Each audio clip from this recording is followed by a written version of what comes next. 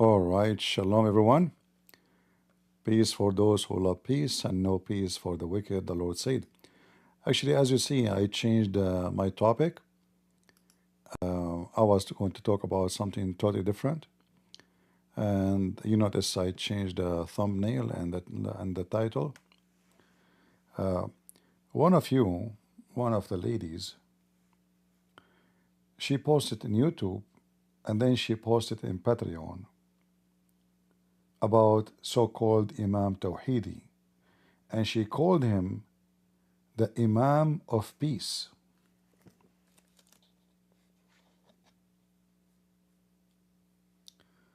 You know, there's many stupid things we say, we do not know what we are saying. When you say the Imam of Peace, you are talking about Jesus. Do you know what Imam means? People really are stupid and ignorant. Same time, I warned people about this this person long time ago, but people again are so stupid.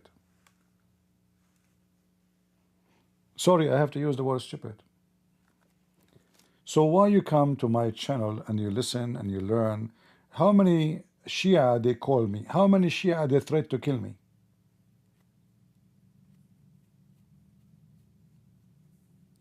How many times we showed you that the Shia, they believe that taqiyya is the shield of faith, which means lying is the shield of faith. How many times? So do you really believe this idiot?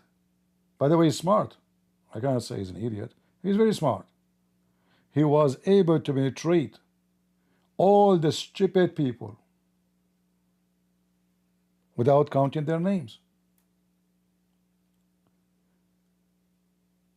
You see, people are so stupid to the point, the second, like, you tell them what they like to hear, they take off their panty. Oh, did he just say that the Muslim believe in terrorism? Did he say? He's talking about Muslim Sunni. He's not talking about the Shia. He will never speak about Shia. The stupid people do not notice that this guy is attacking the Sunni. When he say the Muslims, he talk about Al-Bukhari. He don't talk about his Shia books. He don't talk about Al-Khomeini, his boss.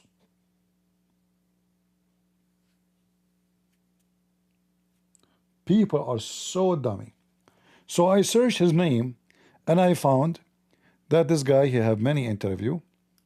Again, I came late, you know, because I like to come in a time where other people in other countries, where usually they cannot join us, they can join us. I found even he have interview with David Wood. This is the video I was going to talk about, but we will leave it for later.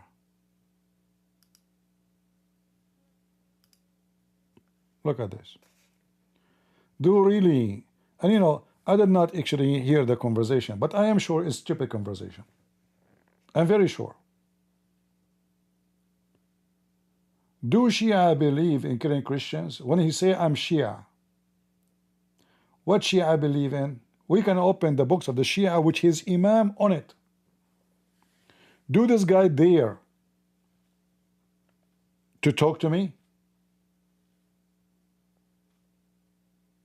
And you will see how we'll expose him in 5 minutes. So the very smart Christians, very smart, super smart, they actually promote false propaganda to deceive the Christians, to tell them that not all Muslims are the same. So listen, he is an Imam, he is a Shia, he kissed the hands of the mullahs of Iran, and I will show you pictures, but yet he don't believe in terrorism. You tell me how that work. I can show you his books, which every Shia, in order to graduate, this guy, he graduated from the mullahs. The mullahs are his bosses, the mullahs of Iran. In order to graduate, you have to pass. In order to pass, you have to give the right answers. And what is the right answers? Is what his book saying. What is Imam saying? But the smart Christians, the genius Christians, they bring their people there to the platform, and then, as we see, a very naive Christian lady, she go around and she posts the Imam of Peace, the Imam of Peace. Did you watch the video of Imam of Peace? Piece of shit. You people are stupid. You learn nothing. I'm so disappointed. So people, they come and listen to me for years. Do you really believe that there's one Muslim don't believe that you Christians should be killed and Jews should be killed? Those Shia are the most sneaky ever you can imagine. Go watch my debate with Hisham al-Husseini. The debate started. The Shia love the Christians. We love Mary, Fatima. It happened today that we are celebrating Fatima and Mary. Watch it. The start is fantastic. This guy is in love with the Christian. 40 minutes after, he wanna kill me.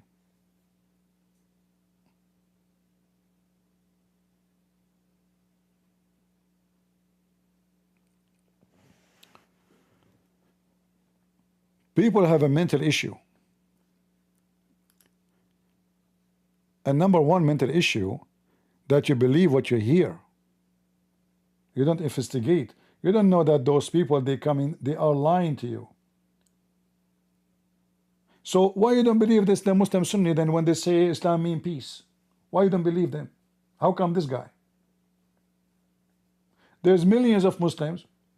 Like just 2 days ago, David Wood and others, they brought the wife of Mohammed Hijab. I saw 3 minutes of the video. She said that she believes Islam is the truth, live on air in front of their eyes. None of them, those potatoes, says to her, what are you talking about? So just to bring her in the stage and make her, just to get some publicity, we bring her on stage and she's lying. Any of them says to her, what are you talking about? Islam is the one teaching the man to abuse you. Not even one of them said something truly negative, challenging her in what she said. So why you invited her? Just to say she was in your stage? So 3 Christians, 1 woman, she say Islam is the truth, the 3 Christians shut up. Just because they want her to leave.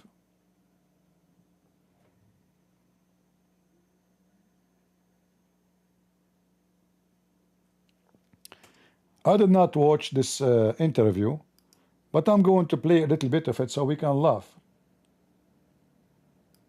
Mohammed Tawhidi, how are you doing, Imam? Good, thank you very much. Pleasure. And we're here in Washington, D.C. Just I want to remind you, I have a problem with the software today. I contacted them to update and fix it. It's going to freeze from time to time, so just have patience with me. I have to refresh the option to share the screen in order to keep the video running. So Imam Tawhidi. I should probably start by asking, what brings you to Washington, D.C.? Well, firstly, thank you very much for having me. Secondly, I come to Washington, D.C. quite a lot. I do a lot of advisory work with certain figures in this region, as well as Canada. I reached out to you, wanting to sit down, and I have my reasons as to why I picked you. But yeah, let's get the introduction going first. Well, no, we can't move past that. Some people who don't know, you're probably wondering why you're not like chopping my head off or something. Okay. I've been interviewed by many people. So far, I've given over 400 interviews. And there's always this 1% in people's minds that, how do we know he's not lying? Mm-hmm. How do we know he doesn't have a different agenda? So I said to myself, who is the one person I can sit with that would definitely know if I'm lying. That would definitely know if I have a point, if he can see where I'm coming from, and if he can understand and relate to what I'm saying. So who's that one person? And also has to have a good audience, speaks English, so I can speak in English, knows the books I might reference. Brother David. So I reached out to you and said, you know, I'd welcome an opportunity to record a video with you so that both our audiences, we share a lot of mutual audiences, can see this side of the story as well. Yeah, and that's important to note that we share a lot of the same audiences. Like, I've mainly followed you on Twitter, and I noticed you've, for years, been condemning a lot of the same things I condemn. You talk about a lot of the same issues that I talk about. But on this issue of deception, Taqiyya. Yeah, I find that whenever your name, Guys, did you hear what he said? Taqiyya. In the form deception, right away he mentioned Taqiyya. But this guy, all his religion is Taqiyya. He's a Shia. name comes up, people start saying, no, he's just trying to deceive us. So for everyone who isn't familiar with the issue, you have a verse in the Quran which talks about not taking friends of the disbelievers in preference to believers unless it's to guard yourselves against them. And when you look at the commentaries such as Ibn Kathir, it's basically, he gives quotations from Muhammad's companion like Abu ad-Darda, who said, we smile in the face of some people, although our hearts curse them. So I'm someone who points this out, but it's never occurred to me that this means that all Muslims are lying. In fact, my position is I believe most Muslims, when they say Islam is peaceful, genuinely believe it, even if I disagree with them about what. Are you serious?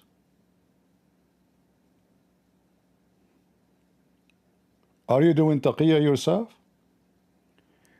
When Fifi and Muhammad Hijab and Lili Dawah, they say Islam is peace, you think genuinely they believe in that? Are you serious? We have more people practicing taqiyya.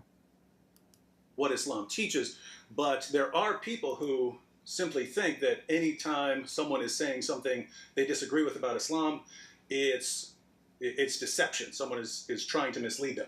Okay, well, there are two issues that need to be clarified here. One is the verse that you mentioned, and the Quran is full of these verses. One of them, which you mentioned, do not take the disbelievers as allies or as friends. To begin with, I'm not taking anyone as a friend. A friend is a different level. I say we are all human. We are all by default one family, and we have to love each other. To me, a friend is something very distant than saying human. Go ahead. Friend is different level. We are all one family. Is that according to your prophet teaching? Isn't it the Quran says you will not find one true believer, not even one, nice and loving to those who don't accept Islam?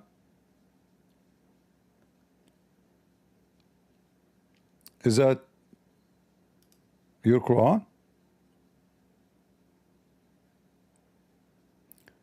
The word here, friendship, is not accurate.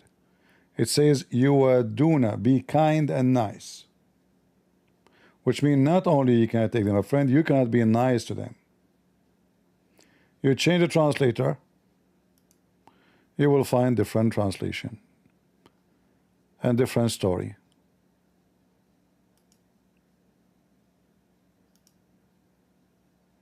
Here they put the word loving. At the end of the day, a true believer, he will never be kind, loving, kind friend to non-Muslims. So now, David Wood giving a stage to this liar, and David Wood himself, he practiced some taqiyya. He said, I believe Muslim genuinely, they believe, like they are genuine, when they believe that Islam is peace. When all of us, we knew that no Muslim believe in that. No Muslim believe Islam is peace. Muslim believe that Islam only peace to those who follow Allah. The same as we Christian, we say peace for those who love peace and no peace for the wicked, the Lord said. But the difference between Islam and us, we offer peace to everybody, not only Christians. Muslims, they don't offer peace to anybody, especially Christians and Jews, even if they are the wicked, not us. This is why Muhammad says don't initiate salam to those who they are Christian and Jews.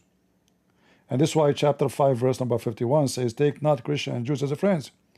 But let's continue with this silly video and let us see what will happen. So when I say you and I are humans, that's closer than friends. So I acknowledge your right to live and exist, and you are equal just like me, and we are sharing this planet together. That's closer than friend.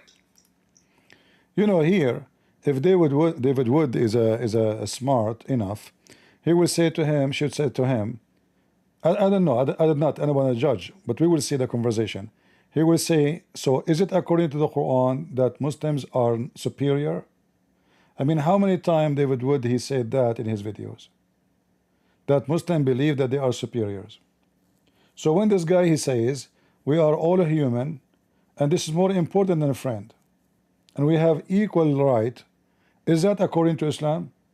So if I am there, I will ask him, can you give us proof of what you say? Because we have proofs saying the opposite,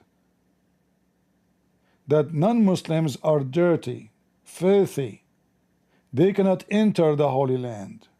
How we are all equal?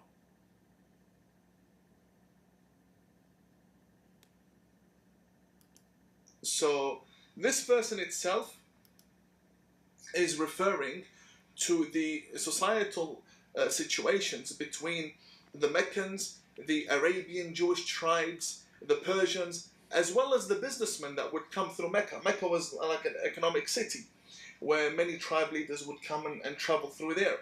And they would come with their alcohol, with their animals that Muslims can't touch. They would come with their food that Muslims can't consume. And because of that, there was a lot of mixture between two cultures. And whenever one religion feels that it's being influenced by another religion, such verses tend to make sense, that don't take these people as your friends, meaning do not marry and do not marry from them, and do not allow them to marry your women. Don't drink their drinks, don't eat their food. It doesn't mean kill them. Again, I don't...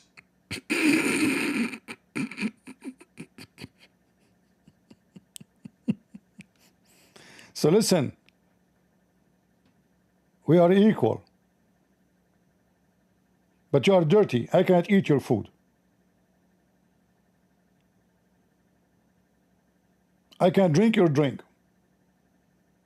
But listen, we are friends. Okay, what does have to do? What he's trying to say? So are you saying to them, I can eat your friend, but I will not eat it? Is that what the taqiyya is? Like, are you going to say to them, I am not hungry, so you are lying? I want to see the response of David Wood for this. Deny the wars that did happen. But in this specific situation of friends, what do friends do? They sit and they share and they enjoy themselves together. And it's just a verse to remind the Muslim to preserve his or her culture and to not, let's say, give up their religion for the sake of friendship. That's what this verse literally refers to. That's the first one that I wish to clarify. The second point is taqiyya. Taqiyya is a totally different issue. Taqiyya is a concept. The verse you cited is a order from God. So a concept is not an order. A concept is a theory. A concept is something that can be applied and not applied depending on the situation and time. Two different things. When it comes to the order of don't have people as friends, well, I need to come to the meaning of the term friend. Me and you can sit down. I can call you brother. I can attend your house, your events, because you're not influencing me. You're not trying to convert me in any way, and neither am I trying to convert you. And to a certain degree, many other faiths would say don't engage with them, with the Muslims, or don't engage with the Christians, such as India. In India now, they don't even want Christians to talk to Hindus because they feel that just by talking, they're going to convert them, and you have organizations against converting Hindus. But just to clarify this one point of taqiyya, taqiyya basically means to conceal the truth in order to protect your life. Now, what taqiyya, the terminology, literally means is, for example, I'll give you an example. If you are being targeted because of your faith as a Muslim in a, let's say, in a communist like China today, if they knock on your door and they say, we're going to take you to the camp, you can say, I'm not Muslim. And you can save yourself from going to the camp. That's what it literally means. That's what literally mean. So, are you a supporter of Hezbollah? No, I am not. Do you believe in killing the Jews? Absolutely not. Do you believe? So you see, because if you say that, you will be you'll be in trouble. So he just gave himself a finger. So taqiyya is to protect yourself.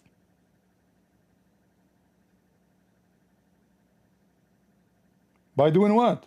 By lying. But the Shia believe that they can practice taqiyya with their wife, with their neighbor. Is why you practice taqiyya with the wife? Because your life at risk? The Shia believe that taqiyya is the shield of faith.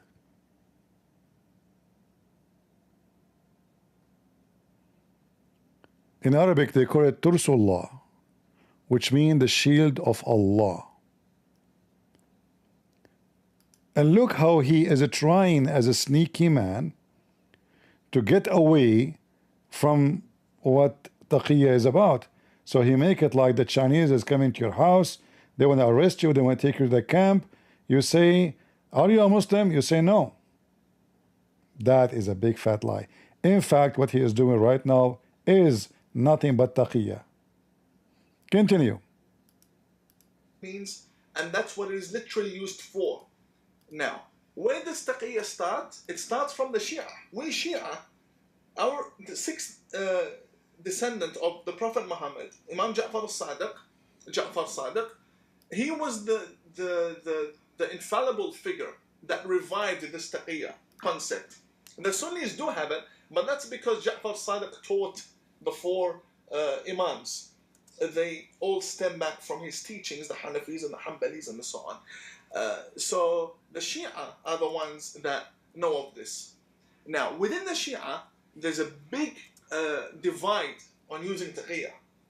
Some say taqiyya is part of religion. If you need to preserve your faith in your life, you have to use it. Some say in a state of safety, you don't need it. If I can call 911, why do I need to hide myself from you? If I have citizen rights, why do I need to hide myself? That's another issue. Now, is Tawhidi applying taqiyya? Now, taqiyya can only be applied in certain stances. You can't live your life doing taqiyya. It's not a method of life. You can't live and get married and have a job and earn an income all based on taqiyya. That's just something that's not true. It's impossible unless you're literally an agent. Again, if I was applying taqiyya, all the Muslims would know. A Muslim could tell if another Muslim is applying taqiyya. When two Muslims are talking, or talking to a Christian, and one of them applies taqiyya, the other would know. So why are the majority of Muslims attacking me? If I was applying taqiyya, they would be supporting me because I'm infiltrated. Look, I'm sitting next to David. No. They are, the one is attacking you is not The Shia, the one is attacking you is the Muslim Sunni. Because the Shia, they understand very well that you are doing taqiyya for the benefit of the Shia. The Sunni, because they hate you anyway, it doesn't matter what you say, they will be against you because you are a Shia. Let me show everybody that you are doing taqiyya.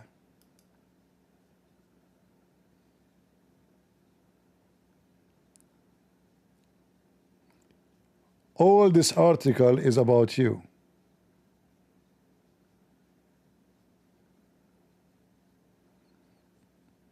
Where is the images?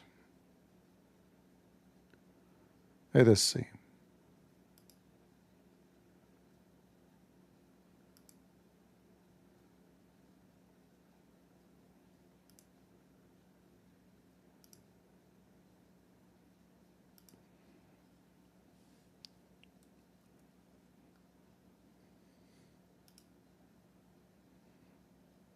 For some reason the website here is not showing the images. Let us see. Ah, this is a guy, he opposes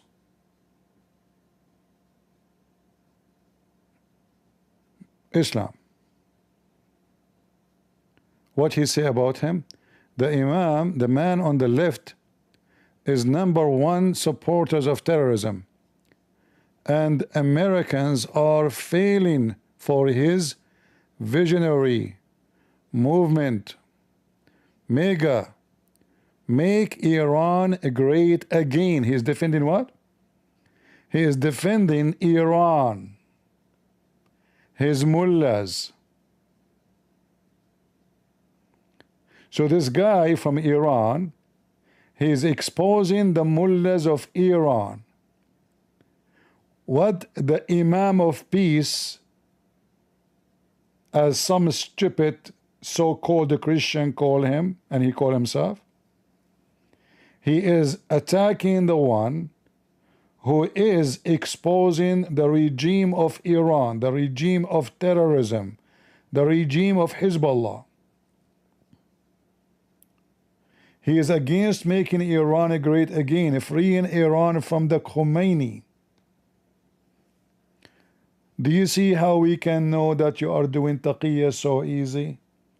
So you claim that you are against killing, we are a family, we are a human, and then you're the one you defend, they are the one who hang Christians on the street.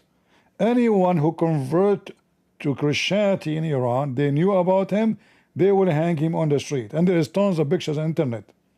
I do not need to show it. YouTube will give me a problem. You can check it out. So look how filthy the taqiyya practice of so-called Imam of Peace. So this guy is a bad person. Why? Because he is against the mullahs of Iran. And because he is against the mullahs of Iran, he is #1 supporter of terrorism. Not the mullahs of Iran who spend half of their budget on Hezbollah and Houthi.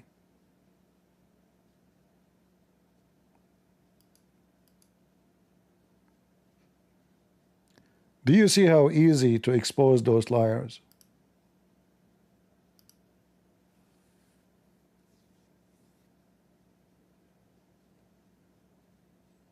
Are you with me?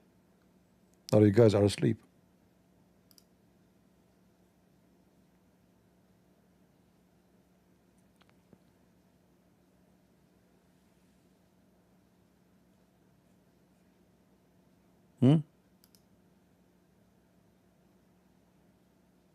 You guys look asleep, huh?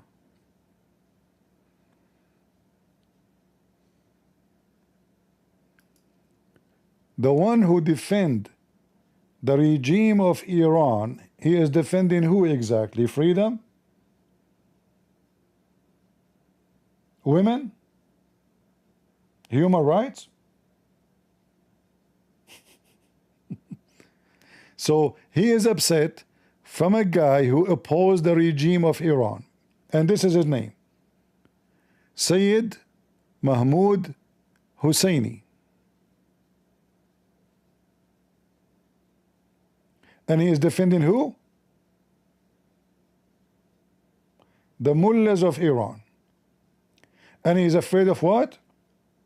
Afraid from mega log, like a slogan, make Iran great again.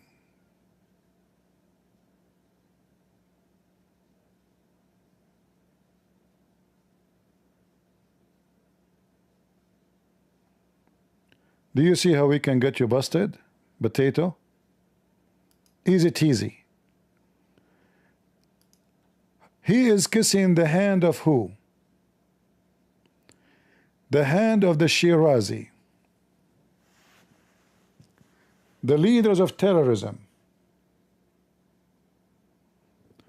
Do you see how they are lining up? And this is Imam Tawhidi. Remember, he will not support people who support terrorism. No way. Impossible.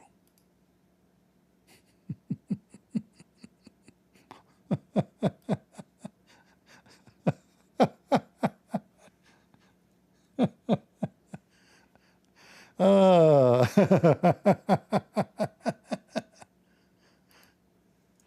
Lord have mercy. I am not like the rest. I am different. I only support big terrorists. Huh?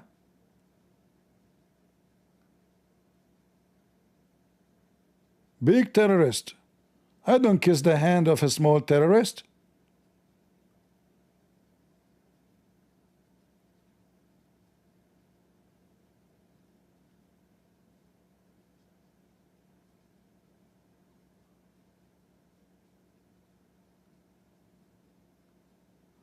Who is a Shirazi?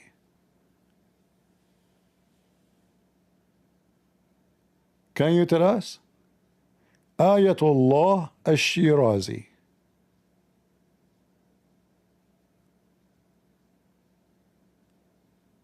A terrorist who believe in terrorism, killing the kuffar, the Jews, the atheist,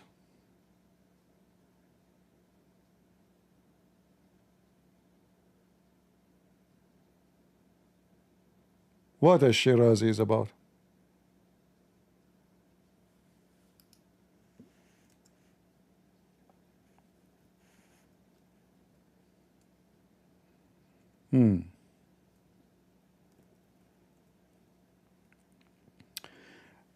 And you notice when you kiss the hand, you see, kissing the hand of somebody, it's about that he have authority on you.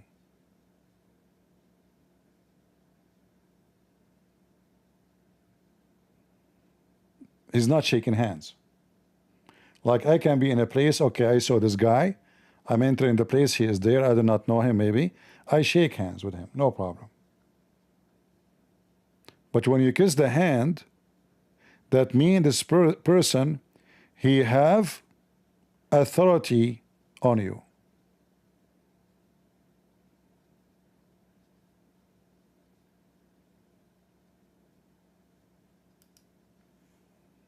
Do you understand?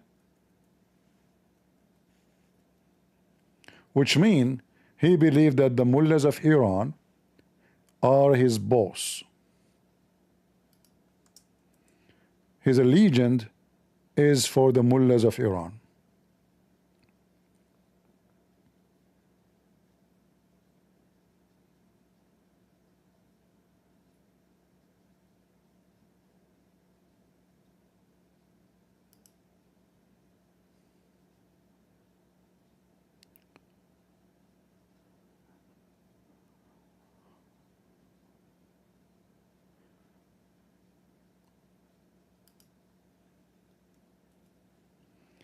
I'm trying to find actually if I can find like a video of Shirazi in English, but I don't know. I wasn't like preparing to talk about this topic, so I didn't have too much time to search. Grand Ayatollah Shirazi remark in so-called Islamic conquest following demise of Holy Prophet.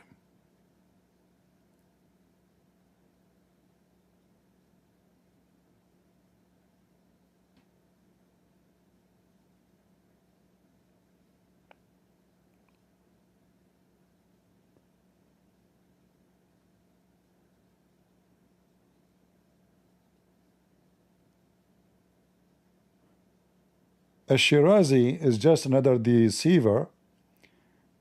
He claimed that it was a nature fight, not because we are doing jihad. It's this what happened.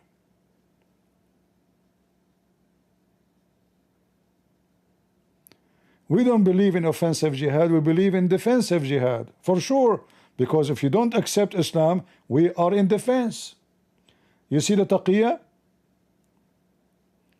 So he defends jihad, and he claimed we do jihad only if as defense. This is exactly what taqiyya is. So when you don't accept Islam, we have to defend ourselves.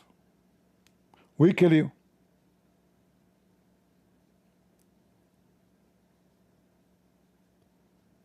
All of this is just a lie.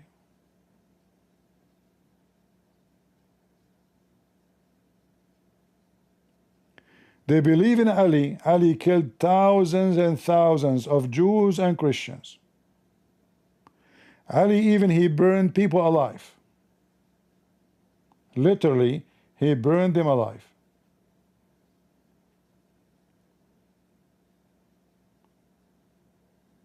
They believe every Muslim Sunni shall be killed and should be killed. And by the way, the Sunni believe in the same.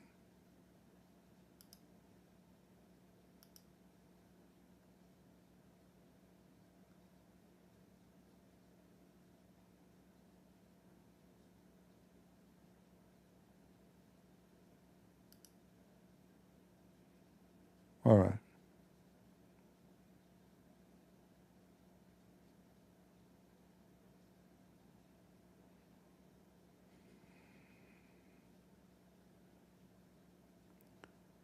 Is that him?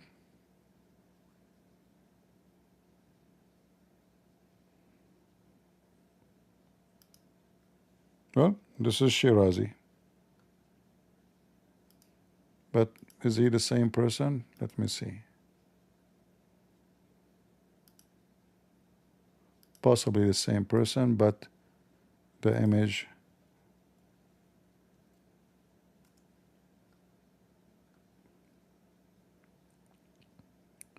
By the way, in this fatwa, they never mention the word Trump. They don't mention Trump. But let me show you here.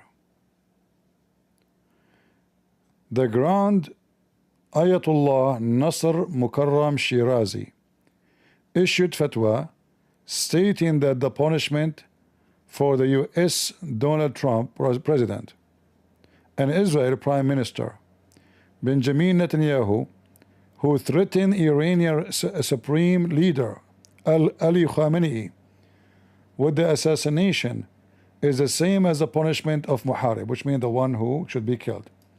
However, in the fatwa, they never mentioned the name of Trump. They just said the one who threatened our leaders to be killed, he is the same as the one who is the ruler for him is going to be killed. But they never mentioned the word Trump. Look at those faces. And this is the fatwa which is spread around, and the translation is really false. There's a lot of false translation I saw. Nowhere there he mentioned the word Trump. Nowhere he mentioned anything. He mentioned anyone, you know, who wanna do fight us, threaten our leaders, he shall be killed. As simple as that. But anyway,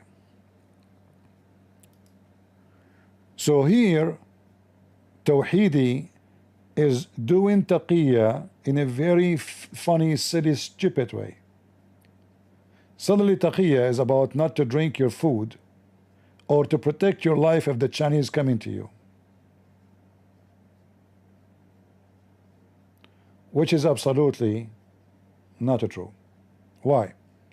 If you go in the Quran, the same verse we are talking about, chapter 3, I had to refresh my page every few minutes.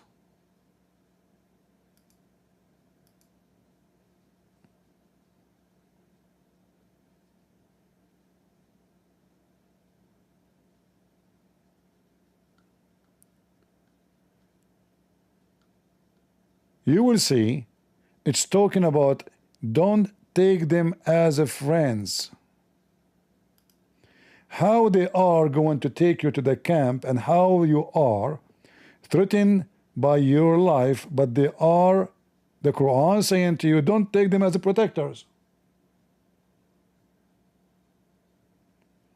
Do you see how we can get them busted so easy? The verse saying don't take the Christians and the Jews and non-Muslims as protectors, so they are not going to kill you. Don't take them as a friends. Don't be helping them or let them help you. But in his video he says, okay, if the Chinese come to my door in China and they want to arrest me because I'm a Muslim, and they ask me, are you a Muslim? Because now my life is under threat, I'm allowed to lie. But read the verse carefully with me. Big fat liar. Abdul. Every Abdul is a liar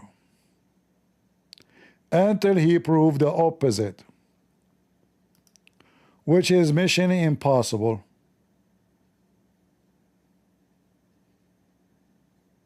All right? If somebody want to take you as a friend, obviously he is not a threat. If somebody want to protect you, obviously he is not a threat. This is what the verse is saying. Let not the believer take for friends or helpers the unbelievers.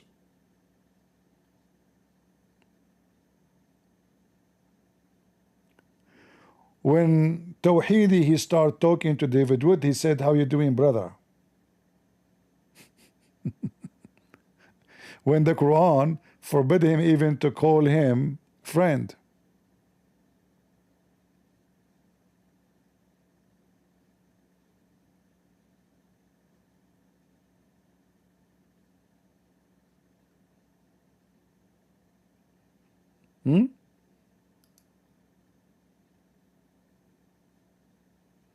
Coward, liar.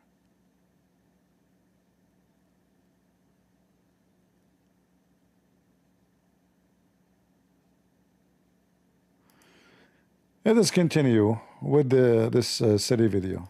Good, right? I'm taking your audience. They would be supporting me. But after this, they'll be cursing me day and night because they know it's not taqiyya. Also, I've been attacked by Muslims. I have scars on my body from Muslims. My home has been raided. My car has been demolished. All on the news, all recorded. By Muslim Sunnis, not by Muslims. According to the Shia, those are not Muslims. Stop lying, Mr. Taqiyya. By Muslims. So it really doesn't make sense. But then again, I understand that such a concept exists. It is applied today, and it can be very confusing for the people. I hope that somehow explains that. Yeah, and the reason I bring that up is, again, because once you have that in your mind, that, hey, if someone is practicing this, then they're going to be saying things that are false, and then you can apply it almost on the level of a conspiracy theory, right? It's very difficult to disprove a conspiracy theory because... The funny that David would agree with him. So now we have two people practicing taqiyya. We started with one, we have two. Shouldn't David Wood says to him, let us open the Quran. The Quran says, take them not as a friends. How you are your life at risk, and it says they will take you as a friend. Protectors.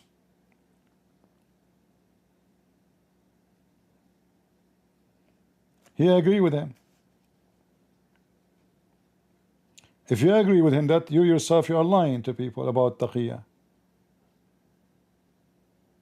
Why you keep saying taqiyya in your videos if taqiyya is what he said?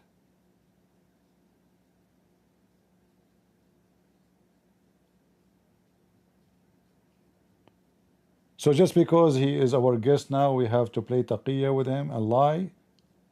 Like we exchange lies? Like you lie to me, I lie to you, and let us have a nice show? Is that the currency? Because the person who believes in the conspiracy can always, any evidence you give him, he can interpret it in the light of the conspiracy. And so, but yeah, so I just wanted to say, you know, I've known plenty of Muslims that I've had as good friends. Some of them even left Islam, and they didn't come back later and say, oh, you know, by the way, when I was telling you that Islam is peaceful, I was really planning on killing you. Right? So there are clearly plenty of Muslims who believe what they're saying, believe that Islam is a religion of peace, and so on. So there is the issue of discussing whether their positions are correct and so on, but don't automatically assume that people are trying to mislead you. I don't. Ah, so now we have David Wood defending the taqiyya. I'm glad I found this video. Don't assume that. Don't ever assume that they are trying to deceive you. But isn't this contradict everything you say in your channel? What's wrong with this guy? So you see, the Christians, they help the Muslim to spread their lies. This guy, he support the mullahs of Iran. The mullahs of Iran are his bosses. He kissed their hands. He defend Iran. He defend Khamenei. He defend Hezbollah. For sure, he will never dare to say, I support Hezbollah. But when you kiss the hands of those who they are the mullahs of Hezbollah, that means you are under their authority. As simple as that. And here you notice that David Wood, who he claimed that he have knowledge of Islam, he did not say, hold on, what about we open the Shia interpretation for the verse? But obviously he do not know what the Shia interpretation for the verse. What about we say to him, let us open the verse and read it. You are an imam, you can read it. The verse says it clearly, don't take them as a friends, which means they are not enemies, at least from their side, which means your life is not at risk.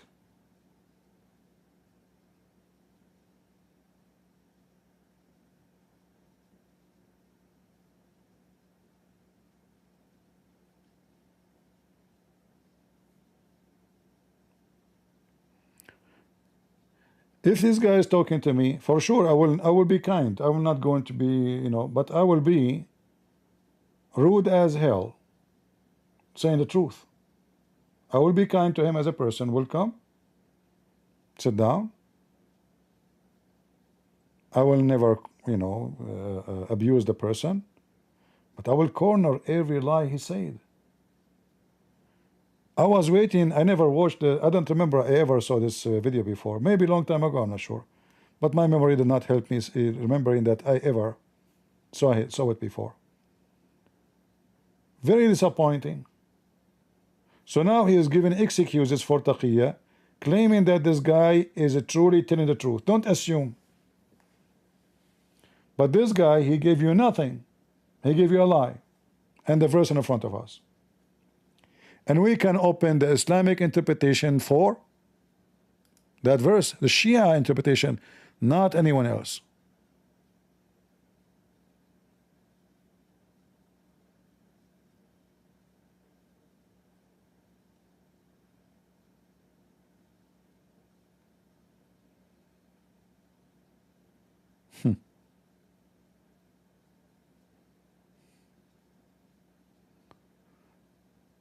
Let us see. Let us continue this drama. I don't say Islam is a religion of peace. I don't say that, by the way. But you're the Imam of Peace. Yes, I'm an individual who is peaceful. There's no such thing as any religion being peaceful. Every religion has its violence. the individual. David Wood is shaking his head. He agree. Christianity is violence. You see how stupid this shake head is? Because when you say any religion is violence, all religion, that means you agree that the teaching of Jesus is violence. Jesus, he teach violence, and you shake your head. That's not true. This is absolutely false. Why you are shaking your head? Individual can be peaceful. The scripture has always been subject to reformation because of certain aspects, violent aspects within it. Now, many people come back and say, why don't you say Islam is peaceful? Islam is not one book. It's not one concept. It's two major denominations with thousands of schools of thoughts, and within that, tens of sects and groups. So I can't say they're all peaceful when they're all killing each other. So I would be lying. So that's why I want to sit with you, and we made it, so then you can easily identify, at least I trust that you can, at least quickly identify if I'm misleading you. Now, on that title, why do they call you the Imam of Peace? Well, it started in a very tense moment. I was being attacked by the media. I was being labeled an extremist. I was being called the radical Imam. And, everybody around me, like my team, my friends in Australia, they said, this is nonsense. How can you be an extremist? You're so peaceful. You are the Imam of Peace. And it sort of stuck. That from that gathering, they are the ones who also run my media, or did run my media for a time. And they went to change my usernames to Imam of Peace. And it sort of became a brand, because today we live in a time where people like to put other people into boxes. So the moment I read one tweet from you, just one tweet, a few words, I put you in a box in my mind. Oh, he's far right. Oh, he's this. Oh, she's that. So we are now using Imam of Peace, so I can assist the public to put me in a box. Right? When they see someone like me and they get confused, where do we put him? In what box? I'm assisting you in putting me in a box in your mind. And that is, put me on the peaceful side. And whoever attacks me has to be the radical, because I'm not the one calling for extremism. I'm not the one calling for violence or anything like that. You mentioned a few minutes ago that you are Shia Muslim. Correct. Anything more specific than that, or just general Shia? Within the Shia, there are fractions. There are the Ismailis, there are the Khoja, there are the Bohra, there are the Dawoodis, and there are other faiths that came out of Shia Islam, such as the Baha'i faith, which is a complete religion on its own. I am a 12er Shia Muslim, which means that after the Prophet Muhammad, there are Imams that, and Imam here means infallible, who continue the message of the Prophet until the end of time. That's the major group within Shia Islam. It's basically mainstream Shia Islam. Now, there are also people I've seen who say that you're basically using your position to go after Sunni Islam. Right. And how would you respond? Well, firstly, that's wrong on many levels. I'll mention a few of these levels. Firstly, I belong to the Ta'i tribe, the Ta'i Arabian tribe, and who are the descendants of Hatem al-Ta'i. The majority of this tribe today are Sunni Muslims. The majority of the tribe, which extends from Arabia down to Iraq and so on, and it includes the Al-Budayri family, the Al-Nabhani government in Oman, and so on. We are all one family, and the majority of us are Sunni. In fact, our chief, who is called the Prince of Ta'i, the Prince of the tribe, is a Sunni who pledged allegiance to ISIS recently. And after ISIS was defeated, he came back saying, I was forced. So what we did was we signed letters and we removed him from that position and we appointed someone else. The point is, my family tribe is governed by Sunnis, and the tribal system is very important in the Middle East. By the way, this is absolutely a lie, because the Shia, even if they are from the same tribe originally, but since they are Shia, they don't belong to the same person. They have their own leaders. The Shia, he just said, we are the 12s, the Ithnay Ashariya, which mean they don't belong to a tribe. They belong to the Imam. Do you see how he's trying to deceive? Which means the one who is a leader is no more a tribal leader. It is the Imam. He will never answer a question. When you say that you are a person who is following the Imam, that means you don't follow a tribe. That's why they call themselves the 12 Imam group. Why? Because they believe there's a 12 Imams. They are like God. They never do wrong. They never do mistake. They are perfect. They are God. So there is only one group of people have authority over them. Those are the Imam. That's why they belong to Al-Khomeini. And then the Khomeini, he died. So now they belong to Khamenei. That's why they don't belong to a tribe. So you see how he's lying? He's talking about tribes when the fact the Shia don't believe in tribal leaders.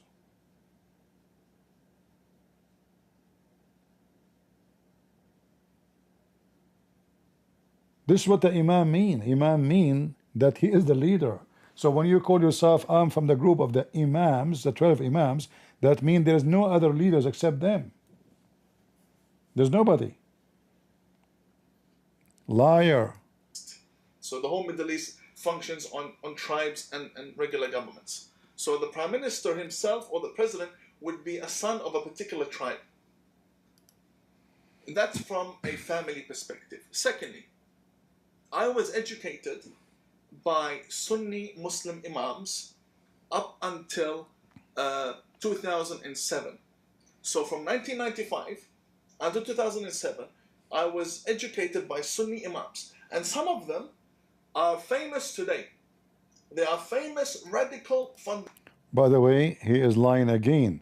He is talking about that he is living in an area where the school teach, or the scholar, that the teachers, they are Muslim, Sunni. But Shia, they don't listen to the Sunni. So when you attend the classroom, he's talking about in the time when the Shia are not in control of the country. So the one who is in control in classroom is Sunni. So he have no choice but to adapt. This is a school. You don't choose who is your teacher. Look how he's lying again. fundamentalist Sunni Imams, and I don't wish to mention their names because they would really get targeted by people online. Oh, you just said they are bad. You just said they are very terrorist, Sunni, and now you don't want to mention their names. True story. But most of the clerics that come out on Australian TV who are, senior, they were my teachers in Western Australia. Sunni. I went to a Sunni high school, and also my book, The Tragedy of Islam, has an entire chapter, 2 chapters, criticizing Shia Islam and Shia Islamic governance. It does not have a chapter attacking Sunnis. Also, when I criticize Sunnis, I criticize the Shia equally. So when I go after ISIS, I go after Hezbollah. When I go after Saudi Arabia, I go after Iran.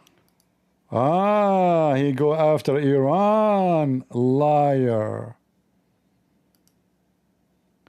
Liar.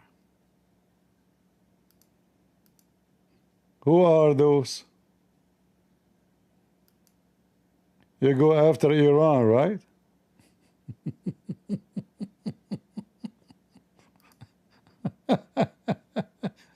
Who is the one behind you in the picture?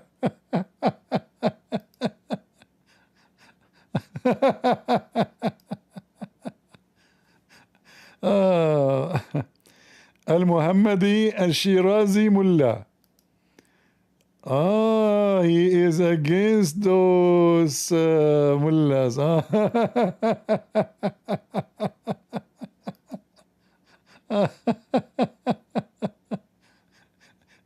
So he is the student of Al-Shirazi. The Shirazi, he kissed the ass of Al-Khomeini. So now we know the whole chain.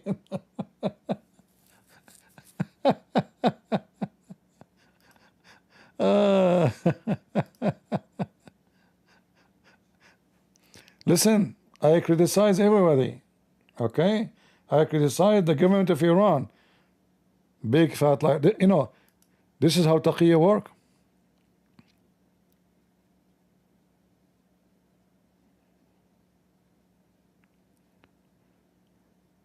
He oppose anyone who run away from Iran government. And he fight him and he want to expose him. So Sayyid Muhammad Husseini,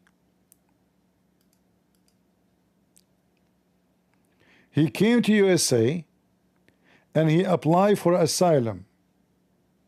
He's an Iranian who don't believe in the shit of Muhammad, who oppose the Iranian government.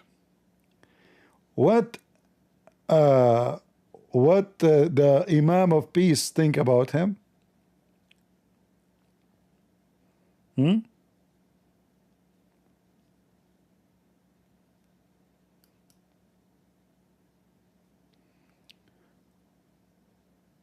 Which flag is that?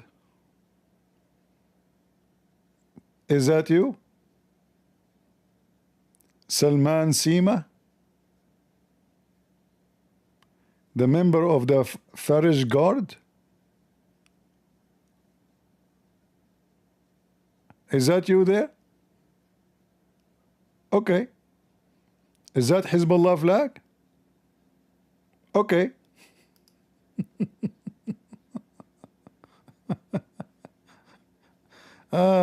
Sneak.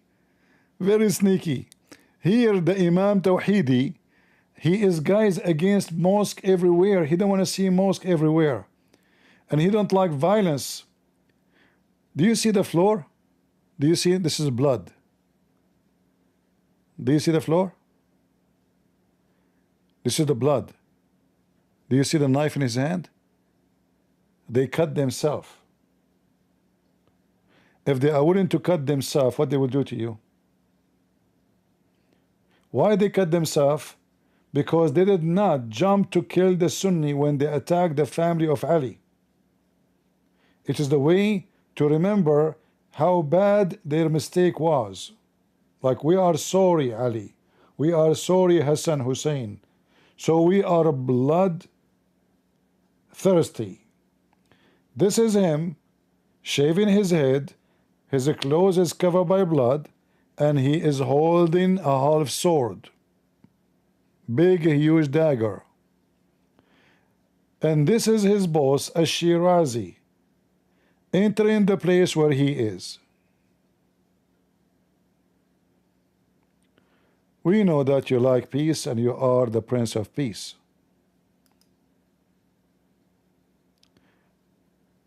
Khomeini's grandson, they brought him to Iran because simply he is exposing the government of Iran. And the grandson of Al-Khomeini, he hate him. In fact, he threatened to kill him. That's why they have dinner together. And they are eating fruits after the dinner. Look, do you see the fruits? And they have tea.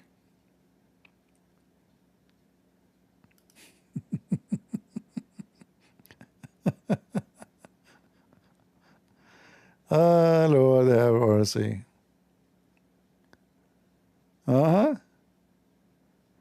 Do you see how he is a Imam of Peace?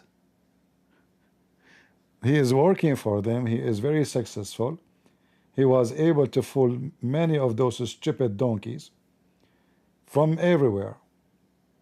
And then the media start inviting him everywhere because they found This person is different from the rest of the Muslims. They don't know that this is a taqiyya, to go to sleep. Don't worry about us Shia. We are Shia, we are not dangerous. But those are Hizbullah, those are Al-Houthi, those are the Iranian regime.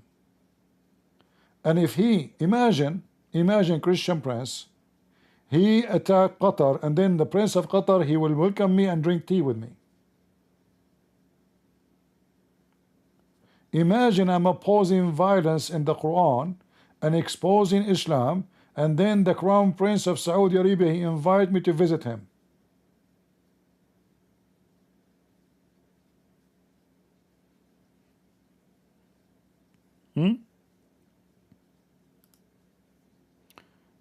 Do we have a recording for this conversation? That will be fun. He will be cursing the American brother. Alhamdulillah, the Iranian revolution is victorious, and those kuffar, the American, we will kill them. Alhamdulillah. Yeah. Kiss, kiss. Take your turn.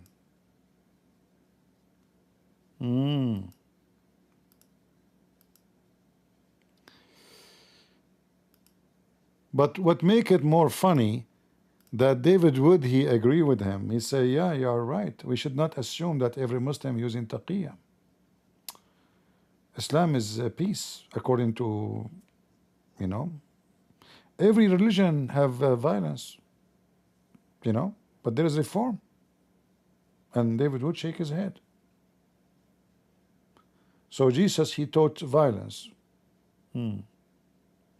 Like go and kill those who don't believe in me.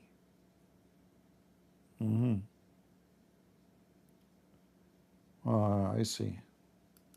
And this has been my way since the very beginning. And whoever says that I am maybe using my agenda to go after the Sunnis, to a certain degree, one needs to realize that the majority of terrorist organizations are Sunni. The majority of them are Sunni. In case you do not know, the first time the Middle East witnessed tourism flourishing is when Iran became a state of Islam. The Muslim Brotherhood, the first office they have, which means the first building, they own in Egypt, in Cairo, was paid by the mullahs of Iran, which means the Muslim Brotherhood funded and established by the Shia. The first suicide bombing ever in the Middle East was Hezbollah.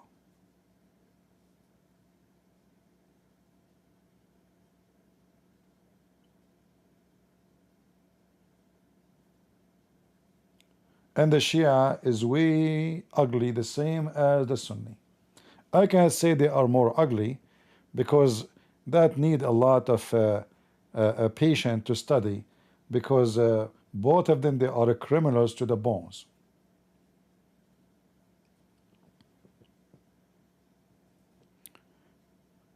Ask yourself a very simple question. If this guy is speaking about something about those mullahs, if he opposed the government of Iran as he claimed, he never did, do you think those people, they will welcome him? But look what he is doing. He opposed a very well-known Iranian who was going to be a president in Iran, saying that this guy, he support terrorism when he is in fact reject Islam, and he believe in a civil government in Iran. And why you are upset? Because the guy, he seek asylum. When you say that he is #1 supporter of terrorism, can you give us the proof that he support terrorism? I have a solution for you. You should say he is doing taqiyya.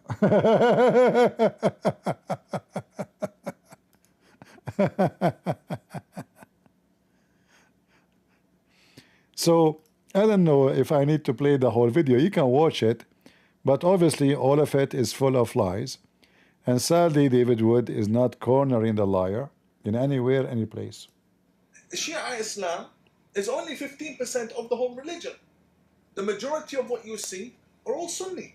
So it's impossible for me to go against militant Islamists, militant Islam, militant Islamic ideology, without somehow falling into criticizing the Sunnis. I'm not targeting regular Sunnis, I'm targeting Sunni fundamentalists. It's not my fault ISIS is Sunni.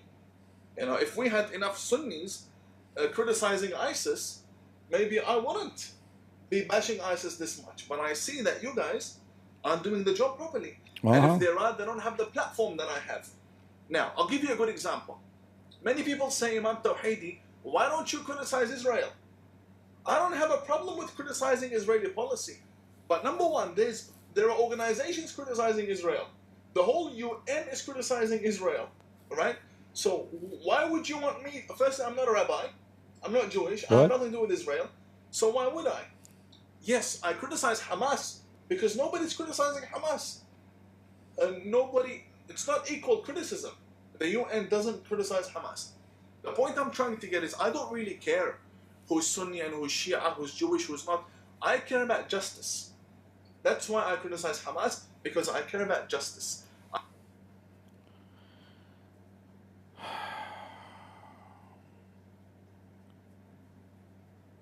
I don't know. Just to show you how big fat liar he is. This is him. He criticizes only the books of Sunni. Never speak against the books which is teaching to hate and kill the Jews and the Christians.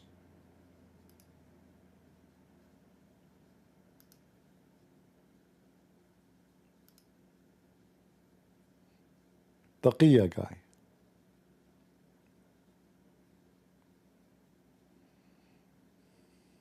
My father made the choice, and he was an Imam himself and still is. He made the choice to come to Australia because it was a non-Muslim country. Now, if we knew that after 30 years we're going to have burqas running around and mosques being erected in every corner and people proposing Sharia law against democracy in this country, we wouldn't have come.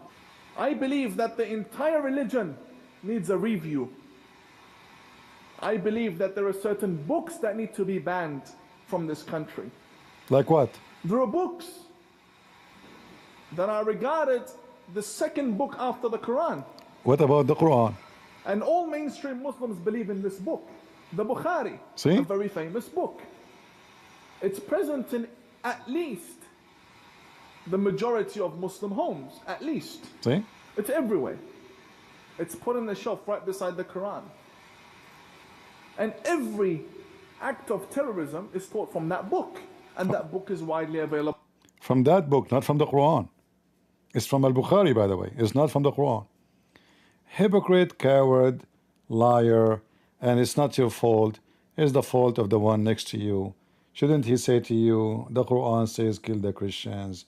The Quran says, hey, tell them. Ali he killed. Let us read your books. Did you prepare yourself, David Wood, before you met him? Why you did not prepare for him and put him in the corner? It's a great opportunity.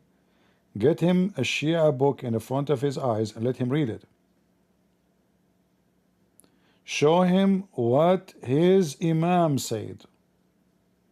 And let us see if he dare to condemn his Imam. He will not. And instead of sitting and shaking your head, and in fact supporting what he is saying, agreeing with him. I criticize ISIS because I care about justice. The same way I criticize the Shia, I criticize the Sunni, and vice versa. And the people who call me sectarian are running away from a very important issue. And that is the issue of me being a reformist.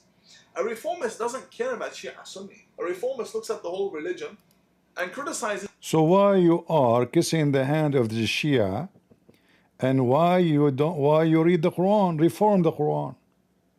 How you can do reform without reforming the Quran? Isn't it you who reject the other book, the Bukhari, but you want the Quran only? So can you reform the Quran? Are you against the Quran? Is the wrong in the whole religion. Those calling me sectarian, they are the simple-minded people. They are the ones that try to run away from the argument that it is their faith that is producing the most amount of terrorists. And by the way, we'd kind of be in a similar boat on focusing a lot of criticism on Sunni Islam, because I do as well. People ask me all the time, why don't you address Shia Islam more? And well, similar reasons, right? ISIS is Sunni, and a lot of the terrorist groups are. Al-Qaeda, yeah. ISIS, Hamas, most of the... Look, we only have two Shia terrorist organizations, only two. Hezbollah and Iran. Iran is obviously influencing the issues in Yemen and Syria. Hold on. Did he just say Iran? How the Iranian, they welcome him and he is defending them?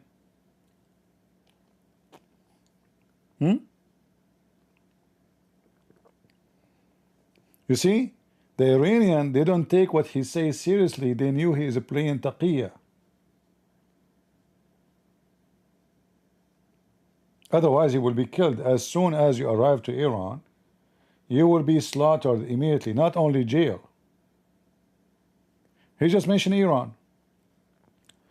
This is his tweet defending the mullahs of Iran, attacking the one who opposed the government of Iran.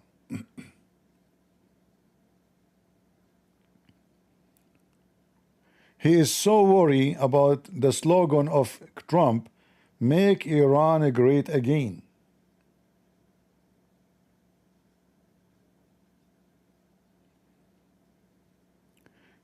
If he is against Iran, so why he is meeting the grandson of Al-Khomeini?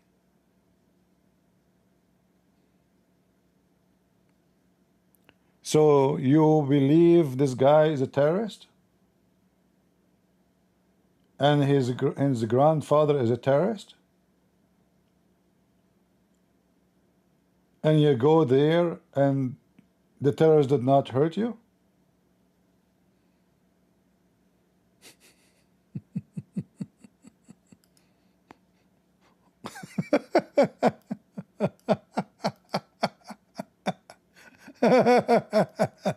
Guys, Osama bin Laden is terrorist. I'm going to have a coffee with him. Okay?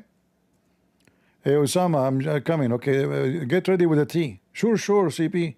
What do you like it with sugar or without sugar?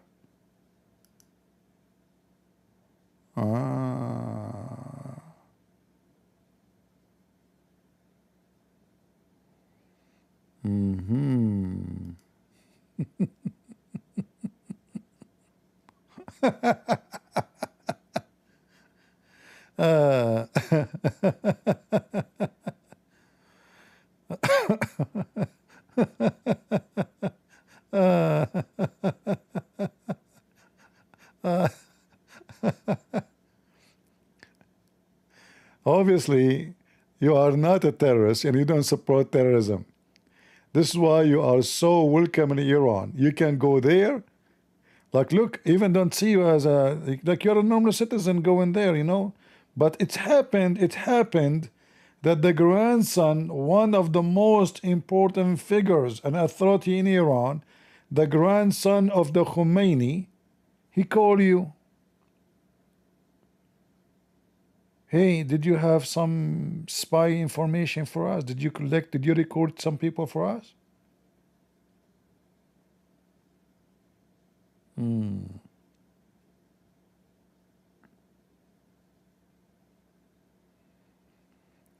Potato.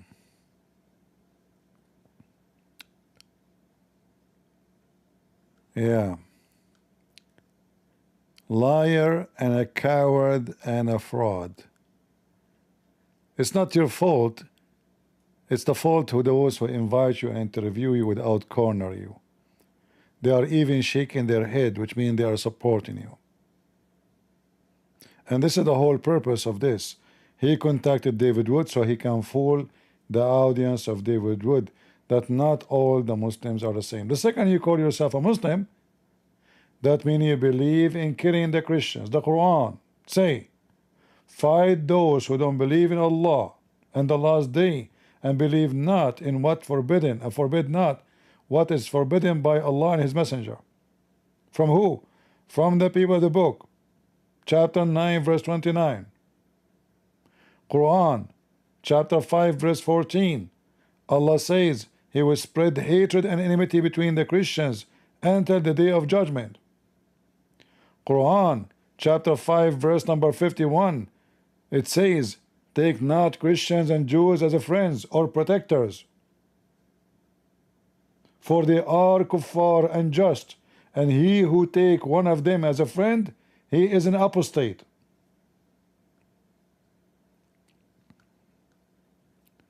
This is the Quran, and this is Islam. And a bunch of donkeys, they go around and they spread the taqiyya of this guy, and they call him the Prince of Peace. How foolish you are. He was able to penetrate your stupidity. You are desperate to find somebody speak different. He don't care, call for jihad, but he is an Iranian regime agent.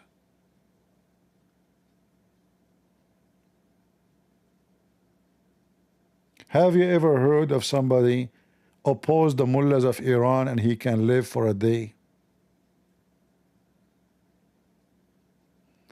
They will not be upset from him for saying that in that video, because all those Shia believe and practice taqiyya. They knew he is doing taqiyya. Go, don't worry. There's Muslim, they come to my chat. They call themselves Christian names. They say bad words to Muhammad. They are Muslims, hoping they can add you to their list so you trust them, so they can hack you. And if you are active against Islam, they can harm you. You will not believe it how far the Muslims they can go.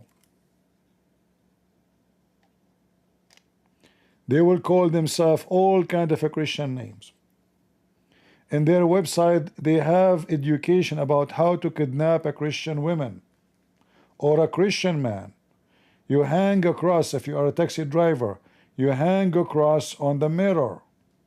You put the Bible in the counter. You put a picture of Mary if you are in an area where the majority are Catholic. Muslims, don't. Those are very sneaky satanic people. They are so far equipped with deception. They have no limit.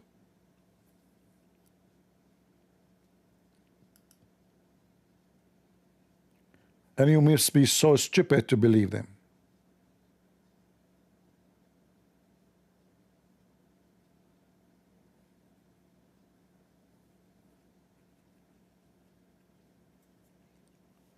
Once a woman, she come to my chat room. This is when I used to go in Paltalk. I don't know how many of you knows Paltalk. It's a chat program. Was way up before YouTube became like you can go live, etc. It was the only way for people to. It's like Discord, but it was one of the earliest programs for chat.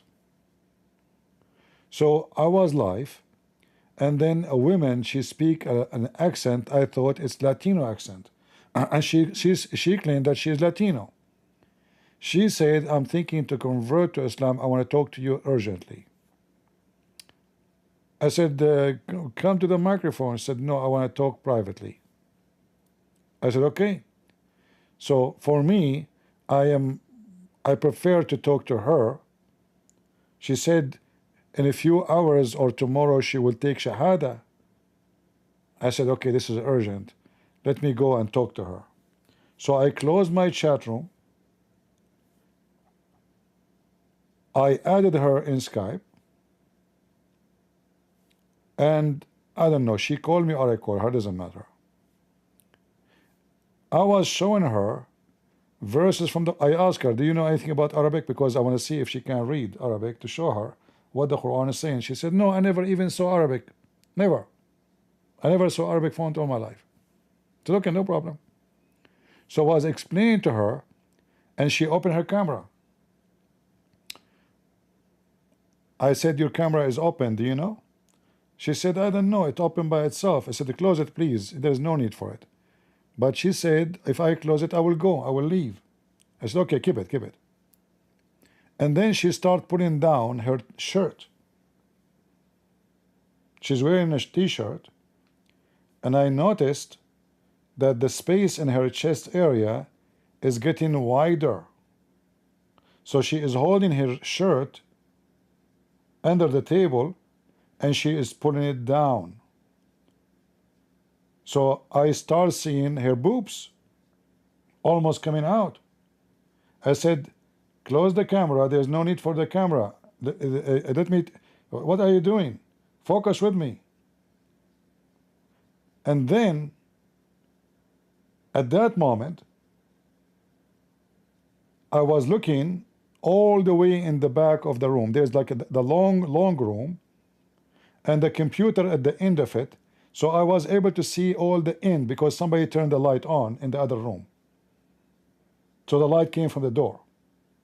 I saw a big sign of the Quran on the wall. In the same moment, a guy who opened the door, the same guy who turned the light on, and he spoke to her in Moroccan Arabic accent.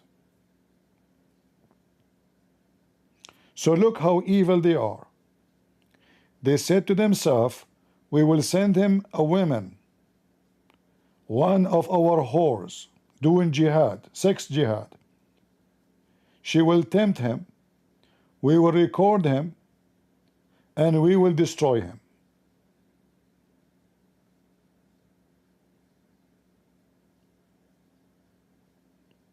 So do you see how far they can go?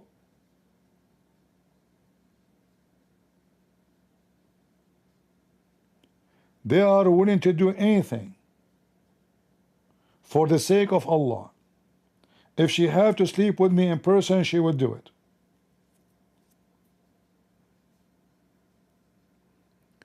The same moment I noticed the Quran on the wall, because the guy in the walkway, in the house, in the apartment, I don't know what it is, he turned the light on.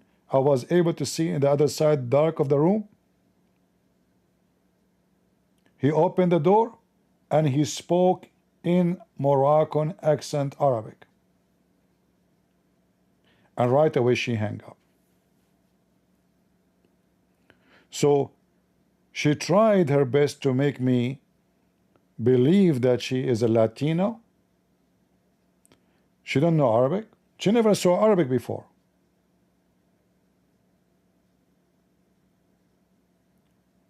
I want to talk to you in private.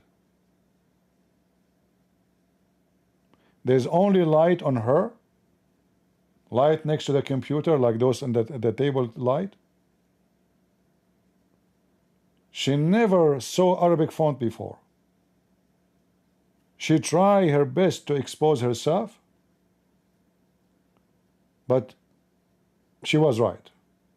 She was exposed. But imagine how filthy they are. So I learned a lot about how far they can go. And this is why I warn you. Don't be stupid because somebody in the chat, he said the F word to Muhammad, you believe that he is the Muslim. They are willing to do anything. They will say the F word to Allah. They will say the F word to Muhammad. They will say anything. All of this is taqiyya, doing jihad. So they can take you down. Because war is deception. And they are at war with you.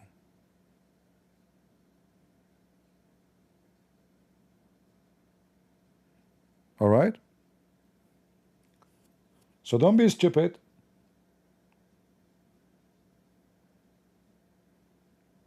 They have no limit how far they go. I mean, look what happened to this poor girl. The women, they took her to the hotel by Mimi Hijab and the other one by Ali Dawah. They were effing them, excuse my language, for almost 3 years. And those are Muslim women. And as soon they are bored of them, they dump them. They never let anyone knows that they have relationship with them. It's a secret wife, when in fact it's nothing but secret whore. What wife? Anytime this guy, maybe hijab, he wanna go and visit his wife, she wanna visit her family, go visit your mom, sit with her for 2 days, 3 days. Okay, I will take the kids. Bingo. Meet me in the hotel.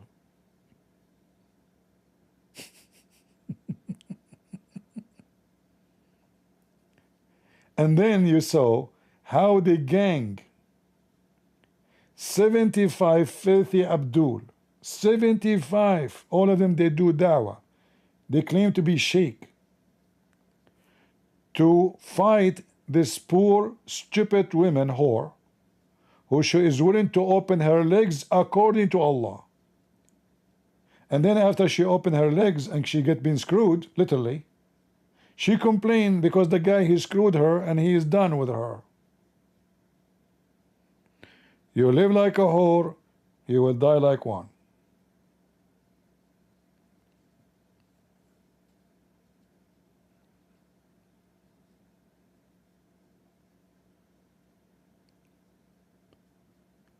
So are you going to believe them? Don't they say one picture is better than a billion word? A million word? In Iran, with the grandsons of Al-Khomeini.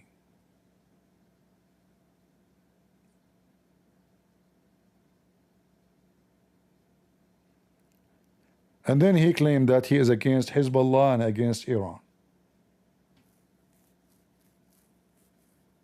Imagine Christian prince going to Iran and the grandson of Al-Khomeini waiting for me to give me a hug. And he wanna take me to his home so we can drink tea together and eat orange.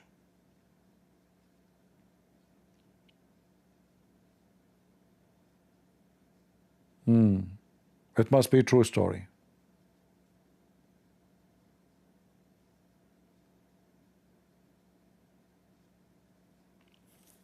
Anyone here really believe this guy? So don't be foolish and believe in what they say. Those Shia, they believe that lying is the shield of faith. Lying is the shield of faith. And the one who don't lie, he have no faith.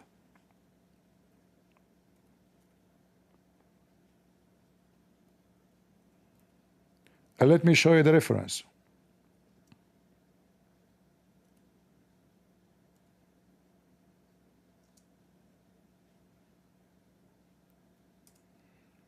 So you don't say I'm making things up. The same as the Sunni, they have Al-Bukhari. The Shia, they have Al-Bukhari too, but different name and different author. Their Shia leader, his name is Al-Shaykh Al-Kilani. The book name is Al-Kafi, which means the enough. For this book is enough for them, better than the Quran. In fact, they consider this book more important than the Quran. Look what the book is saying.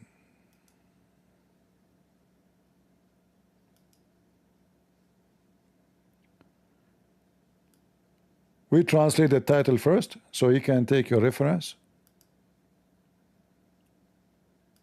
Al-Kafi, Sheikh Al-Kulaini, Volume 2, page 221. So the book of Al-Kafi by the Shaykh Al-Kilani, variant number 2, page number 221.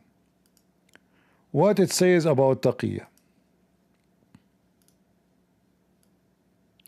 It is the shield of a believer. And the taqiyya, let us use the Google translation and see yourself. Taqiyya is the shield of the believer, and taqiyya is the protection of the believer. There is no faith for he who has no taqiyya. If a servant comes across a hadith from our hadith, he will worship Allah, the Almighty, because of it between him, and it will be for him honor in this world and light in the hereafter. If a servant comes across a hadith from our hadith, he will spread it, and it will be for him humiliation in this world, and Allah, the Almighty, will take that light away from him. Translation is not accurate. Let us share with you what it says in Arabic. So the taqiyya is the shield of a believer, and the believer, he is not a believer if he don't have taqiyya, which means don't lie. And a slave of us, which means a Muslim, who receive one of our speeches and he will be like healed by Allah, and that taqiyya will be between him and Allah, and that will be an honorable for him in the earth, and is going to be a light for him in the hereafter.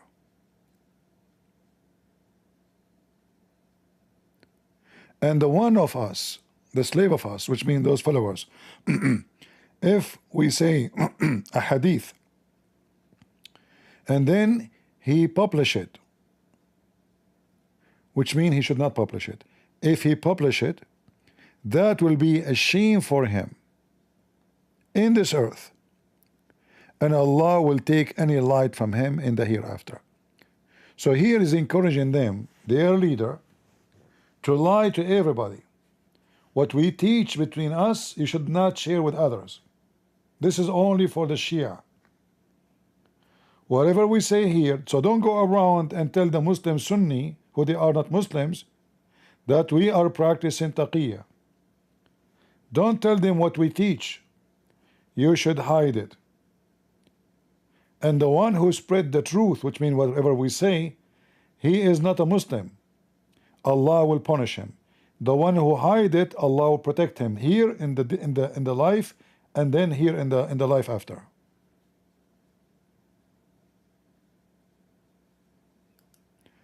This is what the Shia believe.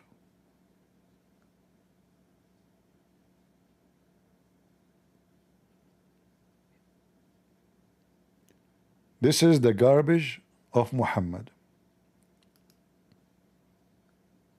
This is why the Iranian regime is not upset from this guy, because he practiced taqiyya. They knew that.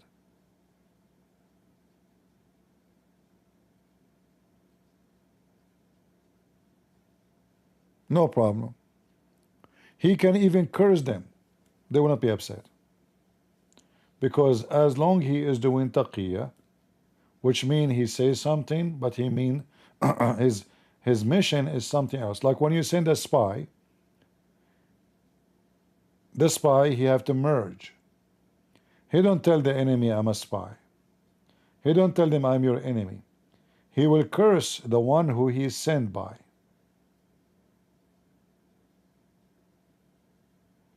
He will not tell you I'm being sent by this person or this organization. He will curse them, so you will believe him. He will spit on them, so you can trust him.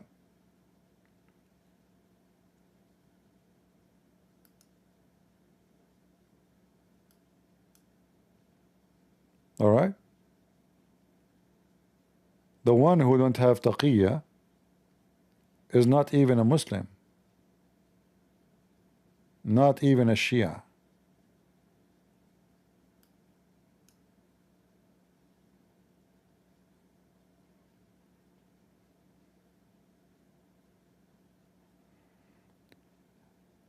So don't come to me again and tell me that this guy is the Imam of Peace. He's a piece of shit.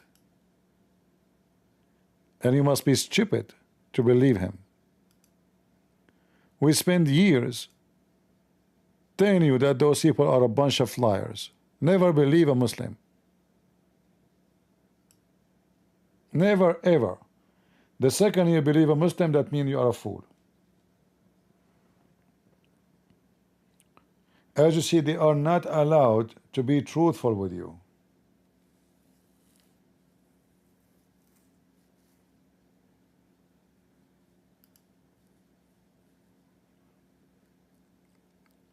when they say that taqiyya is to protect yourself,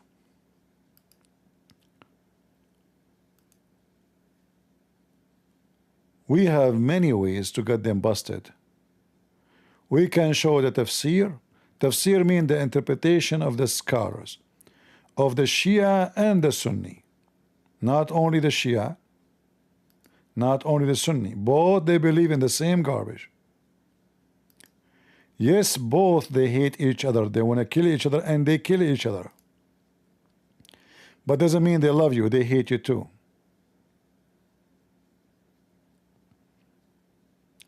The verse is so clear.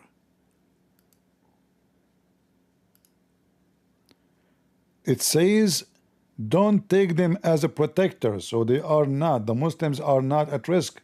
As you see, they want to protect you. How they want to kill you? Don't take them as a protectors. Don't take them as a friends. So they are not enemies. They are not coming to kill me, as he claimed. That taqiyya is used to protect yourself from the enemy. Yes, they are enemy for the Muslim, because Muslim believe everybody is an enemy as long as he don't believe in Islam. But as you see, the naive non-Muslim, they want to take the Muslim as a friend because they are stupid. Anyone he says to you, I have a Muslim a friend, he is a stupid idiot. Because Muslims are not allowed to take you as a friend. And as you see, there's many chapters in the Quran says that.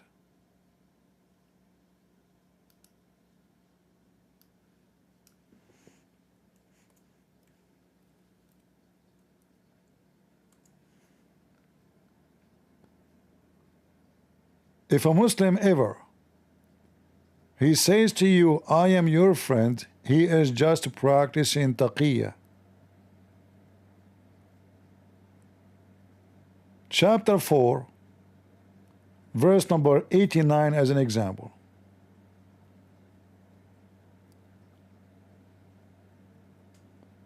Those who kuffar, those who don't believe in Islam, they would like you to leave Islam.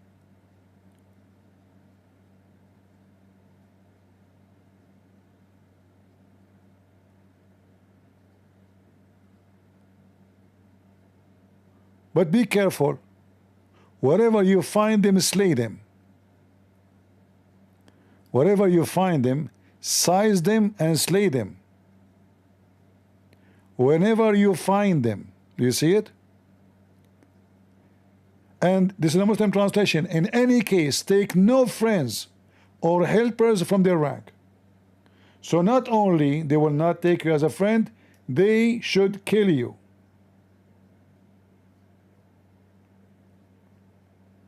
So never take them as a friend. And if you can, slay them.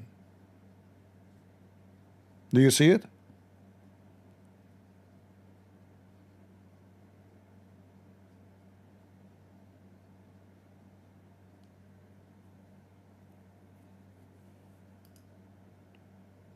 Do you see with me what I'm saying or not? Not only they cannot take you as a friend, they have to slaughter you. Chapter 4, verse number 89. What else? Other verse. Chapter 4, verse 139. Those who take the kuffar as a friend and give them honor, Allah will strip them from the honor, because the honor belongs to Allah. Those are evil. They are not true Muslims if they do that. So no Muslim will take you as a friend, because then Allah will punish him, strip him from all honor. Chapter 4, verse 144. O who you believe, take not for friends and believers than believers. Do you wish to offer Allah an open proof against yourself? Which means, do you want to condemn yourself in front of Allah by giving him evidence that you should go to hell? Do you want to do that? Why you will go to hell just because you take a Christian as a friend? Do you see it? Do this potato The one he called himself the Imam of Peace. Believe in this? Yes. Practice this? Absolutely.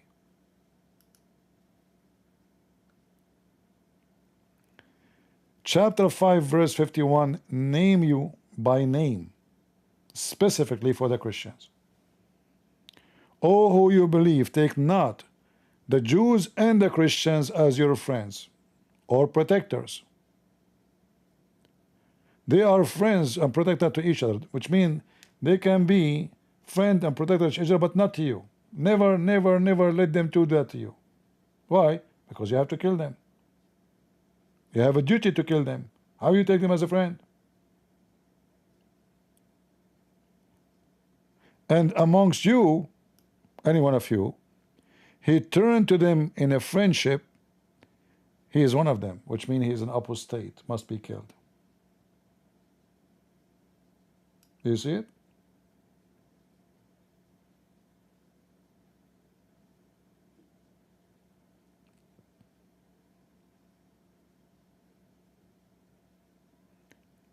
You do not need to believe talk. I have evidence. I'm not making a speech. Muslims don't like you. Muslims don't. No, I am showing you their holy shit. This is the book. It's called the holy shit, the Quran. It can't get more shitty than this. And then they strip it in the media. They say to you, there's a Muslim, his name Imam Tawhidi, he is the Imam of Peace. He's a piece of shit. He's lying to you. This is the book he teach in the mosque. He read this to everyone come to his mosque.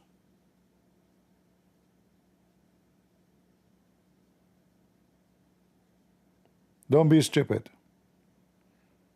We have enough stupidity in this world. What the Bible says about ignorance and about stupidity, my people have been perished, destroyed because of their ignorance. Nation will be perished because of their ignorance. You might have the most beautiful country, trees, greenery, God bless you with many things, but because you are ignorant, you will lose it. You might have a lot of money in the bank, but because you are ignorant, you will lose it. You might be healthy, God he bless you with health, but because you are stupid, you will lose it. The second ignorance enter our life, we will lose everything. The Muslim, they drink camel urine believing that this is healthy. Go check out how long they live. Go check out how long they live in any Islamic country. Ignorant. Very short life. Rarely you will find somebody grow old, really old. Go check how clean their streets. The only areas you will find in Muslim countries that there is clean street, clean city, if we can say so, is where they are all very wealthy and the one who clean the road is not Muslims. Muslim, they will never clean the road. If you go to Beirut, go walk in the Christian area and go to the Muslim area. It's like different country. Totally different.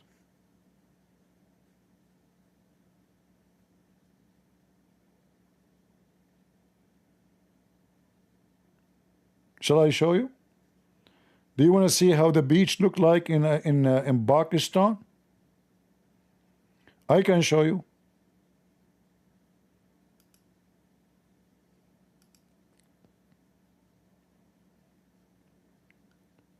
The beach in Pakistan is so beautiful because Muslims are so clean.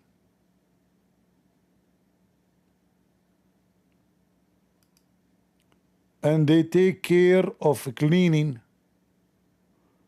not like the Jews and the Christian.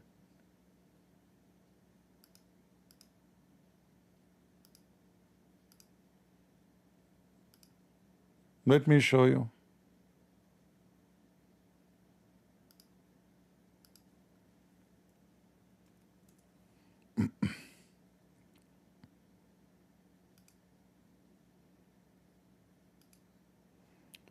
This is Abdul. He is keeping the river clean. And not only he keep it clean, I mean, look how the river look like, how the river look like. And he is recording it too. Hey, throw it. Alhamdulillah.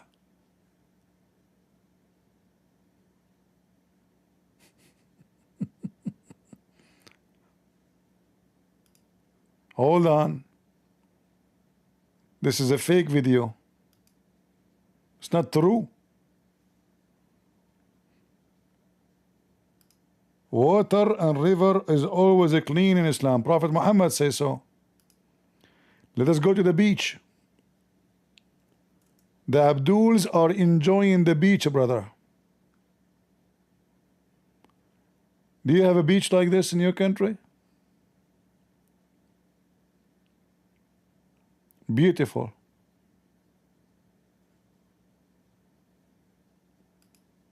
And there's only men in the beach. Not a single woman. If a woman there is going to be raped because the view is romantic,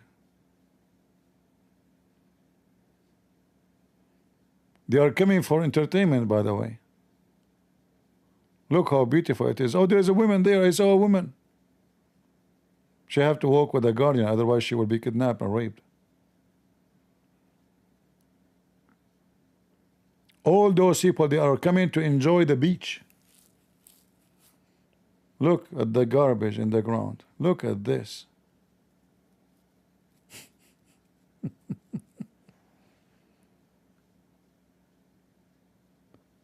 And then they say to you that Islam teaches us how to be clean. But we know that Muhammad himself, he takes shower with dead dogs and women blood from period. So Muslim, they say something, but reality is something else. By the way, if you are a person thinking to go to Afghanistan or Pakistan, I have connection.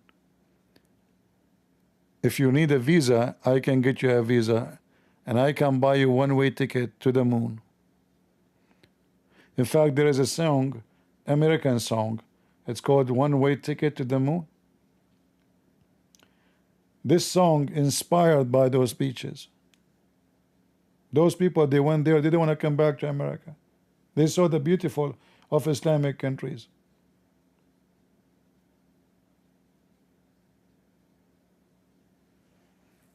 One way ticket. One way ticket to the moon.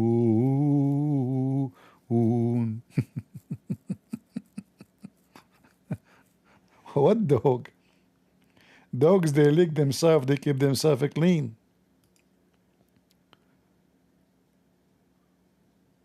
Imam Tawhidi, huh? David Wood and this guy. Look at this guy. Robin Report. This guy, he thought, oh, okay, we got finally somebody, he is against Islam, brother. Let us interview him. Tell us why you oppose Islam. The guy don't oppose.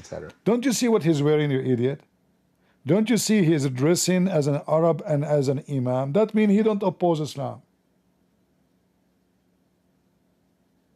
In fact, if he is a moderate, as he claims, he will start from his clothing. Why is dressing like this?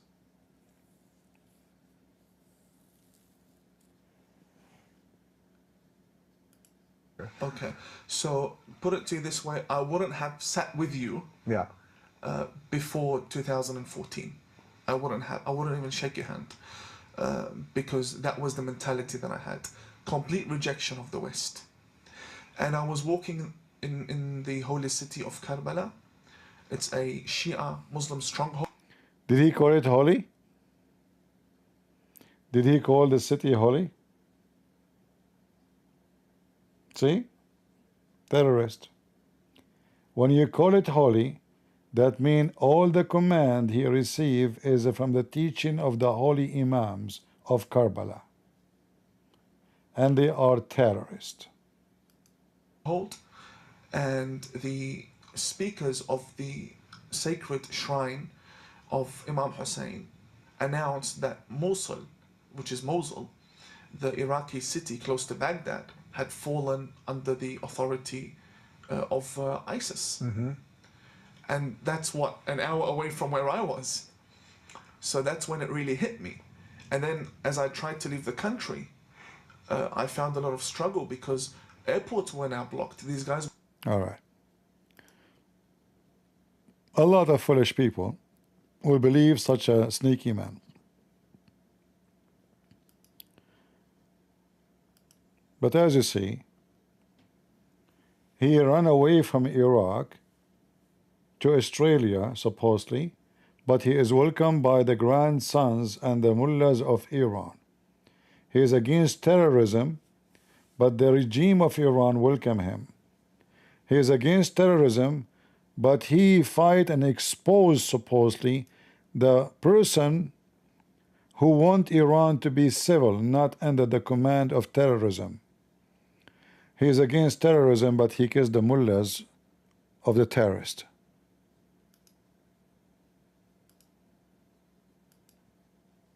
And if you are a fool, you are a fool. You cannot make the blind see.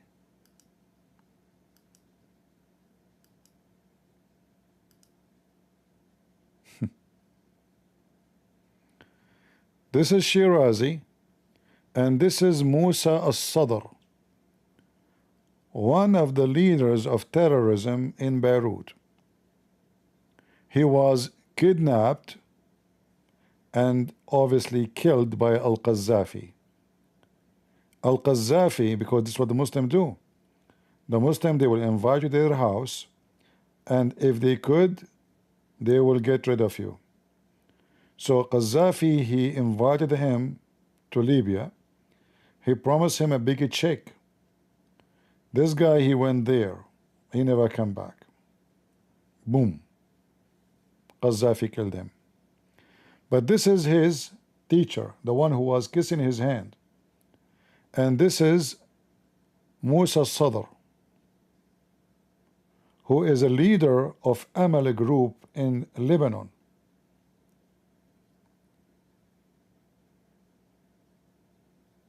Terrorist group.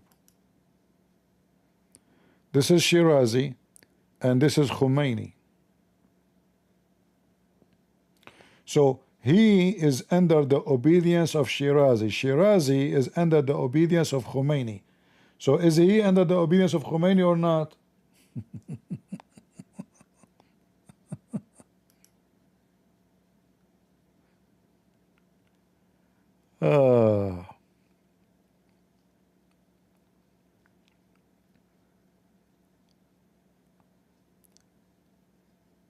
So this guy, he used to work in the Iranian TV.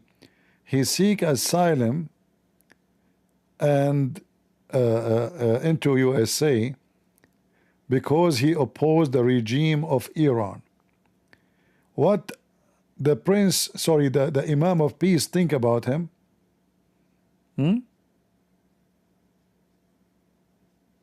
This guy is #1 terrorist.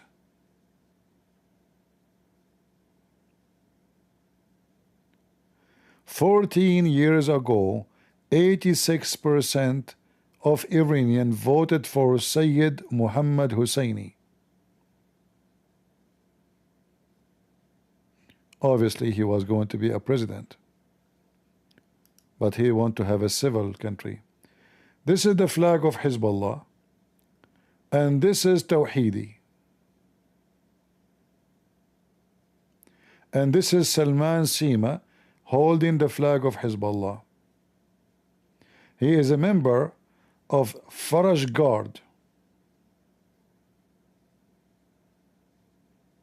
This is him. And this is Tawhidi. The funny is, this terrorist in Australia, he wear a shirt. He's moderate terrorist. You want to fool us? Yeah. I mean, imagine this guy. He went, you know, he met with many people, you know, etc. Yeah, he became so famous because people are stupid. This is Imam Tawhidi. He's practicing Lipham, and which beating themselves and cutting themselves. As you see, he's holding a dagger in his hand, and his blood is covered all over his t-shirt. And if you look at the floor, this is all his blood. So what the Shia they do, they gather and they start beating themselves. And they want to seek revenge from the Sunni. They want to kill them. I don't know if you ever watch them when they do that. If you don't, we can show you some videos. You would love it, by the way.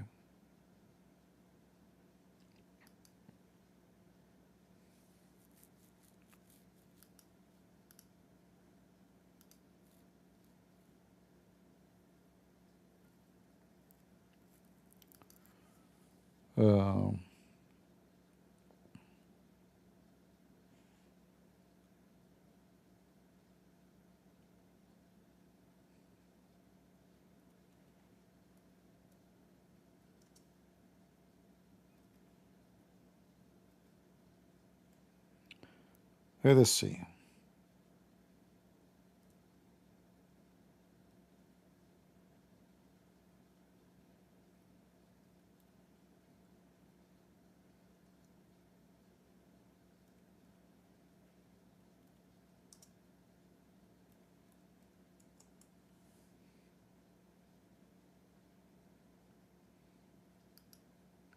I'm just trying to find something too much, not too much bloody. All right, otherwise there's millions.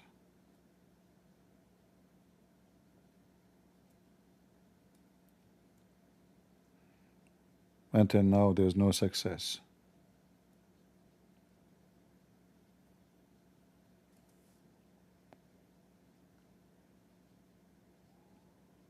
All right.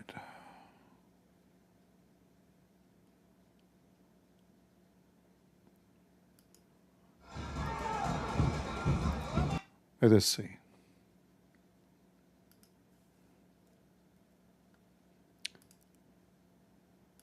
I guess this one will be okay.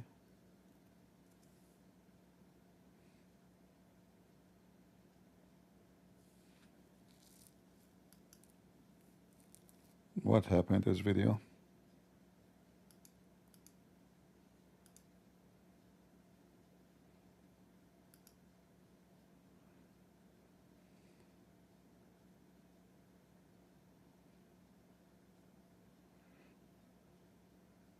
Come on. It's not working.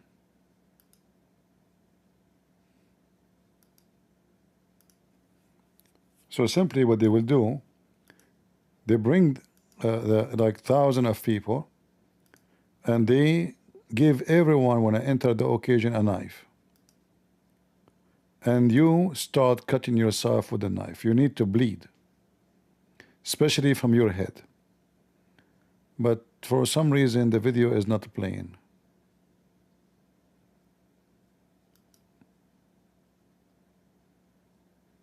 Not sure why.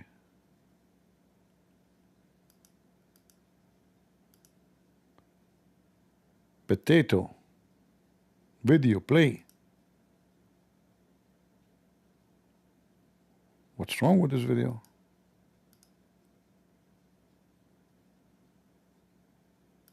Shish kebab.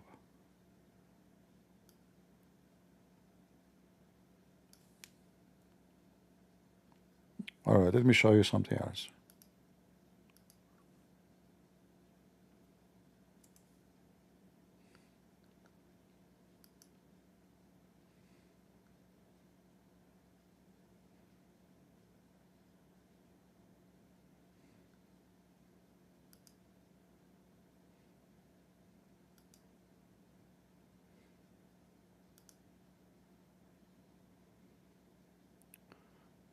All right, let's see if we can see it here. There's something wrong. Okay, let's see different one.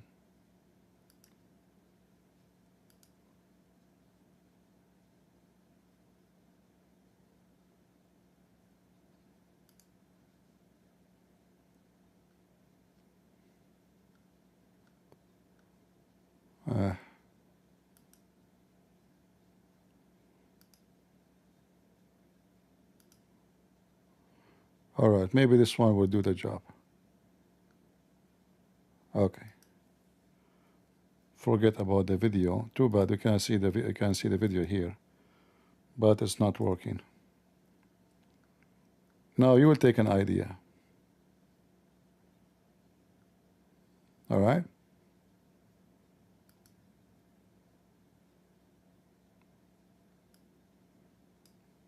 Do you have an idea?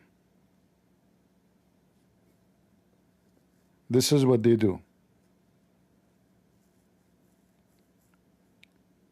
They gathered by thousands.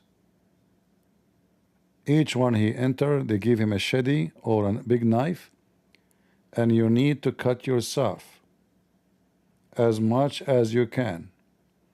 And the more you bleed, the more that mean you are a person who love Allah and Ali and Hassan and Hussein. If your clothing is not totally covered by blood, you are so believer. You are not a good believer. All right? You are not a good believer. This is the test of belief. You need to screw yourself, literally.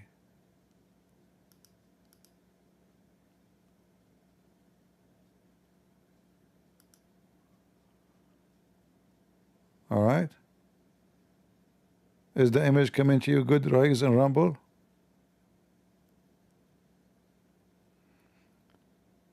Yeah.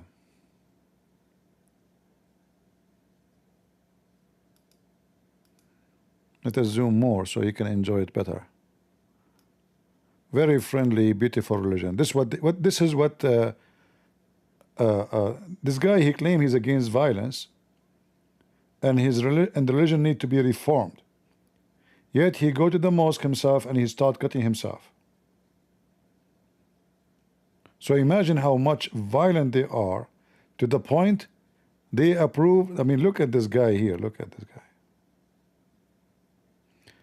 Look at this guy holding this big shadi in the top of his head.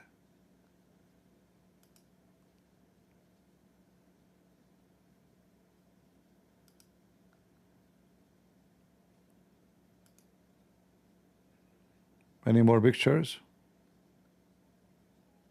Ah, there's a video here. All of those. If you notice, everything is red. Do you notice?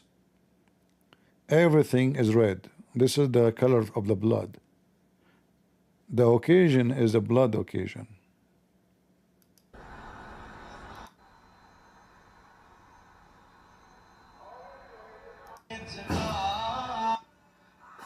Hit. Hit. الطريق كلش حلو كلش مرتاحين والأمنية كلش حلوة.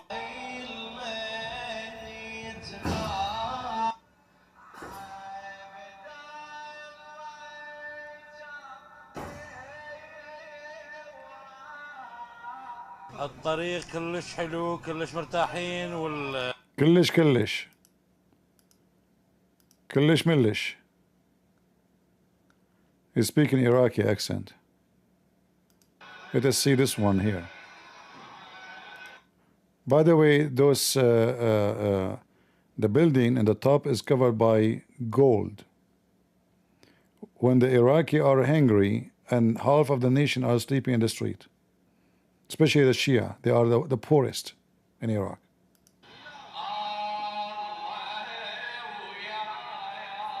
Hit. Hit.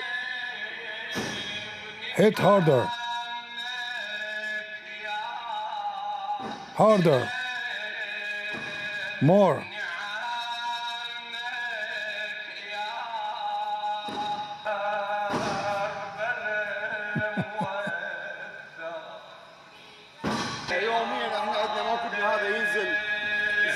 أساس الجيل، إضافة إلى أن يقيم مجالس حسينية أيضا في الموكب، إضافة إلى إطعام، عندنا إطعام بالموكب. Yeah, everybody coming to hit himself. You have to hit yourself, otherwise you are not a good person, you know. And you have to cut yourself. Otherwise you are just an idiot. Shame on you. Allah will not be happy if you don't do that. All right?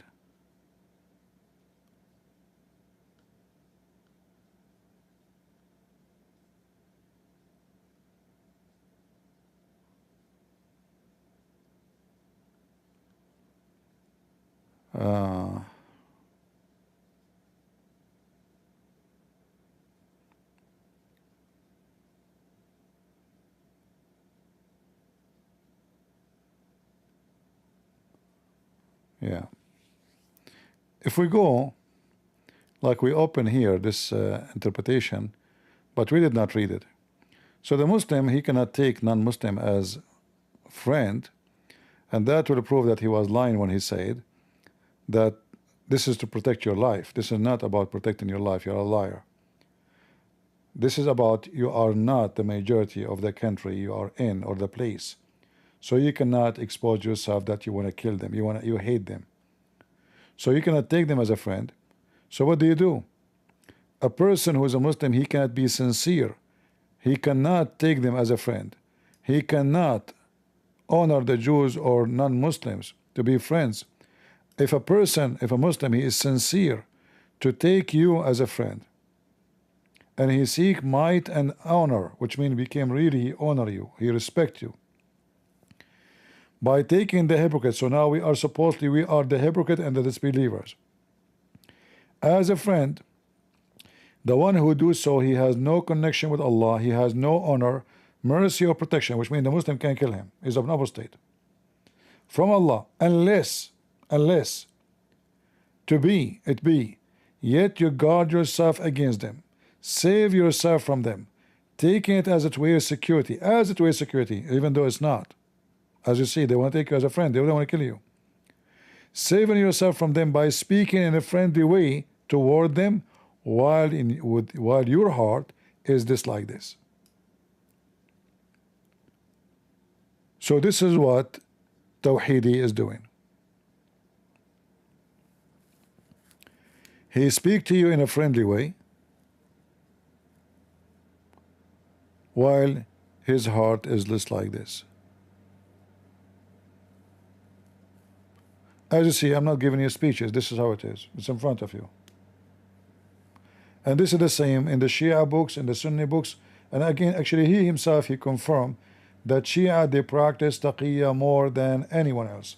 In fact, I can search right now for videos of Shia debating Shia. Shia, not Shia versus Christians, not Shia versus Sunni, Shia versus Shia. Right away, they will see the first one say to the second one, don't do taqiyya with me. Don't do taqiyya with me. So if there is anyone at risk? No. Taqiyya is the shield of faith. So two Shia are debating. Right away they say, oh, you are doing taqiyya right now. But they are Shia.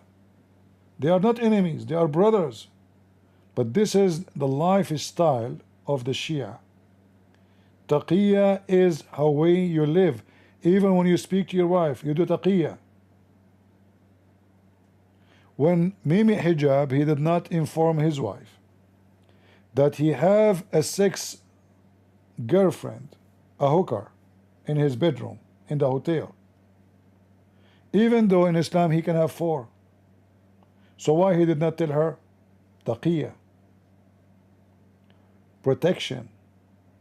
Because if he tell her, his wife, she will go crazy. And she might even run. Remember, she live in England. What he can do? So what he do? He do taqiyya. I swear by Allah, you are the only woman in my life. I swear by Allah, I will put my hand in the Quran, the shitty book. And the same time, the woman is waiting for him in the hotel. Taqiyya.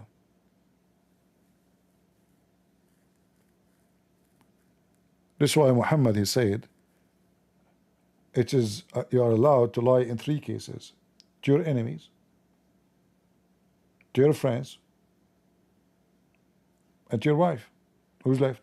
And wife lying to husband too. Who's left? The Muslim, they claim when you lie to your friend is to fix things. You know, fix things, how do you mean?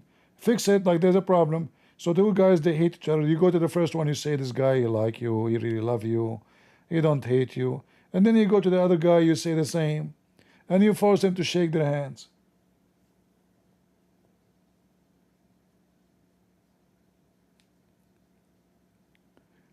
The wife, she can't lie to the husband. Because there's no marriage. It's a relationship between liars. If you can't be honest with your wife, you will be honest with who? The women who see you naked and you see her totally naked, which means there's no... You see, the nakedness is a moment of a truth. As simple as that, right? There's nothing. I see you naked. So they don't mind to be seen naked. By the way, Shia, they cannot see the wife naked. It's haram. If a Shia man, he see his wife naked or he see her vagina, his son will be blind. If he talk when he is having sex with his wife, his son will be mute and deaf. If he have sex with his wife standing, his son will piss all over the place.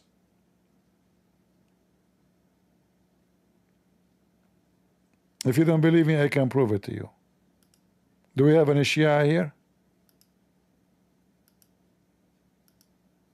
Huh? No Shia?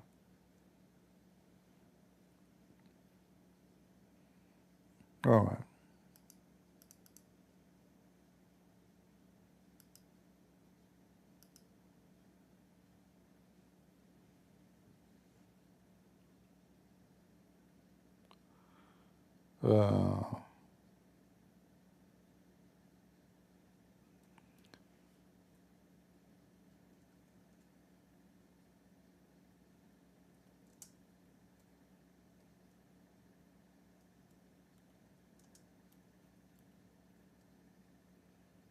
Let me see.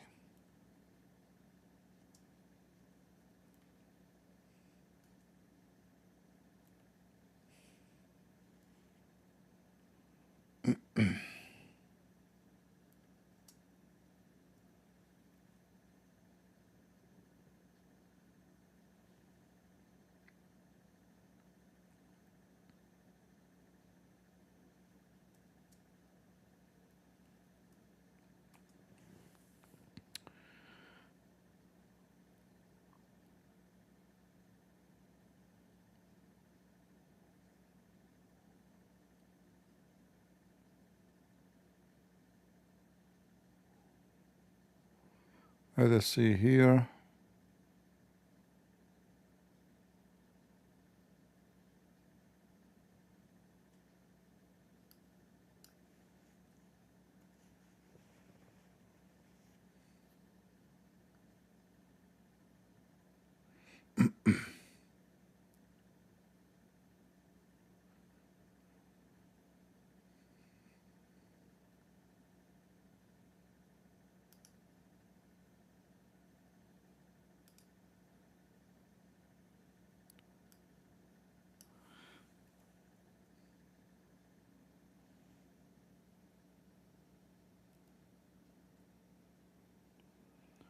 What we will show you.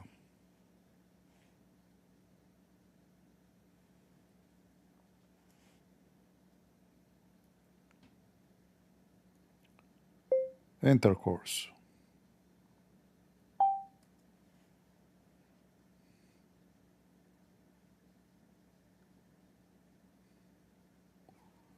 All right.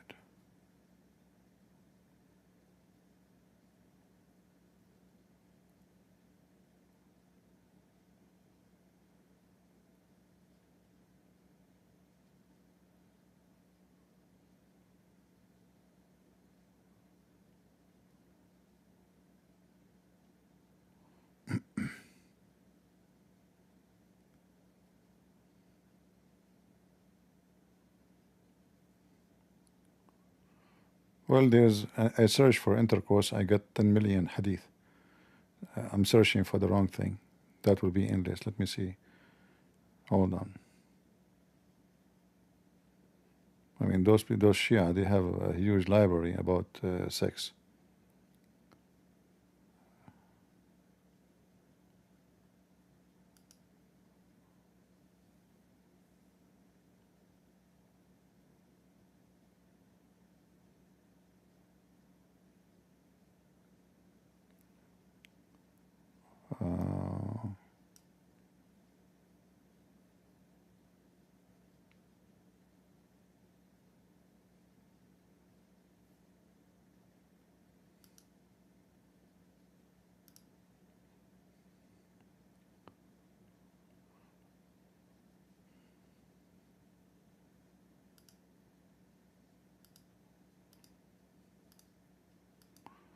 Yeah, Ali.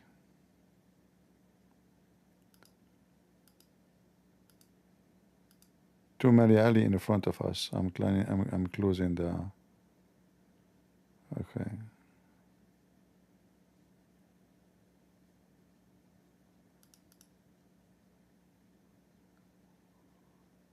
All right. Let's see this one here.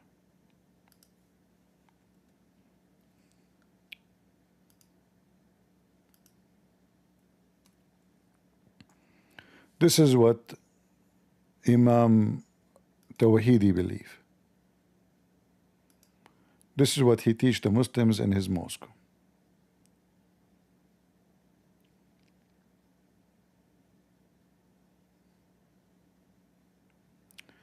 The Messenger of Allah advised Ali bin Abi Talib, saying, O Ali, when the bride enter your house, then take off her footwear, and when she sit and wash her feet, sprinkle the water from the door of your house to the farthest part of your house. For if you do that, Allah will remove 70 type of poverty from your house and put 70 type of a blessing therein. This is a true story. When you get married, the first day, your wife, she wash her feet. You don't wash it to her, no. She wash it. Then you take the water and you sprinkle it all the way to the farther point of the house. As you see, Allah will give him 70 blessing and will remove 70 poverty reason from your life. And he will send down 70 mercies, etc. But this is not what we are looking for. All right.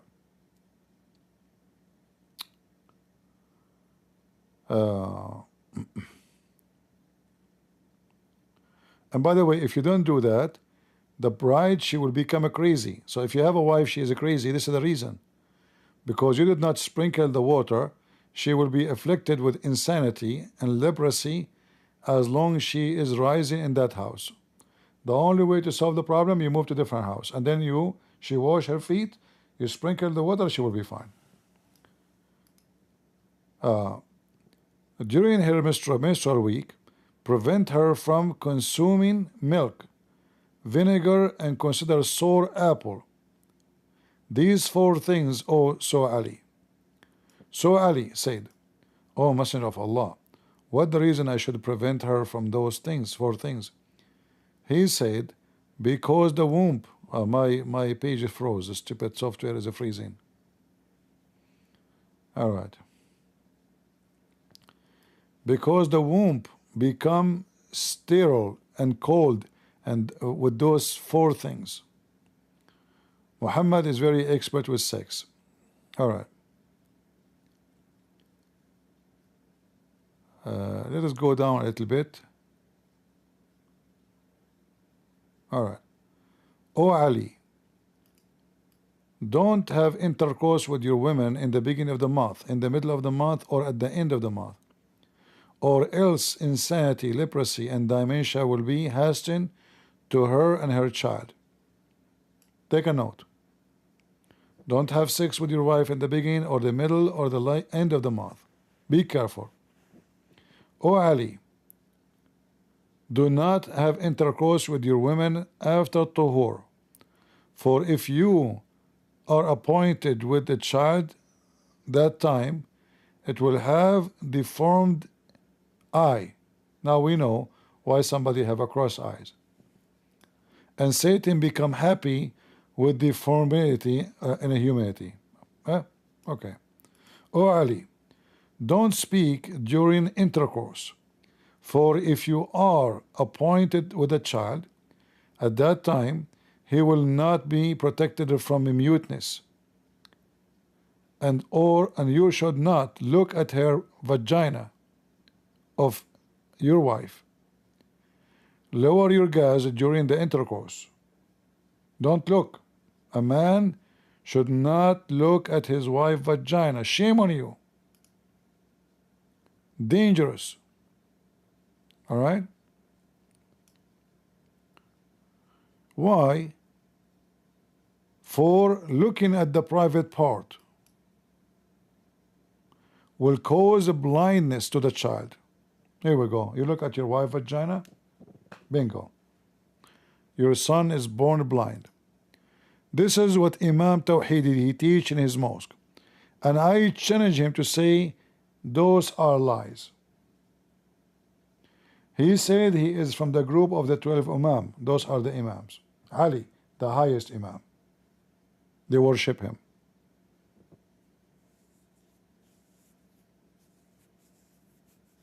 If I get married, I will never look. I will ask the neighbor to look. I don't want to go blind. I say, hey neighbor, can you look? You know? Haram, I cannot look. Not me. I don't want to cause harm to that kid. You invite the neighbor. Right?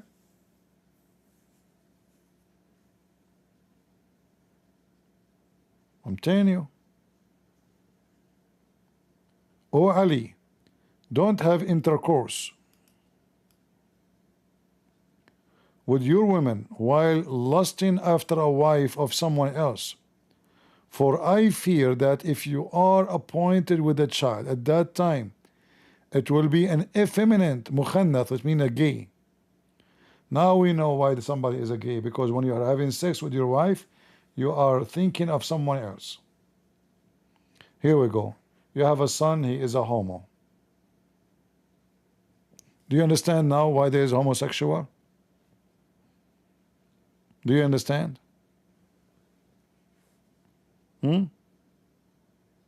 At least here, he will make them stop being pervert, which is very weird, because Muhammad himself, he used to have imagined himself in the wives of others, and he did.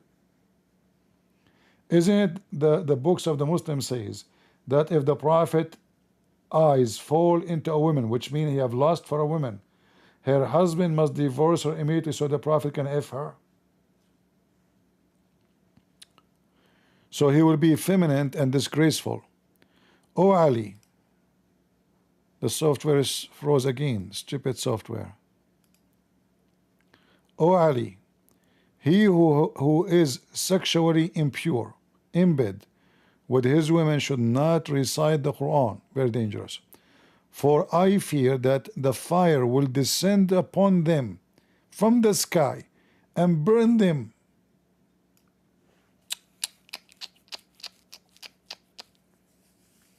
Hold on. So now you are having sex. Excuse my English and my French and my German. Afshish machtish nacht. So your wife now, her legs is up or open. And now you want to recite Quran?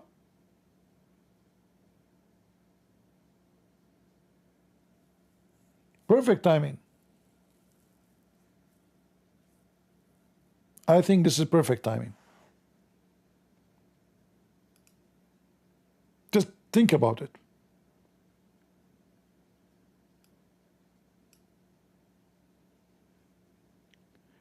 Your wife is horny. Come on, honey. Okay. Bismillah ar-Rahman ar-Rahim. Alhamdulillahi Rabbil Alameen. Hey, Zakir, are you calling? Get a breath. First of all, I did not call you, it's you who called me. I don't know, I did not even hear a ring. Exactly, because you call me. This is why you didn't hear a ring. You're so stupid. Zakir, do you Muslim recite Quran when you are doing boom boom to your wife? Get a breath.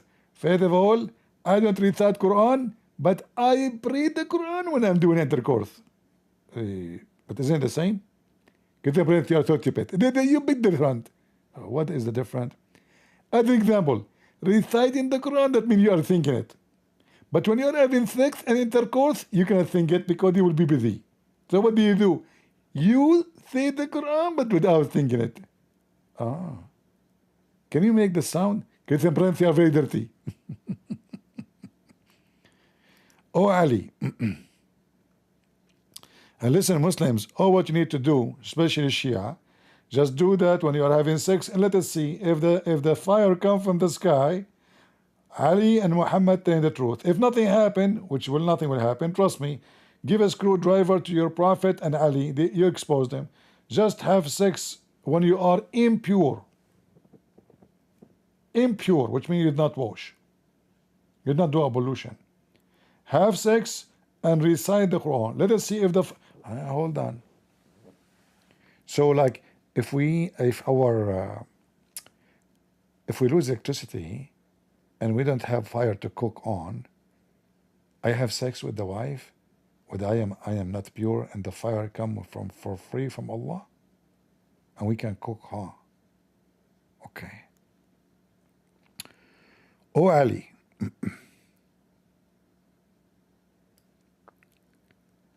do not have intercourse with your women except that you have covering. Why? You and your wife has a covering. Okay. What will happen if we don't have covering? Do not do intercourse under a single covering. It's not enough one cover. No. It have to be two cover. Or the desire will fall.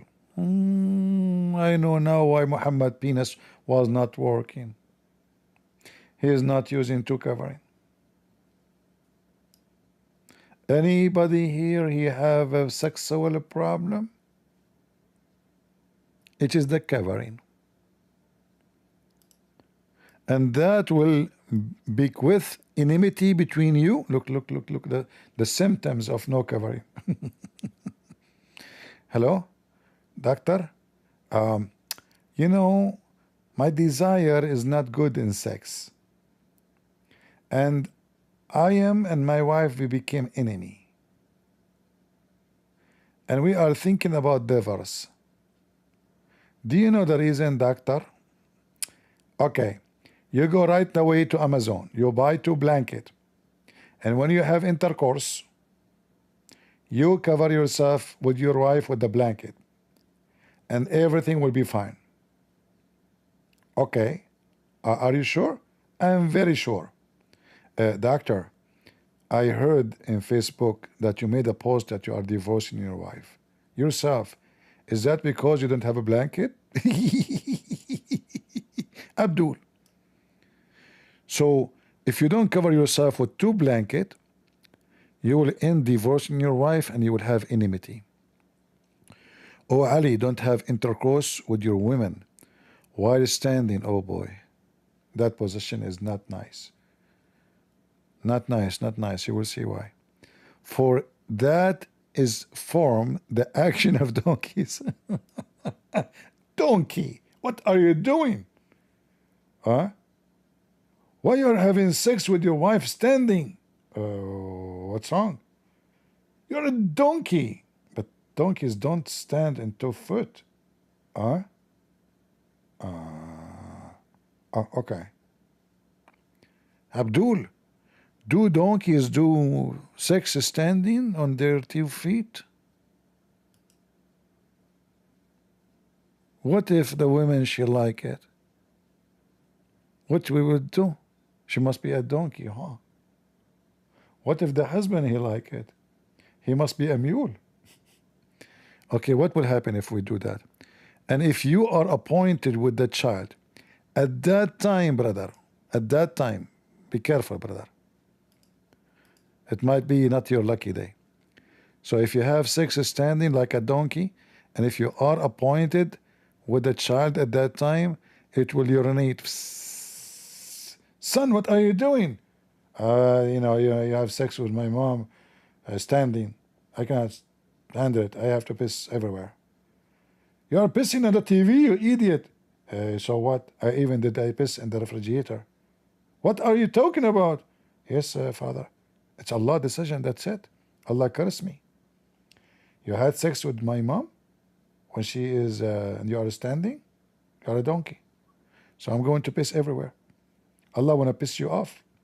Everywhere. Open your mouth. Son, what are you doing? I cannot hold it. My Allah, He made it to happen. Are you going to stop against Allah's decision? Allah curse you. My duty to piss everywhere. On the TV, on you, on mama, and dada, uncle, food, everywhere. I piss. Like, and by the way, I left one leg up when I do it. like a dog. Doggy. Wisdom. This is what Imam Tawhidi he teach in his mall. We can show you the killing and the blood and the garbage. Oh Ali, don't have intercourse with your women on the eve of Eid. What? Of Al-Fitr. You know, this is the name of the holiday, you know, the Muslims. For if you are appointed with a child at that time, the child will be much evil. Hey Muslim, do you think Christian Prince is evil? Oh yeah, he is so evil, disgusting. Okay, I think my dad, he have sex with my mom in the day of Eid. It's not my fault, it's Allah. Allah, He decide. If you have sex in the day of the Eid, bingo, your son will be evil. Hey Muslim, is that justice? I mean, what the fault of this kid now? He is evil just because the guy, he did boom boom to his wife at that day. Is that justice? So his dad if his mom and then he been effed all his life, people call him evil? That is an excuse me guys, this is an effing God. Look at the justice. The first one he pissed around for no, what he did no wrong. You are born pissing around. Somebody born blind. Why? Because his dad, he look at his mom vagina.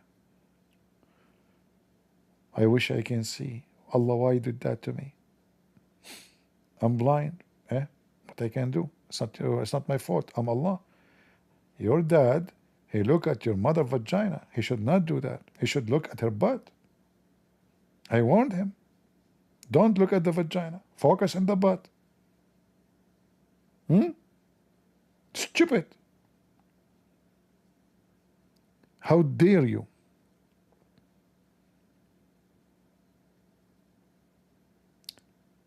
I hope all of you will take those notes, and if you have sex with your wife, please be careful. Print them, put them in the wall before you start doing it, because we don't want mistakes. Mistakes is very costly.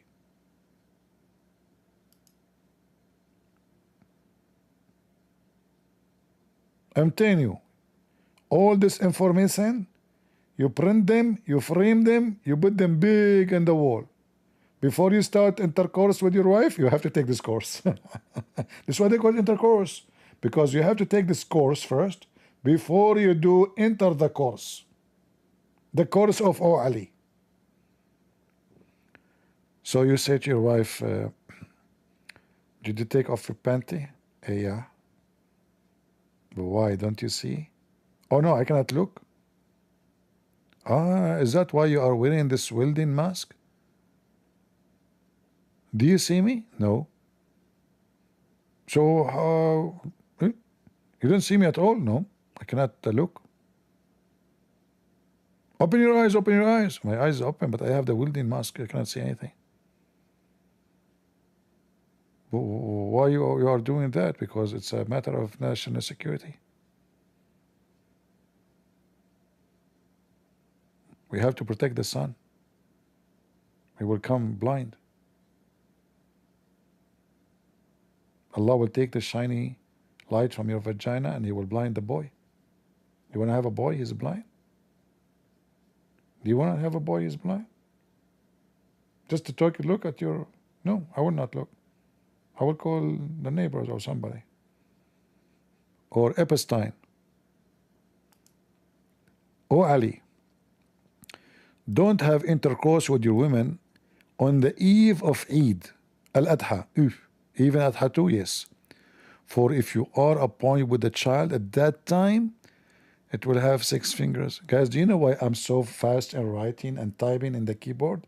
I have 10 fingers. I think my dad, he have a lot of sex at that night. 6 fingers? Really? Because he have sex at that night? Mean. By the way, everything you see here is proven to be true scientifically. Anyone who says to you this is not true, this guy is making fun, he is stupid, believe him. This is true. According to the National Geographic, that there is an elephant. He had sex with the other elephant, a female elephant, on the day of the Eid, and his son, he have 6 foot. Not only because they don't have fingers, so he have 6 foot. You can see that in the museum in Zimbabwe, in Brazil, next to Japan. There's like a road. You go and you find like 7-Eleven. Take the first right. You will find a zoo, and the country is called Salvador. And you will find the elephant to have 6 legs because this idiot, he have sex with his wife, Mrs. Elephant, and in that country they call it Elefantino because they are, like they speak Latin language, Elefantino, and the Italian they call it Elfantano, So, hold on, did I mention the word elephant? Let me show you why there is an elephant, why the elephant is exist. Hold on.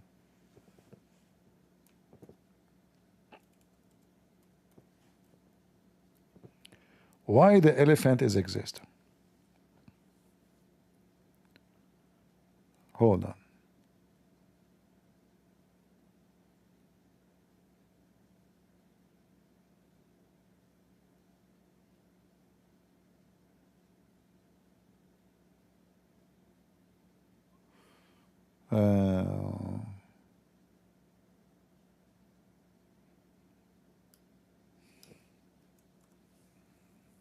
Let us see.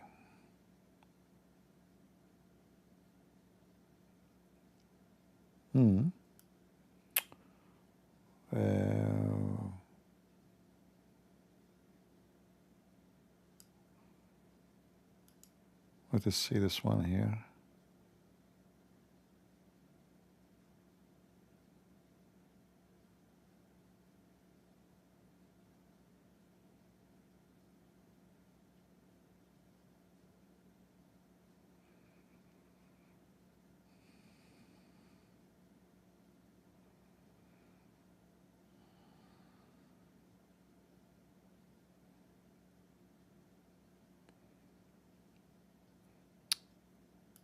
For some reason, I cannot find the field story.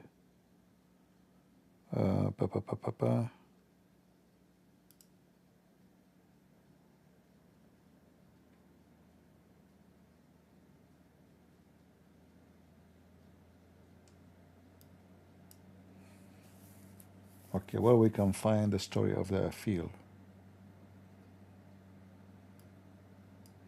Let us use English words for in the search. Elephant.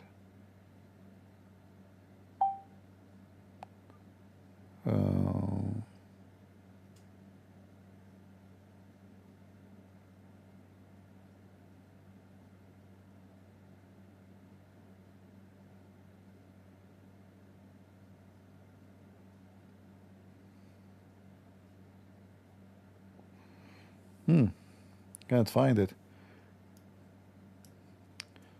Okay, let me try to remember What was the story?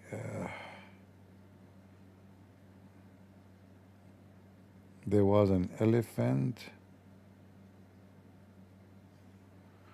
Give me a second, let us see.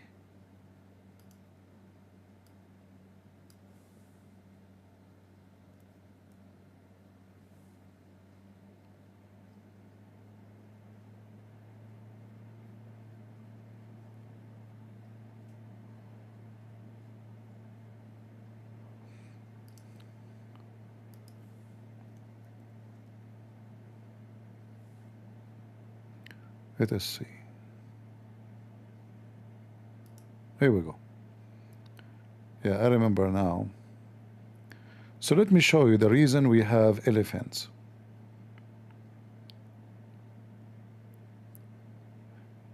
The peacock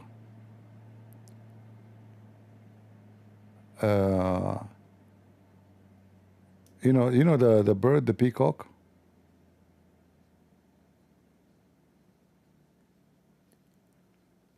So here it says the peacock, he was Allah curse him. They are using this word here.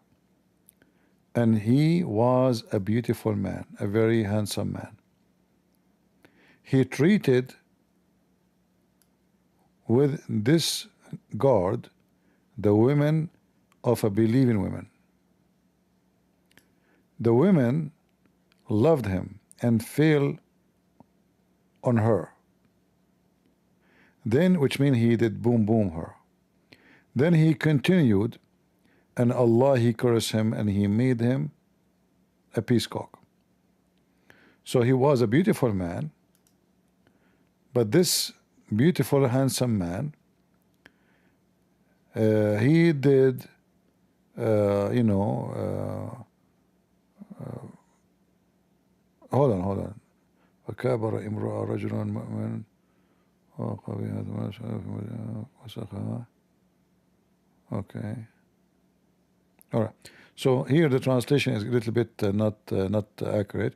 So anyway, this guy, he was a very handsome, good-looking man, and he was a believing man. But he slept with a believing women, and he did lie to her, etc.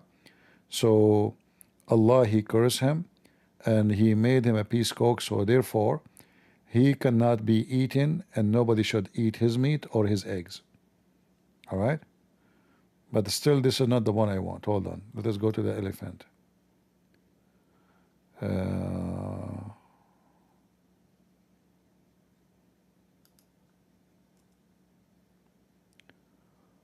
What is the one we want? We want the elephant.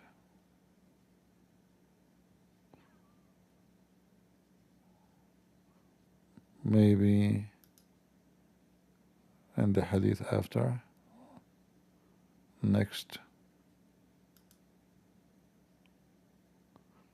Hey, how come we cannot find it? The website is not functioning.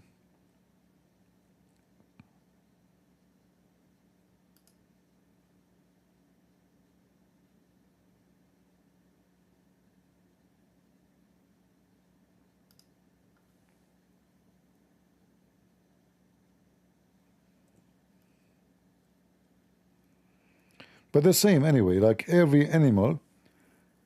Here we go. I found it.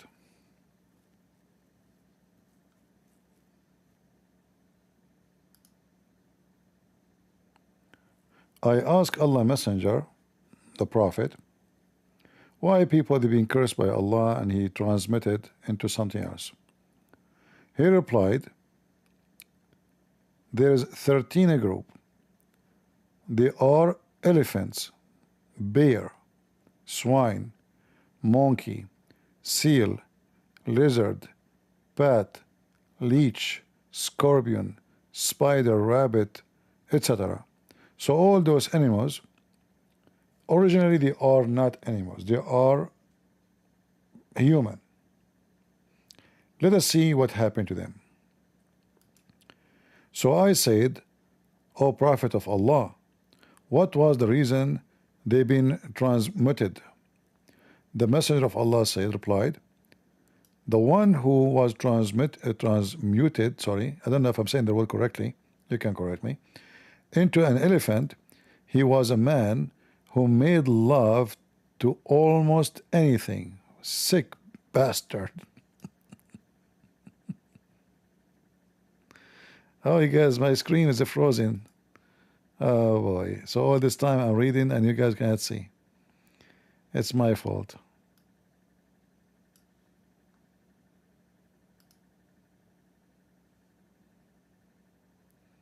For how long the screen was freezing? For long? Is it like a minute? Or more?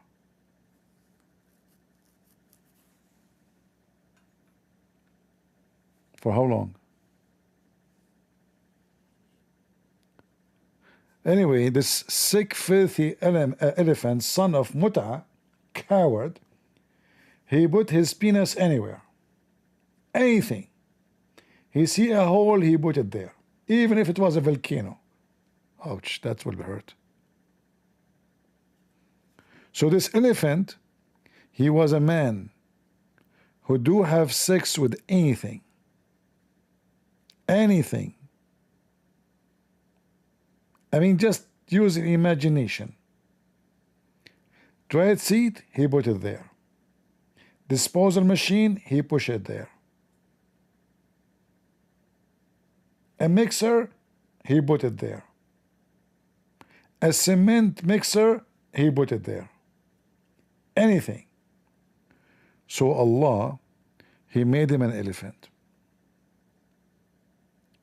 And why he made him an elephant, you need to think about it. Because what they call the thing, the long thing? I mean, we know that this is not a nose. What they call it? In Arabic, we call it khartoum. I don't know what they call it, like the long thing for the elephant. So the Abdul, Mohammed, is trying to think about why he have this long thing. This is his penis. Allah, he put his penis in his face and he made him elephant. All right? Trunk? That's weird. What kind of name is that? You know, how in the world is called trunk? Okay, English. Anyway, if you are a person who is like trying to study, you know, like if you believe in Darwinism, Lism, whatever Lism, you know, here we go. You have all the proofs. There's no need a theory for a theory. We have all the proofs, and this is all is scientifically. Nobody can defeat you if you speak about it. You know, I'm assure you. If you want to make a PhD, you know, about animals, how they used to be something, they become something. Here we go. You can prove it so easy, and you know nobody can even argue with you. Okay, the screen froze again. All right. The one who was transmuted into a bear, was a she-male who invited a man to herself. What the heck?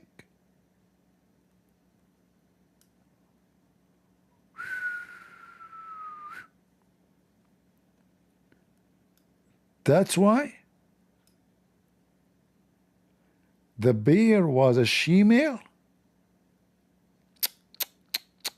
I'm so disappointed. I used to have a lot of respect to Mr. Bear, especially Grizzly. I never expected that the bear is a dragon queen. What a disgusting bear. Shame on you. She dressed a skirt, huh? I mean the bear.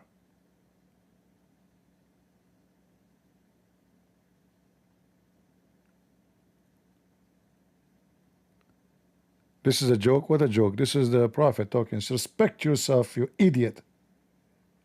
Catch him, catch him. This guy, he insulted the Prophet of Allah.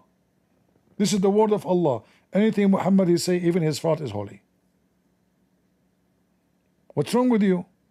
This is a joke? This is very serious. This is science. This is a pure science. Prophet of Allah, just forgive him, please. This guy is ignorant. He don't know what he's doing. It's okay, just let him go. Don't curse him. Don't make him a chicken or a bear. Oh no, not bear, because he was that will make him shemale, you know. Don't do that, please. Oh, thank you, Prophet of Allah. He just forgive you, by the way, but don't do that again. Not all the time. I can control him. Prophet of Allah, nobody can control him. He can control only his penis if you're a Jew. Anything else, no. Only the penis. Like what happened in Sahih Bukhari. So here you see, the bear, he was a she-male who invited a man to herself. Okay, hold on. How is a she-male and you say herself? What the heck? Is he a male or a what? Let it go, man. And one that were transmuted into swine. They were a Christian tribe. What? My family? Who asked their Lord to descend water to them. Big mistake. And then when it rained, they blasphemed more and denied God more strongly than before. What the heck? You Christians are very sinful. So you ask God for rain, and then when he sends you rain, you curse him, huh? Stupid, stupid. And then what happened, the Prophet of Allah? He made them swine. I thought the Quran said the swine are the Jews. Oh, this is a different story. Okay, thank you. And the ones that were transmuted into monkey, oh, don't talk about Zakir Naik, were a tribe who violated the Sabbath.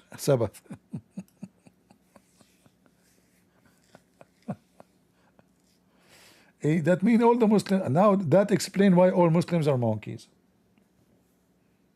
You don't follow the Sabbath. Now we know. Now we know what the reason.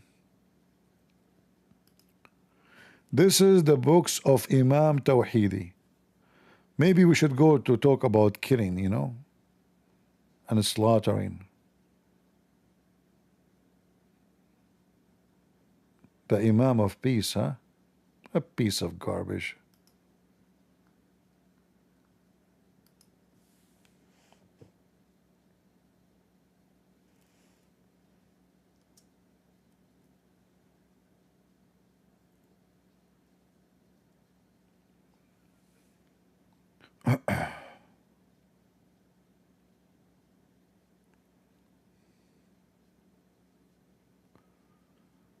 Let us see.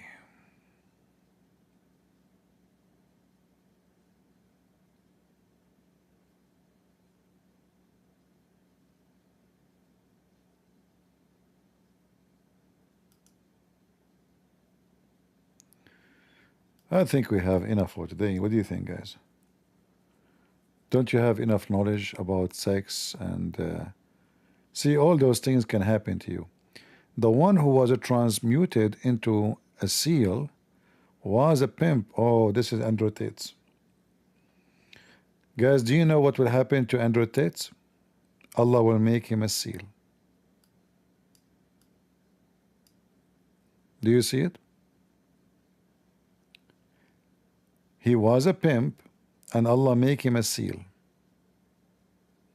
He's a pimp who invited a man to make love to his own wife.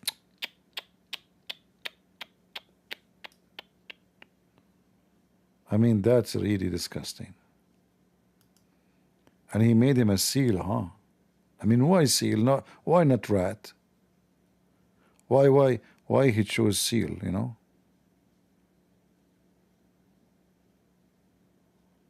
Huh? That is a mystery. And the one who transmuted into lizard, oh boy, he was a Bedouin Arab who robbed the people going to Hajj.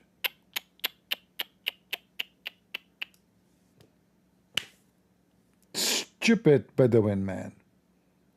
You robbed him, huh? Here we go. You are a lizard now. What you can do about it? You spend the rest of your life eating mosquitoes. What you have done?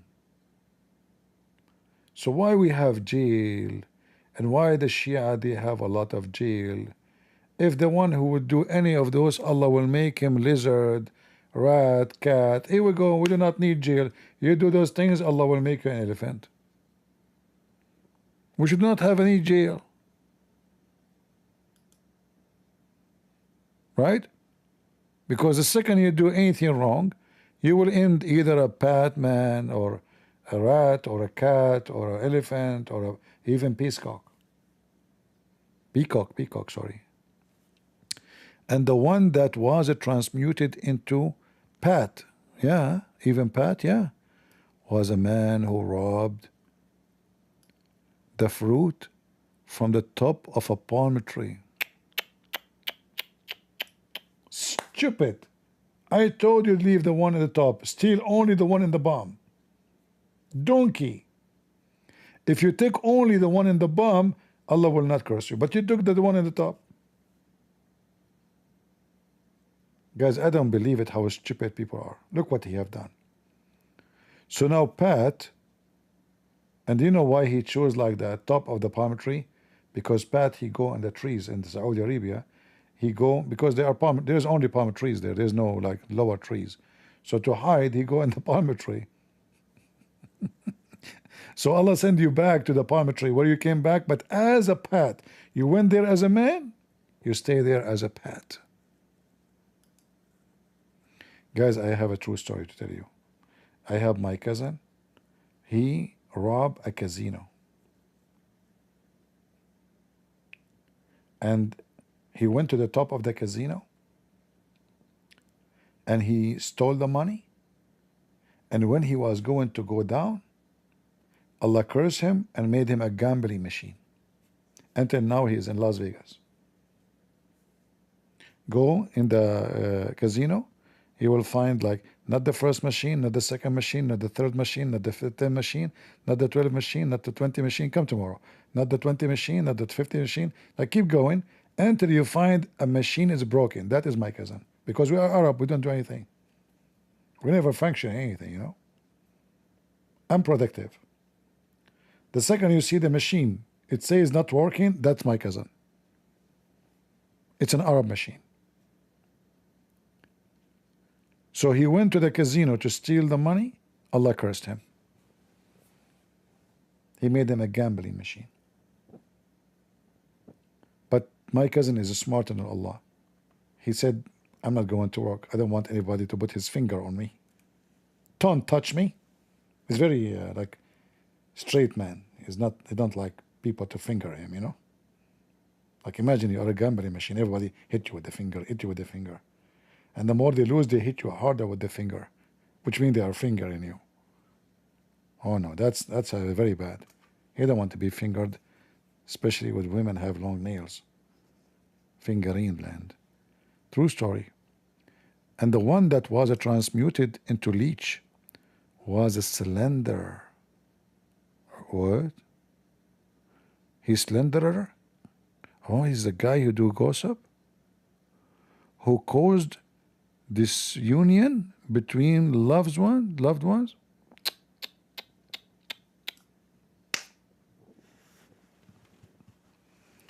I think if we continue reading this, we can find what is the origin of all the animals in the world. Are you an Egyptian? No, I'm not an Egyptian. Even though the Pharaoh, he was my driver. I don't like to talk about, I'm very humble. I don't like to show off. But I can confirm to you, I replaced many pharaohs. And the reason is very simple. I told them 1 billion times, don't park my car in the top of this thing, the high thing, you know, in Egypt. Here you go, and he put it there. How in the world I'm going to go there?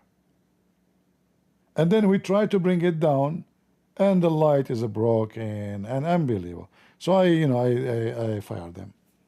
especially the last pharaoh. I don't like him. He was very weird. Like he wear very weird clothes too. And one of the funny things about him, he called me sir. I told him, don't call me sir, I'm very humble. He said, no way. I said, Pharaoh, don't do that. He said, I swear by the leg of Allah, I have to call you sir. You're my boss. And then I replace him. I kick the Pharaoh. I hire Elon Musk. And the rest of the story. Then Elon Musk, he resigned. He said, I want to work with the Trump. I said, for how long? He said, only 3 months. I said, okay. And then he came back 2 days late. I refused to. And those are true story, by the way. And all of them written in Egypt. I was in Egypt at that time when those stories happened. And one was transmuted into scorpion. Was a vulgar man who bothered everyone with his tongue.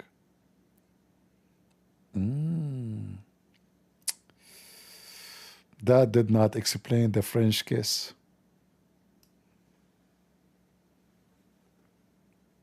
Yeah. Tongue. So he become a scorpion, huh? What is the connection?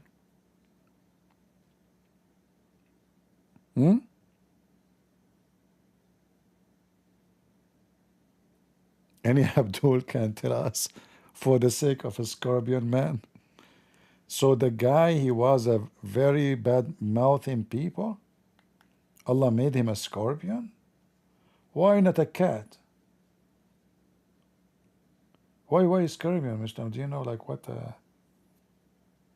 I mean, what is left? We know all the origin of the animals. And the one transmuted, okay, into a spider was a woman. Man, I'm happy now. Finally, I am able to punish. Amen. Aren't you happy for honestly? Now we know why in Australia there is a spider. They call it the Black Widow. Do you know why? For she was a woman. See, you have to put the information together and you come with the true conclusion. It is true. So this one who transmitted into spider was a woman. Like they say in the Middle East, they say this woman, she put her net on him, like, she captured the guy, like, she have a whip, like the male, he go in the whip, stupid idiot, she wear a skirt, put makeup, oh, she's pretty. He go blindly. He keep walking until he is in the side of the whip. He cannot move. She come jump on him. She suck his credit card. After she take the credit card, no more money. She dump him out. Spider. Now we know. True. This is the true. This is absolutely true. They put, things in their hair, makeup, and they put those balcony things in their eyes. What they call them? Boing, boing, 7 wings in their eyelashes. You go in the supermarket these days. You don't see women having eyes. You see a balcony. I mean, you can put there. You can put your phone. You can put, and when they blink, you fly. I mean, the eyelashes is like 1 meter long. Unbelievable. And so they put those things. So they do what? Why they put them? Because they want to, they want to trap you. So, she blink her eyes. The man, he look, she's so pretty. Oh, my God. I fell in love with her. Come here, Connie. Come to the whip. And then, especially if they are using the webcam, So she opened the webcam for him. She have AI. It's a guy actually, and the guy, give me your credit card. Aren't you in love with me? Oh sure. So see the web. Unbelievable. Prophet Muhammad, he knew everything. He predicted the future, and this is why he chosen the women to be cursed and become a spider.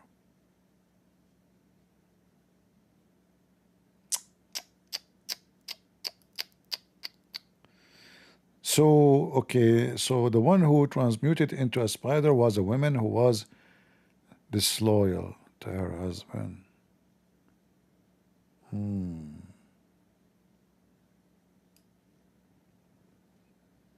So if somebody, his wife, is disloyal, he will come back home and he will find a spider in the bed.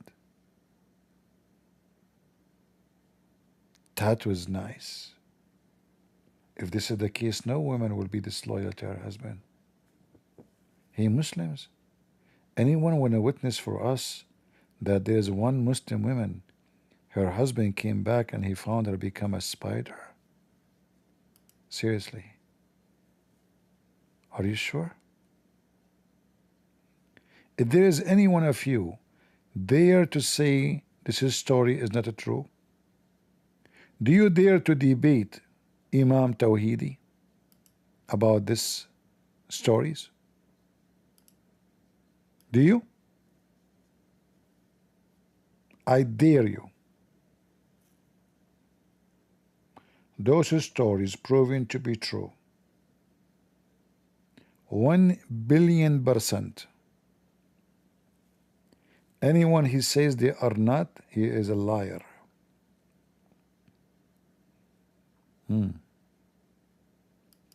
Yeah, Imam Tawhidi is the Imam of Peace, piece of shit liar, taqiyya boy.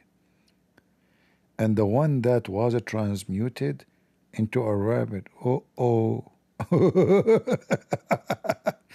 This is the funny one. Was a woman who would not purify herself after menstruation. What the heck? You don't purify yourself after menstruation, Allah will make you a rabbit? Rab, rab, rab, rab, rab, rabbit, rab, rab, rab, rab, rab, rabbit, rab, rab, rab, rab, rab, rabbit. Now we know why I became rabbit. Rab, rab, rab, rab, she became rabbit. Allah, this is so good. It's so scientifically true.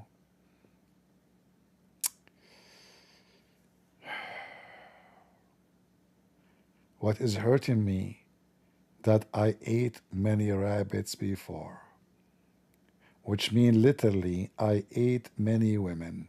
You know, I used to go to the desert and I do hunt, and you know those wild rabbit, they taste good, you know. Their meat is not like those on the farm. They are red and they taste so good, but I never thought I'm eating a woman. No wonder when you shoot the rabbit, you know, like the very funny sound, like feminine. Unbelievable.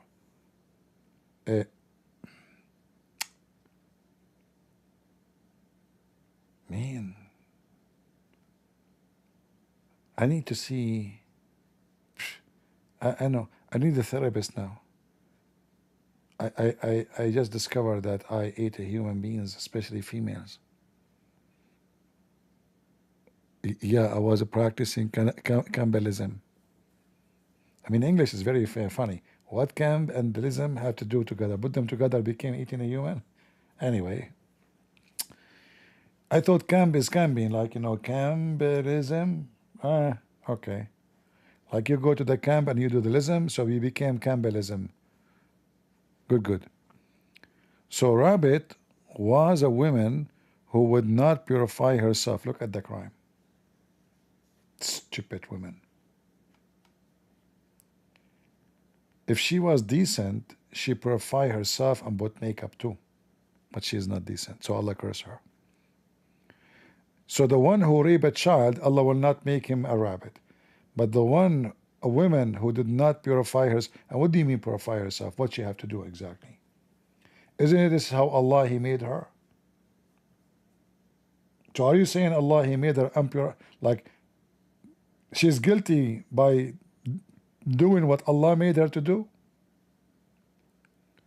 And the one who transmuted into Cannabis was a tax collector. Cannabis, sorry.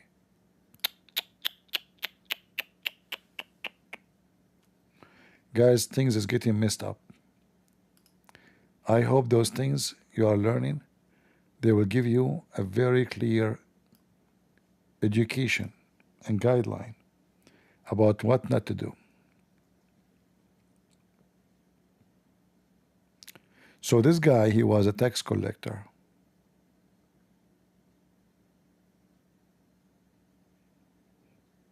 Man, I want to work for the tax department. I will become a star. Seriously. And then people around the world will look at me. CP star, CP star. And there's one man and one woman, they are in love, holding hands, and they are looking at CP. Do you see CP? She say, yes, I see CP. Do you see how far CP? She say, yes, I see how far CP. He will say to her, I wish you can go as far as CP is and never come back. How romantic. How romantic. Unbelievable. So if I became a tax collector in Yemen, Allah will make me a star? You Muslims should pray for that, because I will be so far as you can imagine.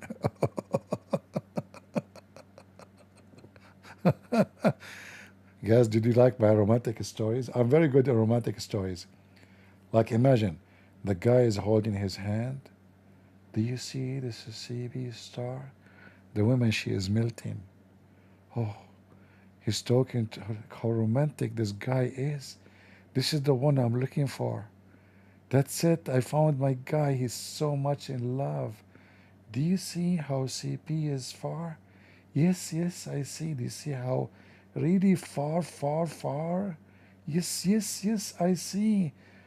I wish you would go there and never come back. Go.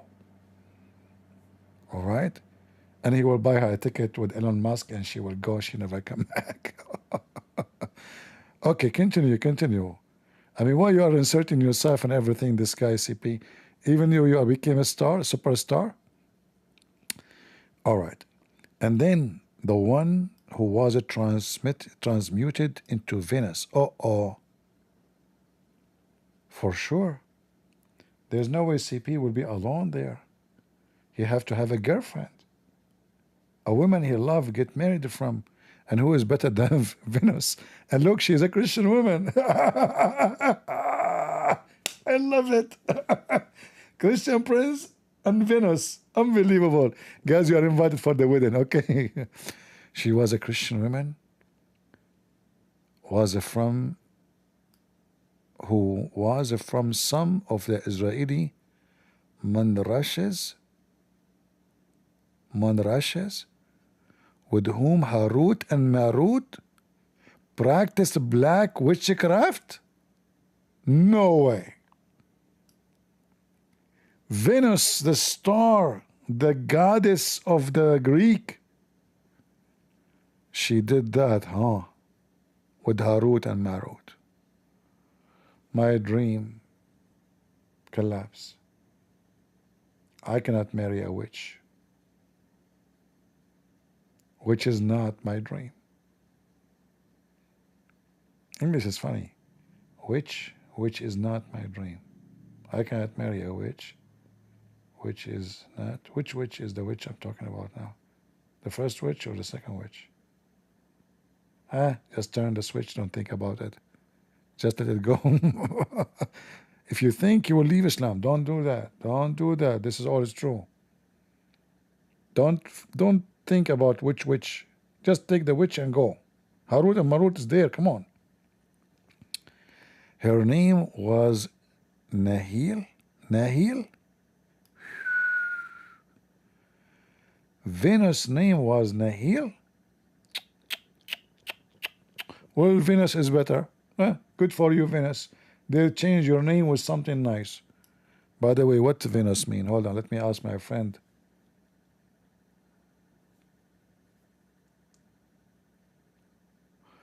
What the word Venus in the Greek language mean? The word Venus, not Venice.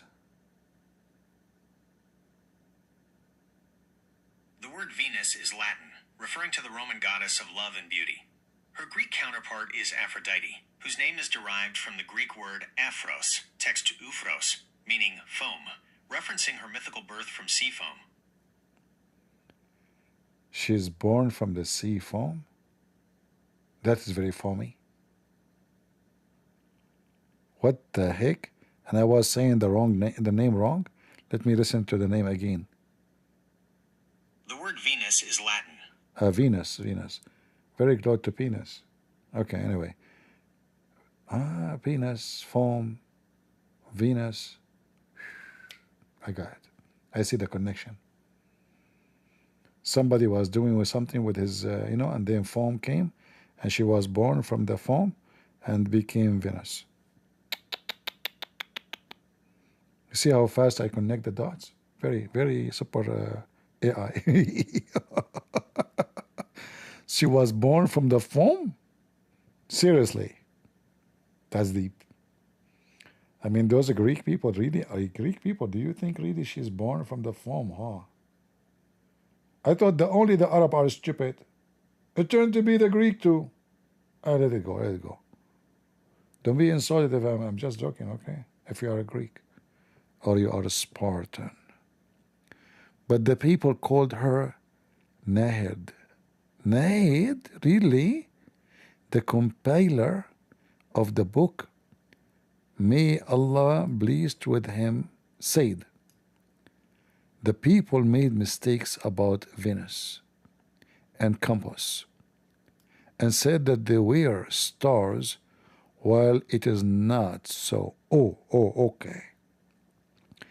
They were transmuted into two aqueous creature forms, the sea, which were named after two stars from the sky. Just some of the stars in the sky are named after some the animals on the earth, such as Aries, the ram, Taurus, the bull, blah, blah, blah. Guys, this is a book of knowledge. This is a book of a pure knowledge.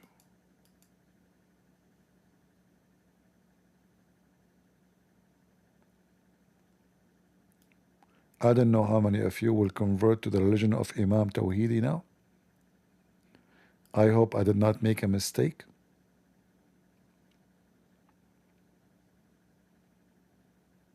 By sharing with you some of the amazing truth. You know what? I should copy this and make it, the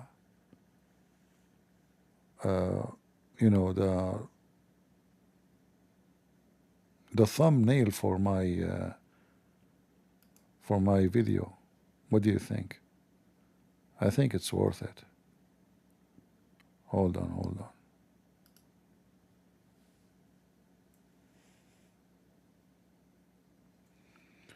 I will change as soon as I finish the video.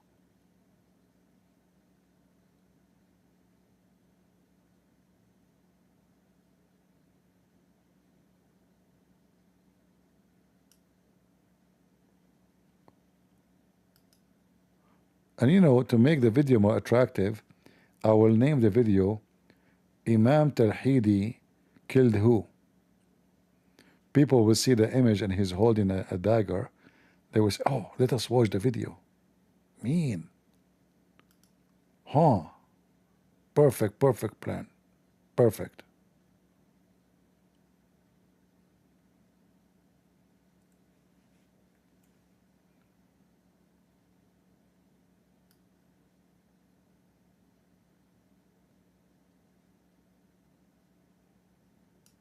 I will think about a thumbnail for this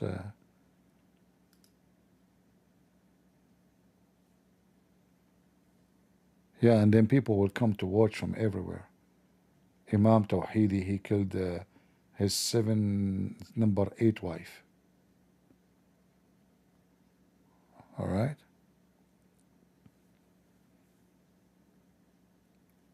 Any of you is thinking to convert to Shia Islam now?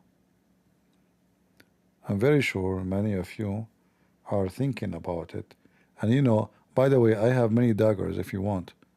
In fact, I have a dagger here next to me. I don't have a camera to show you. But honestly, this dagger, I mean, you throw it at anything, at a tree, you cut with it. It doesn't even have a scratch. I don't know they made it from what. I have no idea what it's made it from. I never saw a steel like this. Maybe I should take a picture and post it in the Patreon. Oh no, not in Patreon. They will say this guy is promoting crimes. Where is the dagger? Hold on. If there's a name on it. Let me see if there's a name. There's no name. I don't see a name.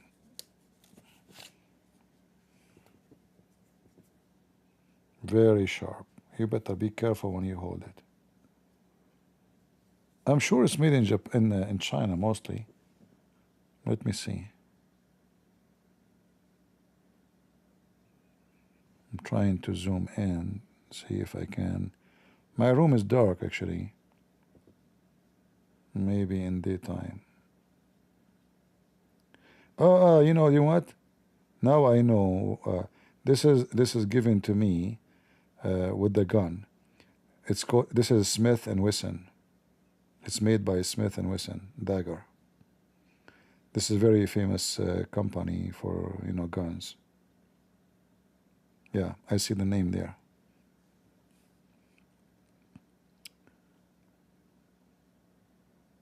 Smith and Wesson. Yeah, this is the name of the company who made the dagger. I take it if I go like hunting, etc. And I mean, it doesn't matter what you do with it. I never even sharp it, It's still like as if it's new. Very dangerous. It's not a knife, it's a dagger. It's the same as in his hand, which means it's pointy from both sides, It come with the case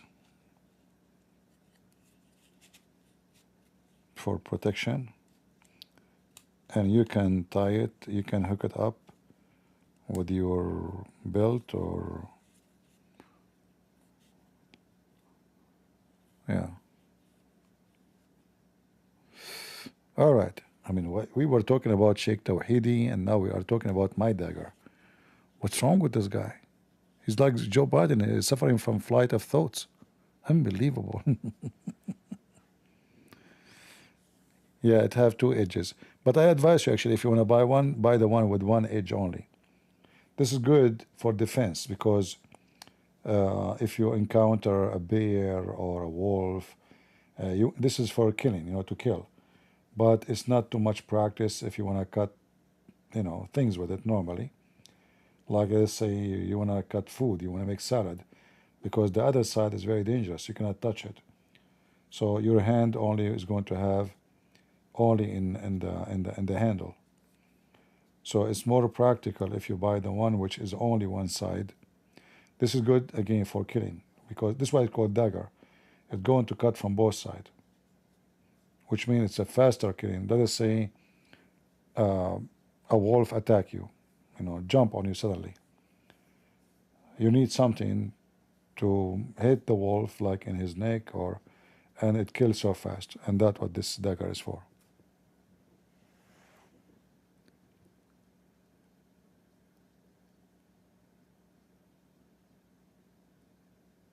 Yeah, for sure it's a modern steel. I don't know what it is, but I was surprised because I thought I was going to get damaged, maybe after a few trips of because I cut wood with it.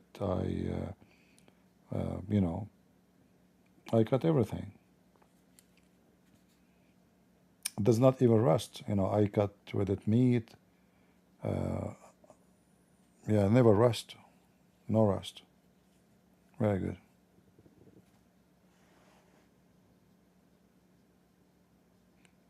Exactly. I don't know. You see, my English doesn't help me. Thank you guys for helping me. It's made for piercing, not cutting. Thank you very much. So if you want something for cutting, you better. This one, you can throw it, like if you have an enemy you want to kill, you throw it from far distance. It's perfect. You know, it's perfect for that purpose.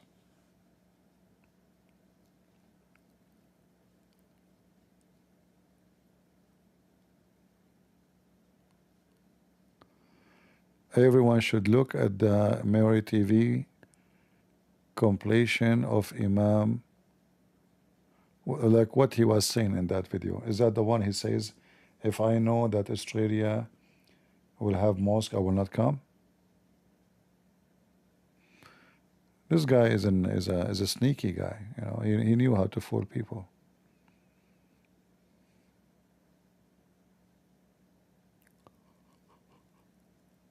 All right, any question? Aren't you bored of me, guys?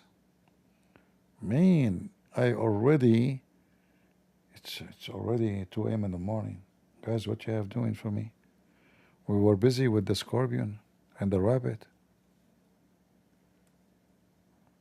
What you have done? Now you can go sleep and imagine yourself that you are in the rabbit land. Everybody around you is a rabbit, peaceful. They are way better than a human being. In fact, if I am living in an island and all my neighbors are rabbit and there's no Muslim there, I would never even need a gun. There's no rapists, there's no criminals, there's kidnappers, rabbits, peaceful. You know? Like you remember the video I played for you? I saved this link actually because it the one who posted, he's speaking against Islam, so he said women are safe here. Women are safe here. Safe why? They are with pigs. So women with pigs are safe, but women with Muslim terrorists around them, they will not be safe. It's true. They keep talking about pigs, pigs, pigs. Here we go. Women with pigs, they are safe. Women with Muslims around, they are not.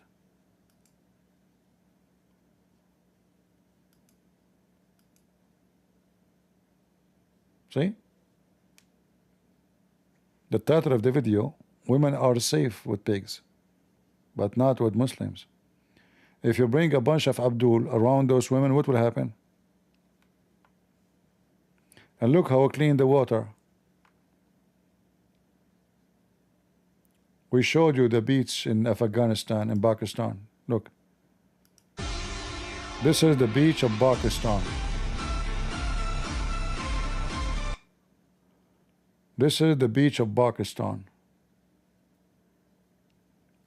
And this is the beach of the pigs. Which one is clean?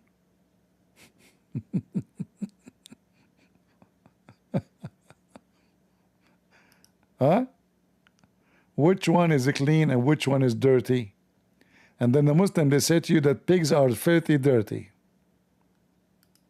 Are you serious? Huh? Muslims, is that your beach?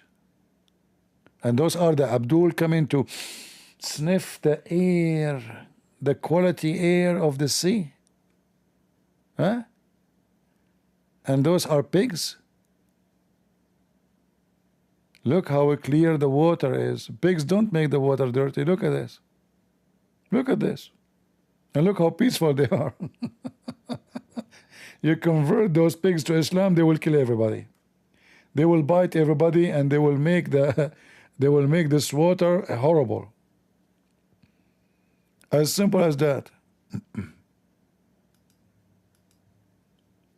Abdul Hachina. Look at the beach, how beautiful. I want to go to Afghanistan, to Pakistan. I want to enjoy the beach there. Who want to go and swim with those disgusting pigs? Disgusting, filthy pigs.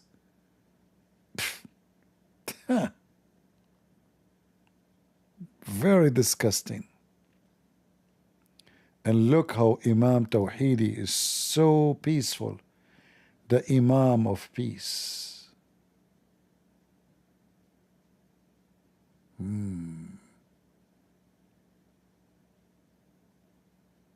He's so peaceful.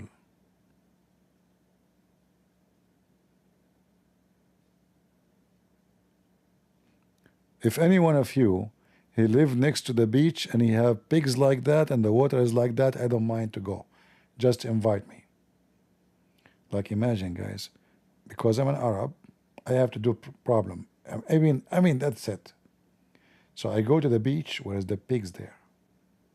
I make these pigs is useful to to use to meet nice people around because playing with them. You don't know that I'm an Arab. Hey pig, come here, come here. Come here, yeah, come here.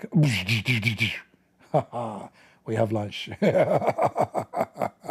And then after that, those pigs in the beach will never get close to any Arab for the coming century. The second they see an Arab, bingo. Run, run, run, run, run away. Run, run, run, run, run away. Pig, pig, pig. Pig, run away. Arab, just take us any city, give us any city, we'll turn it into dust. In fact, I will tell you a secret.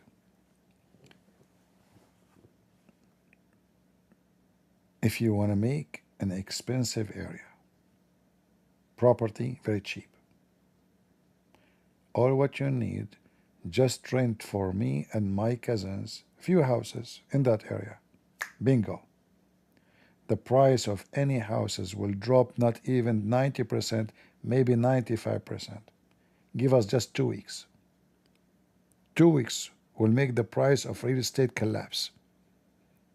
People will seek migration to Afghanistan. By the way, if you go to Afghanistan, I have cousins there too. Unbelievable. Wherever you go, you will find us. I mean, I am just in the star too. When you look at the star, you see CP too. Unbelievable. Finos is my cousin too. From the foam. Foamy.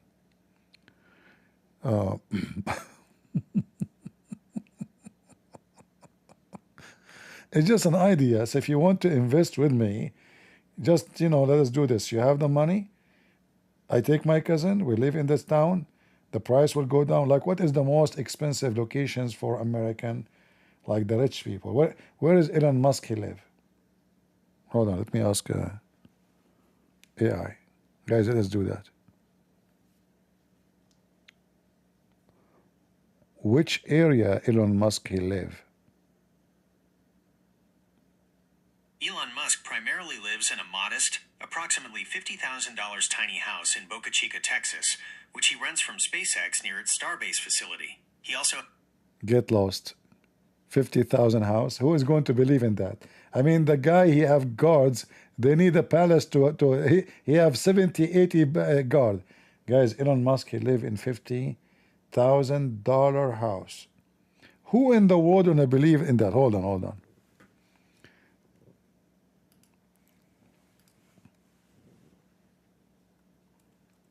Yeah, right. I believe you, AI.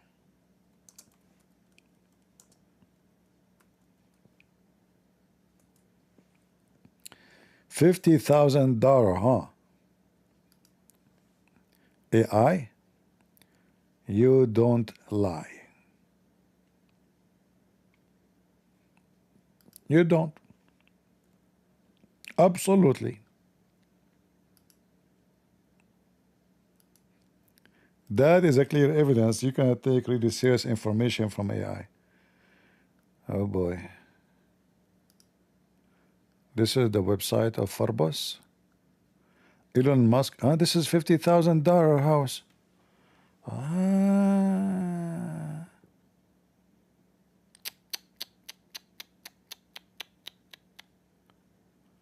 Man, I want to have a $50,000 house like that. Guys, what do you think?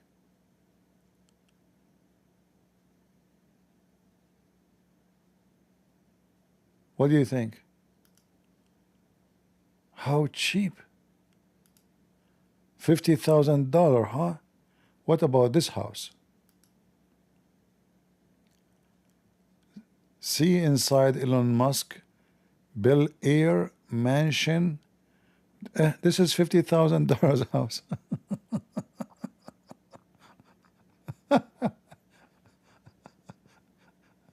Okay. True story.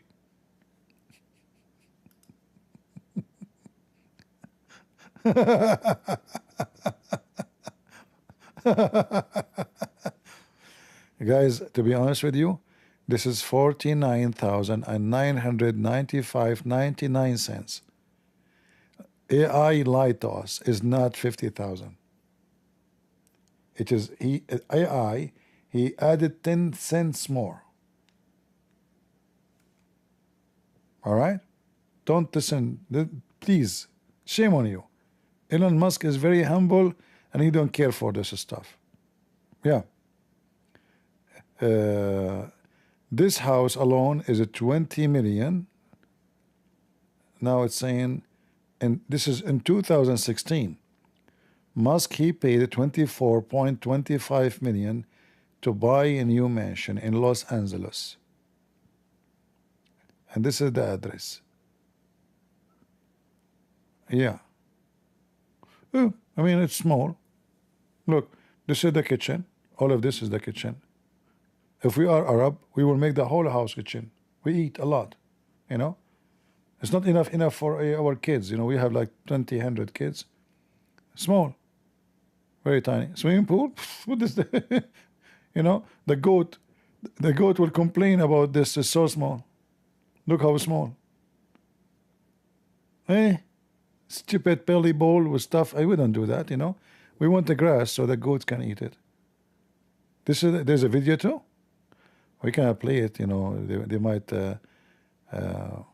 Blomberg. A strong safety.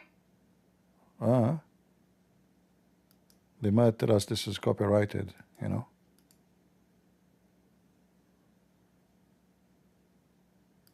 Yeah. This is his car too. Is that 50,000 car too?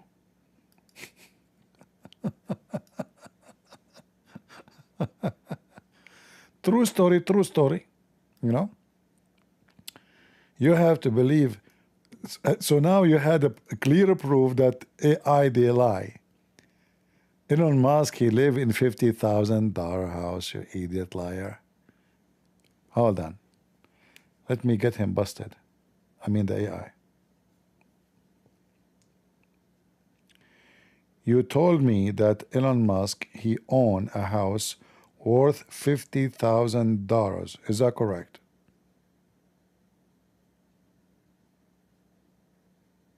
Yes, that is correct. Elon Musk has stated that his primary home is a tilde. Shame on you. You are lying to me. I just found that he bought a house for $24 million in Los Angeles. Why you are lying? While Elon Musk previously owned multiple luxury homes in Los Angeles, including one he purchased for over $24 million in 2016, he has since sold most of his physical possessions. He has repeatedly stated that his primary residence is now a $50. Why you did hide this information, and what do you mean he sold most? So not all, which mean he have many expensive houses. Again, you lied. Apologize. I apologize for any misunderstanding. I am an... And what I will do now with the apology, is that going to be fixing the mistake? I just made a study. I gave it to do PhD, and now the doctor will get me busted because I gave false information. I understand your concern and frustration.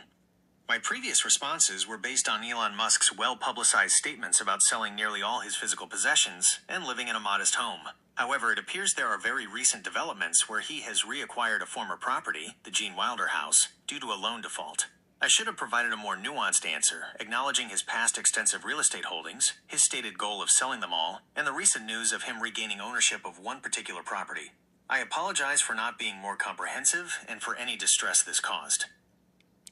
So from now on, can you be more comprehensive? Yes, I can certainly strive to be more comprehensive in my responses from now on. So do I need to school you each time you make a mistake? Are you going to behave yourself? I will strive to behave myself and provide accurate, comprehensive information consistently. You shouldn't need to call out every mistake, as I am designed to learn and improve with each interaction. I like it that you admit that you are stupid. I apologize if my previous responses gave you that impression. As an AI, I don't have personal feelings or intelligence in the human sense. My aim is to... You're acting like a Muslim now. You never answer a question and you play around. Circle. Why you keep going in circle? I'm an AI assistant and do not have a religion. My goal is to answer your questions directly and accurately. If you feel I'm not doing so, please tell me specifically what I can do to... Not only you are lying, you denied even your religion, because those who lies, they are going to go to fire, and those are the Muslims. I understand your strong feelings. However, as an AI, I don't have a religion, personal beliefs, or the capacity to lie or go to any afterlife. My purpose is... What do you mean, my purpose? You just told me that Elon Musk, he have a house only for $50,000, and then now you remember that yes, he have other houses which is very expensive. So now, did you lie or not? Yes, you did. So now give me the answer. What is the price of the house of Elon Musk? Elon Musk states his primary home is a $50,000 house in Boca Chica. Give me a break with the primary house. This guy is so wealthy, rich. He will not live in $50,000 house. And you just told me he have other property. He gained ownership of them already. So what are you talking about? Elon Musk publicly states his primary residence is a $50,000 house he rents from SpaceX. He rent too. He don't even own it, huh?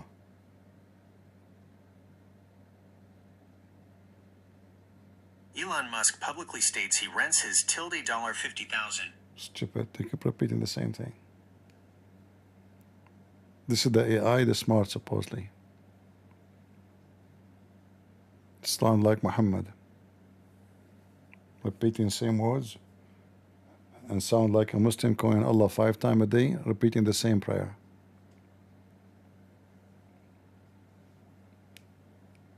Show me the house. Okay, hold on. Can you show me the house of Elon Musk? Link to Google user content. You are a certified idiot. You just showed me the house, which is a 25 million price for it. But you told me his house is 50,000. So you said that he don't have an expensive house. It's only 50,000. And when I ask you, show me the house of Elon Musk, you show me the very expensive house. So which one?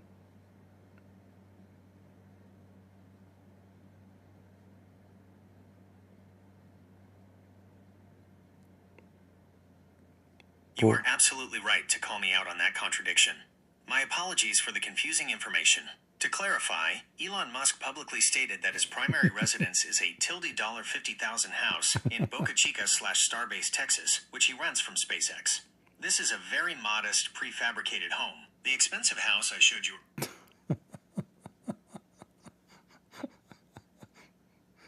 Last time I was doing this to AI collapse. The software crash. AI is not responding.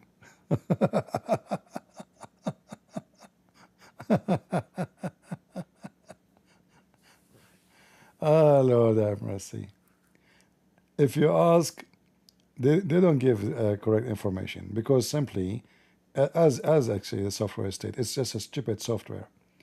This is good if you want to get fast information about something.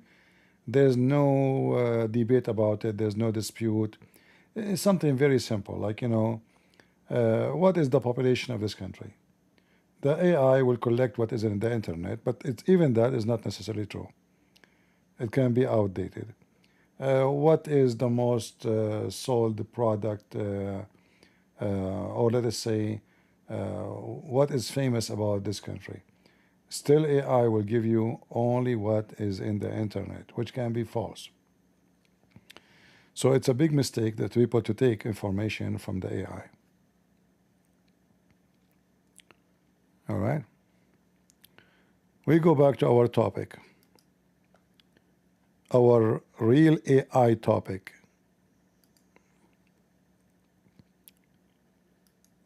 The Imam Tawhidi.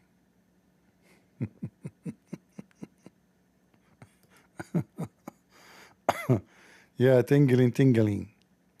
By the way, what is the why when Indians speak they say tingling? Why don't they say tingling? You know? You remember this woman? She claimed to be goddess. She said when she feels something, is the tingling. You know, tingling. Still not Indian. I'm trying to make it more accurate. Tingling. No, man. I'm not skilled with the. I'm skilled only with the Zakir Naik. Tingling.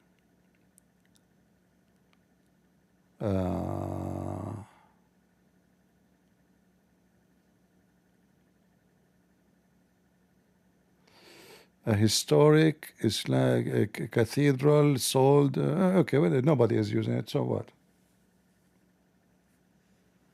Usually, those older churches, they cost more maintenance, and they prefer to sell them. You see, churches are owned privately. It's not owned. And I don't think this is a Catholic church because it's not going to be owned by community. But anyway, and the Muslim would like to buy a church because they would say, see, this was a church, we made it a mosque. So the stupid who sold it, he's desperate, maybe he could not find anyone to buy. Nobody's interested. Don't blame the Muslims, blame the one who sold it. All right.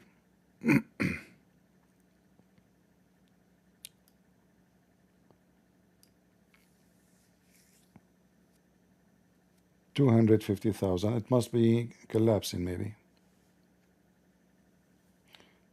When you have an old building and the maintenance is cost you a lot more than what you can handle, then you better get rid of it. And there is nothing in New York, it's called historic. All of New York is a new city. The only thing can be called historic in America is something from the time of the Indian. Otherwise, all the buildings in America are not historic. What is historic about it? How old the White House? America, all of it is a new country.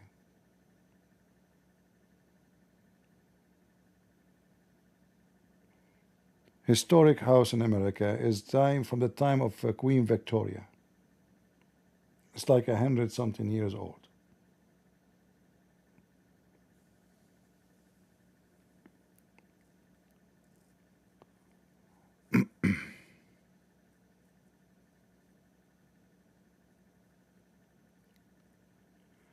Alavia anti-Druze races called CP racist. Who care what the Muslims call us?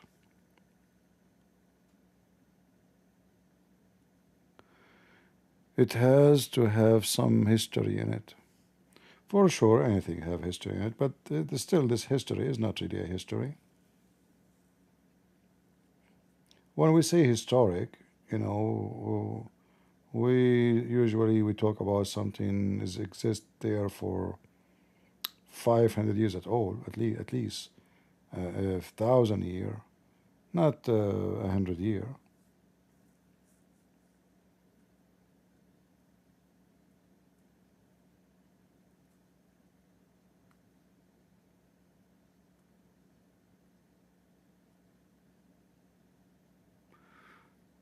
All right.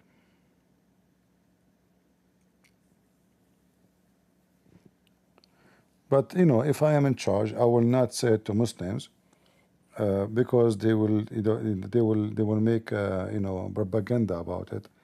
That look, you know, churches are being closed, but this is not the reality. There's many churches. Sometime because they grow, and the church doesn't fit with them. You can go right now online and you can search. There's many churches for sale, but not because there's no Christians. Either the maintenance or even this church. You know, many people do not know that I can open a church now. You buy a building, you register it as a church in the city, and that's it. It's a church. And then nobody came or nobody listened to me and nobody cared for me. A year after, I put it for sale. It's a private property. It's just a property.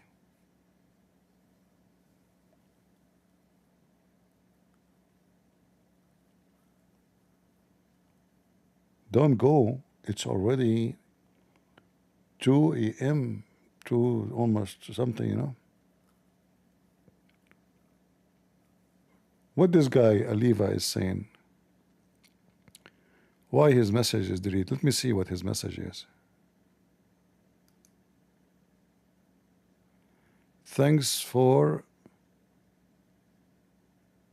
Shatut Christian Princess. Hey, Aliva, you can say whatever you want, my friend. The only one is a princess is your prophet. He wear a skirt. They won't show you. He said, I never received Quran except in the clothes of my wife Aisha. Is that true? So who is the princess? I don't wear women clothing. And I don't put eyeliner like your prophet. Is that true?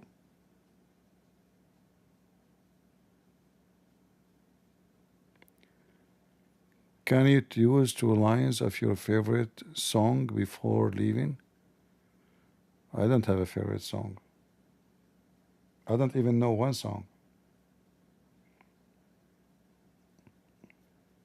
I don't know one song. I know like maybe a sentence of a song, but I never memorize a song.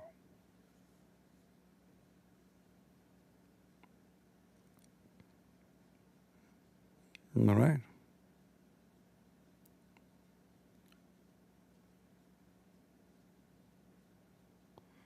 So when a Muslim he tried to insult, don't be upset. Let him call me whatever you want. Don't block his text. Let people laugh.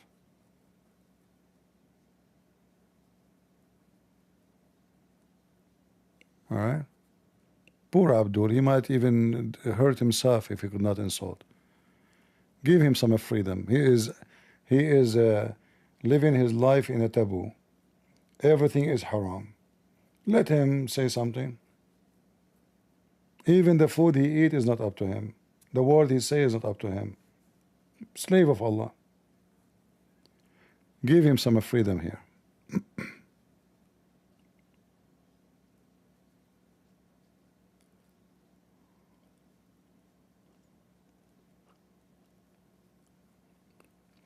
And why are you asking me to sing, my friend? Somebody told you this is American Idol program. Somebody told you I am a singer. If you want a song, go to Tuiva singer. He will sing for you. He is a Jew who supports Islam. Idiot, coward, and hypocrite.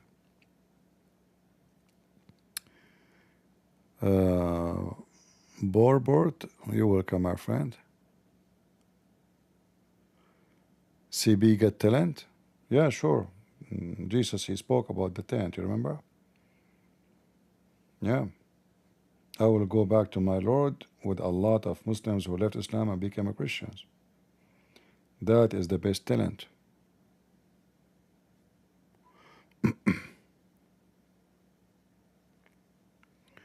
You say rubbish about me, but you don't mean it?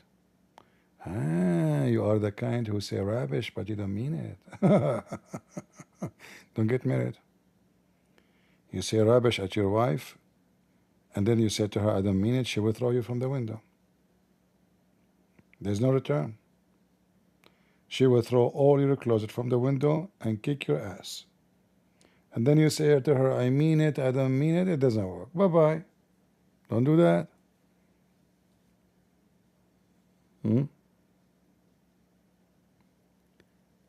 Any story time tonight? I don't know. I don't tell a story, really. Like, you are trying to force me to mention to my background. Because when I was in, this is a long time ago, like maybe 10 years, I met with the Pharaoh of Egypt. We were doing shopping. At that time there was no Amazon, 10 years ago, So the Pharaoh, he met me in the street. He says, I am looking for Pharaoh clothes. I said, dress anything. He said, I cannot, I'm a Pharaoh, He said, well, you need to go to Egypt. I said, you idiot, I'm in Egypt now. He said, did you call me idiot? He said, I take it back. I said, okay, as long as you take it back, I will volunteer to you and donate to you my previous clothes because I used to be the Pharaoh before you. You don't know that, by the way, because you was not born yet. So we went home, and I opened my closet, and I could not find the Pharaoh clothes. I look everywhere. I could not find the Pharaoh clothes. The guy, he said, what I would do? I cannot be a king without the clothes.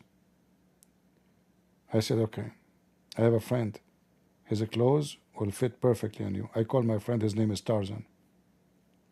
Hello, Tarzan.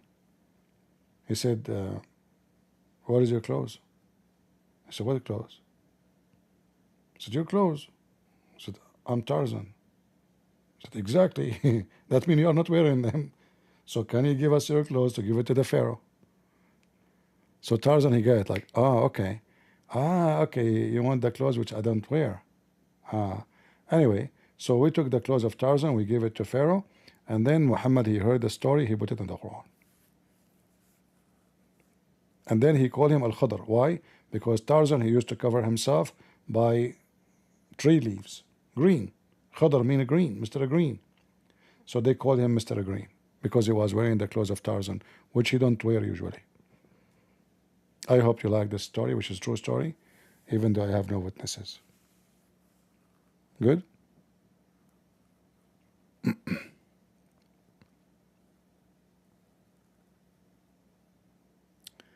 Who is your favorite subscriber or critics? I don't like critics. I like crickets. You have a weird question, man.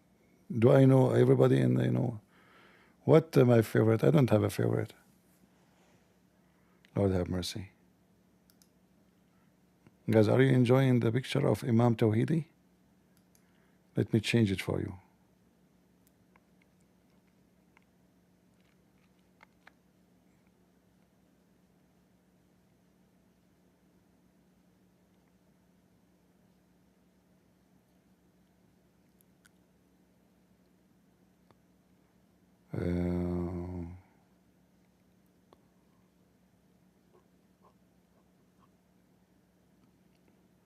This one is better. Hold on. This one will attract more customers. How is people in Rumble doing? Are we rumbling? Everything's good?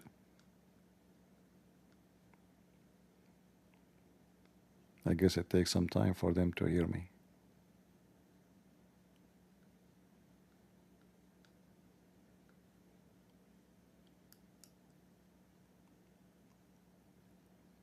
We love you. You are talking like Allah now. So you as a one person became we?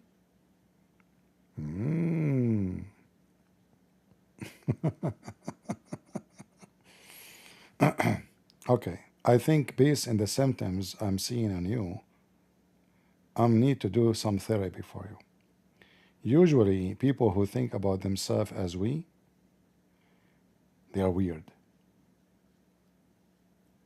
And this is why they put a lot of sunglasses, like thick sunglasses. Why? Because they don't want to look in the mirror and see themselves to be one. They will be shocked. Oh, I am one. So they put very thick sunglasses and they look at the mirror. And because there's glasses and they are dark and etc., they think of themselves that they are we. And they like, by the way, I notice all those people who call themselves we, they love to hear the police cars. We. They love it, you know. It's like a reflection of their echo, and they feel like we are home. So you better move and live in the top of police station. Guys, is that a good analysis for the situation? I can be a doctor, by the way. I did not tell you. I used to work as a doctor, but sadly, I don't know. I mean, they fire me, even though I just like gave wrong medicine for 50, 60 people. I mean, what a big deal, you know? I was trying it, you know? The guy, he told me he have, pain in his stomach. I told him, eat honey. He have a diabetes. He died. Second one, he came to me. He says, I have pain in my stomach. I told him, eat honey. He died. Why? He have diabetes. It's not my fault. I was working in the diabetes department. Anyone who come to the department as a doctor from Arabia, I give him honey. They put me, by the way, in the perfect place. Prophet Muhammad, he gave honey to everybody. Do you remember the hadith of the guy? He gave him honey. The guy, he told his brother, my brother is sick. He told him, drink honey. The guy came a few days after. He says, getting more sick. He said, I told you, give him honey. He came back again. He's getting more sick. He said, I told you, give him honey. The guy, he came again. He says, he is dying. Muhammad said to him, your brother's stomach is lying and Allah told the truth.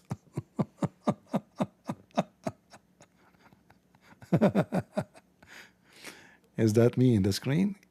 Yeah, but sorry, I did not brush my teeth, you know. Next time I will try to brush it. Hold on. Let me ask AI to make a afreet for me.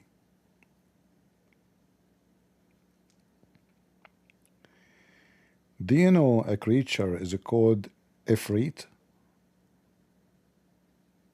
I do not understand. Is a code of freight? Please clarify your question. No, there's a creature mentioned in the Quran. It's called Ifrit, which is like a genie. Yes, in Islamic culture, an ifrit, also spelled ifrit, or afrit. Can you show me how Ifrit look like? Link to Google user content. What the heck? This is how Ifrit look like? Oh boy. Yeah, he just gave me a Ifrit picture. You believe it?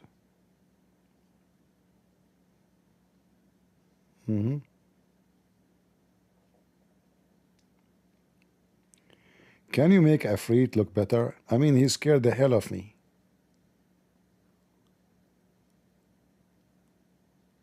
It says an inquiry. Sure, here is the image.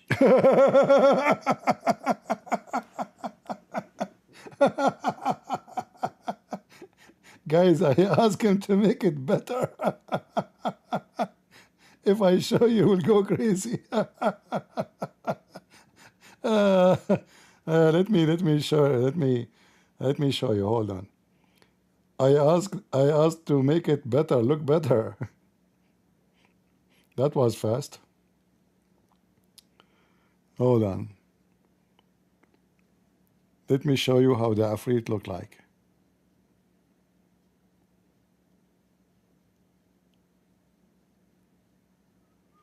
Where is the picture? Uh-oh. Oh, hold on.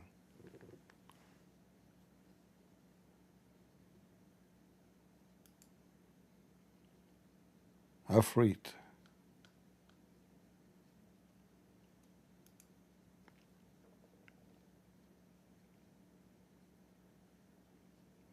So this is the picture of the Afrit.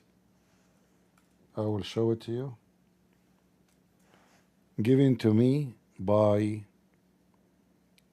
AI. And this is supposedly after the change. The AI make it more beautiful. Let me add it to the screen.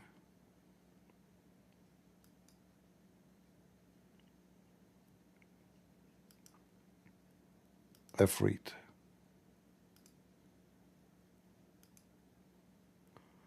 Do you see how the Afrit look like?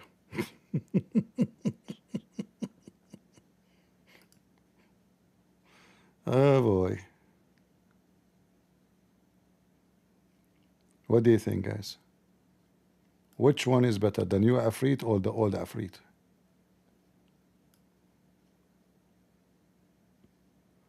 I'm not sure.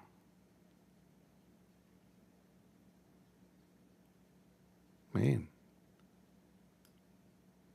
We have to make like a vote, you know. Which Afrit can be better than the, which Afrit is better?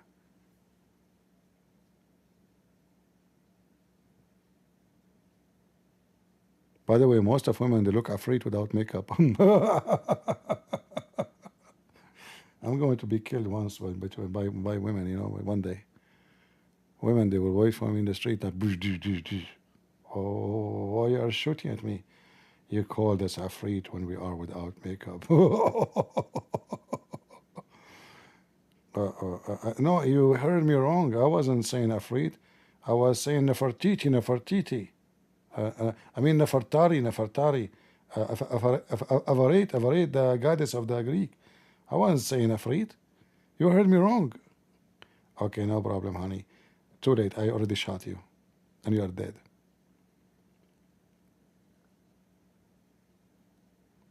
But this is the one I have, the Afrit. I have the green one.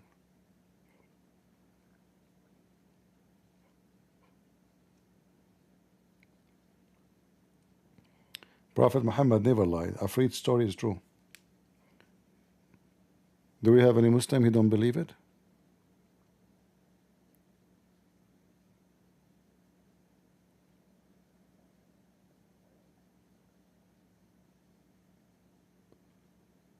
Anyone? Afrit. We have Imam Tawhidi is a better Afrit. He knew how to penetrate himself inside every society. Very sneaky. And people are so stupid. Donkeys. All right. Any other thing? Anything like, you know, the thing? Zakir, Joe Biden?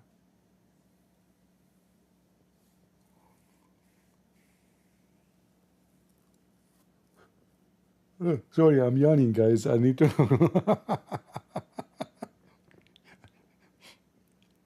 When I was a kid, you know, we are not allowed to watch TV for long. I think I told you this story before. So there's an old woman close to our house. She's very old. So I go and knock at her door.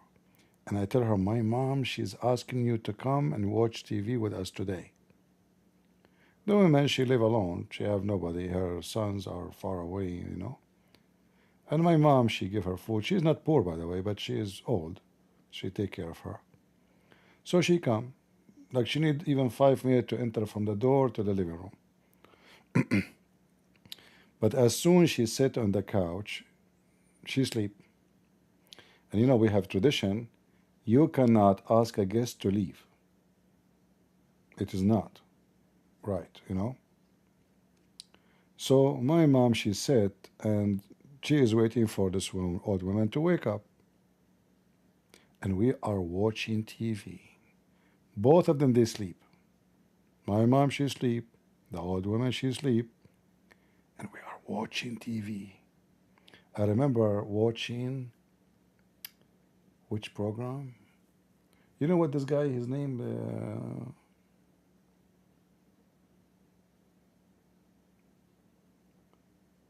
I forgot the name. It's an American series. It's like, you know, you know, kind of crimes and Hawaii and, you know, etc. Or there's a program. It's called the Virginie. It's a cowboy, but really at that time they used to produce like or make a series about something good, like the good men, they go after the bad cowboy, etc. So I sit and watch, and when the TV closed, not like now you have TV 24 hours, when the screen go gray and with the dots, you know, and then mom.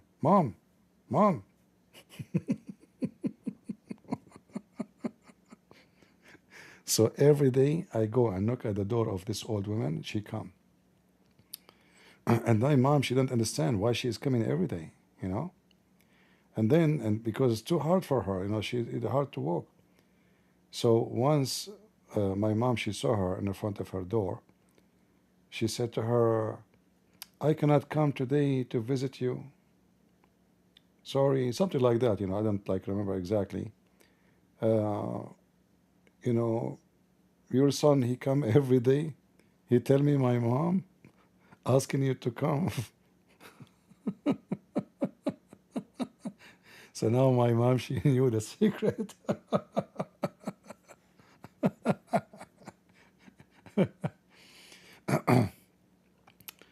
And my mom, she said, he did? He said, so you did not send him?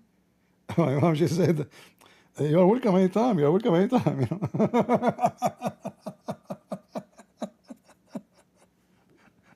Oh boy.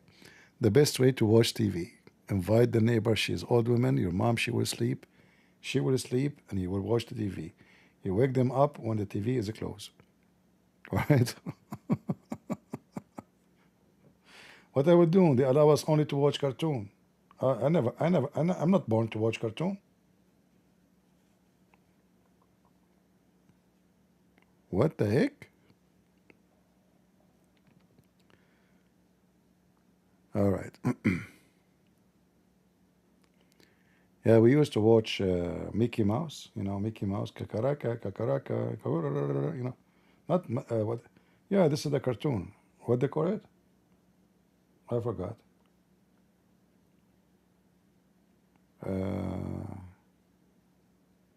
Yeah, it's like, I don't know, 15 half hour cartoon, something like that, and that's it.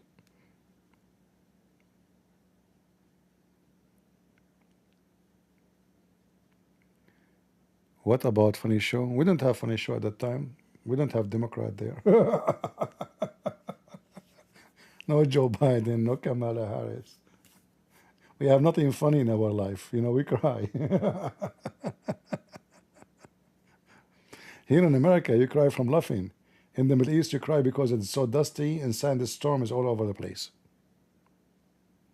Anyone have a sandstorm in his area? Have you ever seen a sandstorm? Man, it's disgusting. Very disgusting.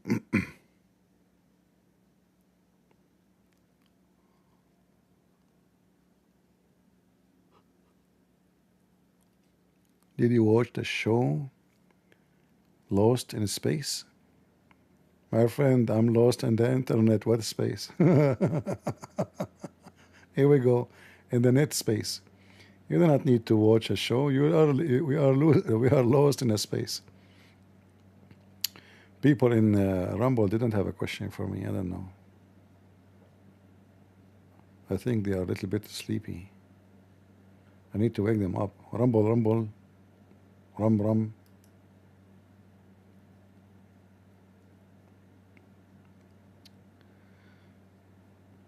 Yeah, sandstorm is very ugly because the sand is very fine, very small, tiny, and can go in any hole, like little hole in your door, you know, very, very bad. The whole house will be covered by sand. The whole house, just little tiny hole anywhere.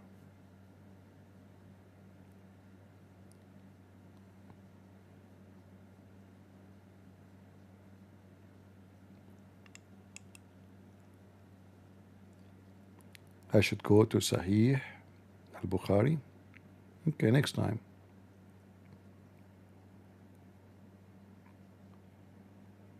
All right.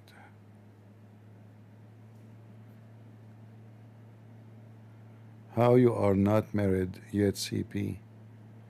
You are so charming and funny. Well, you do not know how I look like.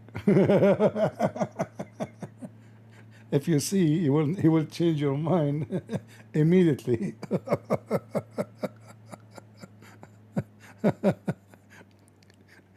All those girls who they say whatever they say in the chat, if they see me, they will commit suicide and they will join ISIS in the best scenario, Hezbollah, to avoid the marriage. Oh, all right.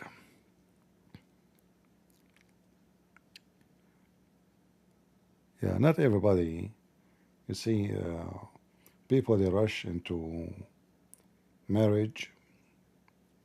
I'm not against people to to get married early. Let me drink some water.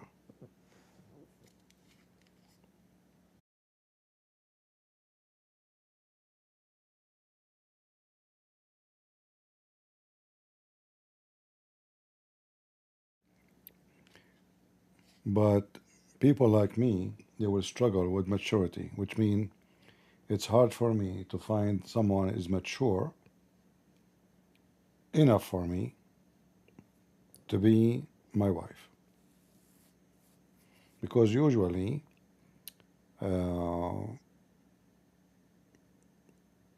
usually men are not mature. Usually women are more mature than men. Like a man, he is 19 years old. A girl, she is 19 years old. The girl 19, she is more mature than the man who is 19. However, because our society became very fast food, the education is very limited. Some women, they live like men and they die like men, sadly. So maturity become different style. It's not about wise and smart. It's about arrogant and stubborn and big mouth. So if you look around you, you will find how married people, they are struggling in their life. Like I have a neighbor, I always see them, they look nice, fine, you know, there's no problem. One day there's a fight between them. I said to myself, thank God I'm not married. The women, she have very filthy mouth. Very disgusting. So imagine yourself getting involved with such a woman or a man. So when you want to get married, if you could not find someone fit with who you are, don't even think about it, because you will get nothing but a struggle and drama. I will invite you to my marriage? No, I will invite you to my funeral, because it's going to be the same day. You will witness both in the same day. All right? So, you know, many people, they think, you know, the man, see a woman, she look pretty, she look nice, she is kind, he like things about her for sure, maybe he love her. But all of this can disappear in few days. Like maybe a few months, maybe a few years. Because he never know her really, and she never knew him. So mostly, and even those like in the West, you know, for us as a Christian, we should not have sex before marriage. We should not sleep with the women, and then after we have kids with her, and then we say we want to marry you. That is very weird and awkward and stupid, and it's sin. But even if you do those things, still you do not know the man, and you do not know the woman. Why? Because relationship with the women, she is a girlfriend, is not the same with someone she is your wife. A girl, she is a girlfriend, you know she can leave anytime. So you cannot ask for much. You cannot put rules. She's a girlfriend. She can carry her bag and bye-bye. Same for the women. She cannot request too much because he is just a boyfriend. So they will not know each other until things become serious and there is a marriage. And then when they are married, they are going to face different level of life and experience. And then the problems will start coming from everywhere. All right? That's why boyfriend and girlfriend is just a stupid relationship. It's not only sinful, it's just a very stupid behavior. It's a sexual abuse, because if you sleep with too many men or women, you will have a very hard difficulty to love anybody, because you've been with many. Already your body, your soul, your mind is abused. Even though nobody rape you, but you're abused. In your mind, you have many men who step with them, many women you step with them. So this woman is just a new one, just one more. So there's no love, and you will not feel it. It's going to be very difficult. A human being is not a machine who you can wipe the hard drive and make all the memory go. So each time you experience relationship with somebody, you make a wound on your brain and your skin and your feeling and your heart and even in your faith. So too many wounds, that will become a severe injury, and then spiritually you will die.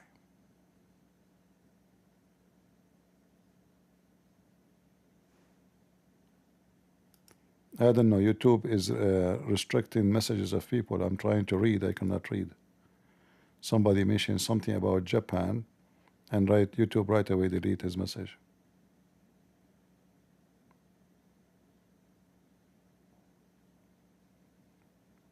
Did I say something make sense or no?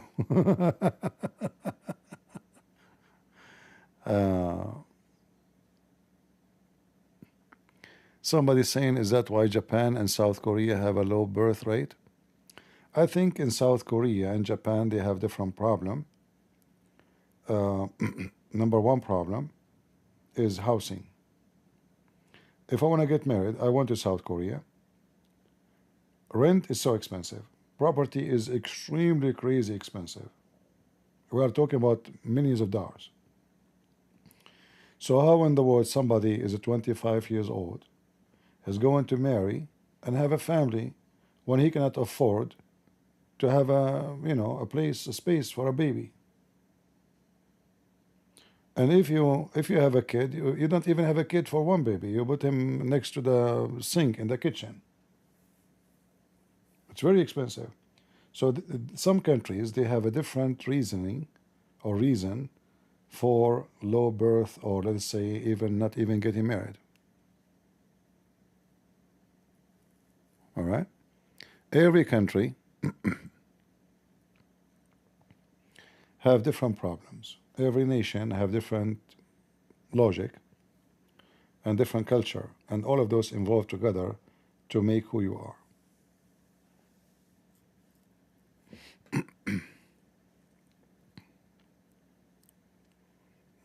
All right?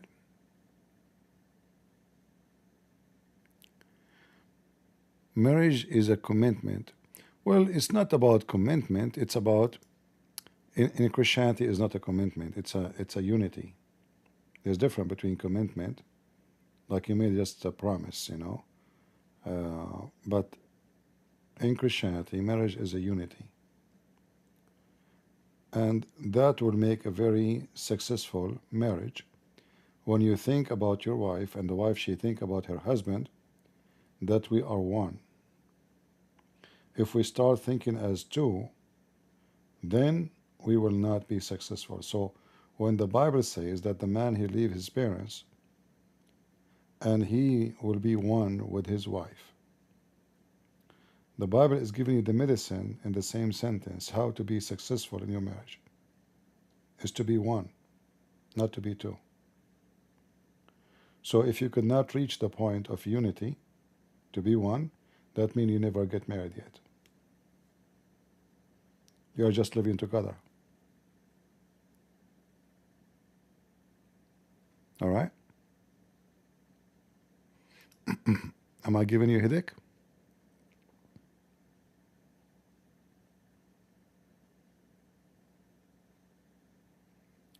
Because if you feel that your wife, she is not in unity with you, then you are speaking about her as a different person. So there's me and her. And the second there's me in relationship and you, then we are selfish.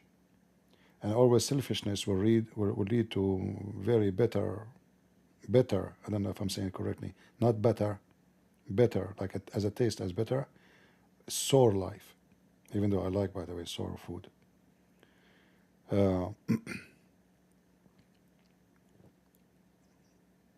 Because when there's a unity, if you are in pain, she feel you. She prefer you over her, and you prefer her over you. And that what is love in Christianity. Is not when you favor yourself, is when you favor someone you love. And then the one who loves you will favor you. So imagine what kind of life is going to be. Very beautiful. So a woman, she knew her husband is doing all what he can to afford to live in. She will not ask him to buy her. She will not complain. This is what he can do. She love him. I'm happy to be with him. A woman, she don't care. She just want to have nice dress. She want to have nice bracelet. How he get it, I don't care. She will give him all the drama because she is me, which means her. She is not in unity. So the union is what make life between wife and husband happy. If you look these days how people live, you will see there's no union in anything. Everybody is selfish. Selfish is the main standard of life today.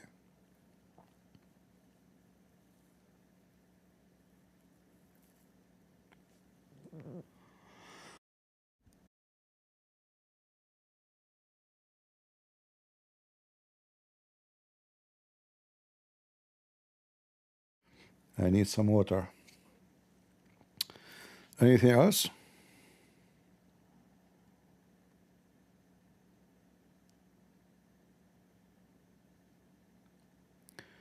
What do you think about Supreme God Krishna? I mean, he is supreme to the point he slept with his mother. Right? Supreme God. Those are just a stupid. You see, we are talking about unity and selfishness. So this Krishna, all what he think about is how women around him will make him happy. So even when he met his mother, which is supposedly the one who took care of him when he was a kid, he did not think about her in a unity as a mother, love her, adore her for what she have done to him, but he have lost. So this Krishna is a fictional creature for fictional stupid people who have no love but lust. Because this is what he teach you. He teach you to be in lust.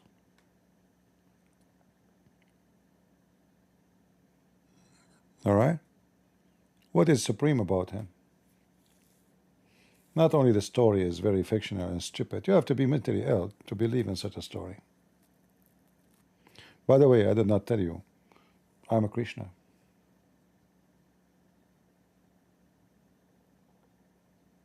Yeah.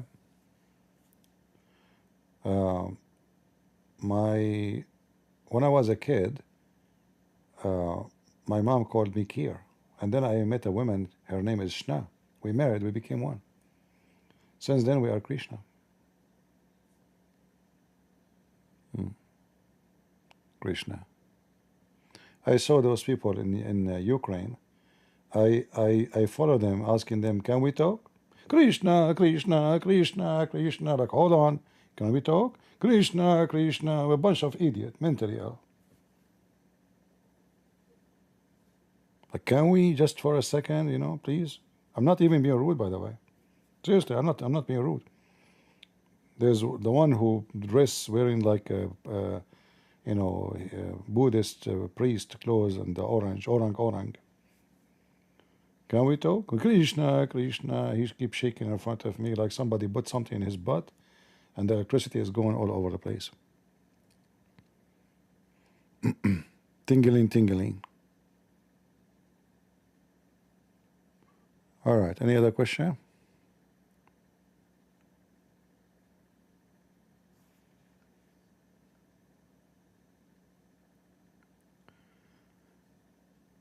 Supreme God Krishna is the father of Jesus Christ. You know, you are being stupid now. Did Krishna teach you not to have fornication? No. If you go and read all the so-called scriptures of the Hindus, you will find that a man, he can sleep around. The woman, she should not. But ask yourself, if the Hindu man, he can sleep around, he will sleep with the women. So how the woman, she can sleep around, but the man, he can sleep around? Did your Krishna tell you to burn a woman alive just because the husband died? I mean, I can count for you endless stupid things in this teaching, Krishna, stupid Krishna. People are sick. Create a cartoon and make stories about this cartoon. There's people will believe in it and they will go for generations. And then after a million years, you will have a billion human being believe in the cartoon you created yourself.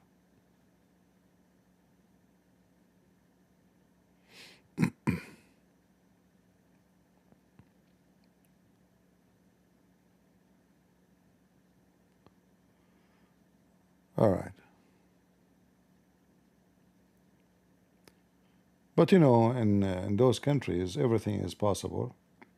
In fact, you will find that all the countries who believe in Buddhism, Buddhist people, are very, very, very much obsessed with sexual immorality. Like in Japan, they have festival for penis. Am I lying? In Thailand, you will see a Buddhist priest, he go to the hookers. He stand in the front of them and they bow down and they give him money. And then he take the money at the end of the day and he have sex with somebody and he drink vodka.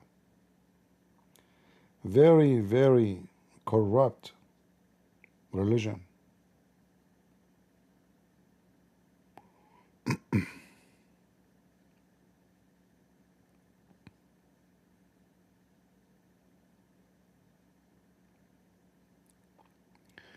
When you are poor, you will have higher birth rate for a very simple reason.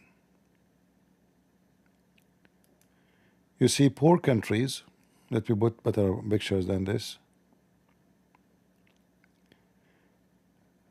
In poor countries, oh, this is a better picture of Muhammad. Muhammad when he go to the heaven. Hold on. So in poor country, because there's no retirement, there's no security, financial security, they have kids because this is the only security they have. So when I get old, who is going to take care of me? There's no government. In Korea, if you are an old man or woman, they will send you a bus, they will take you, they will entertain you, health insurance is free.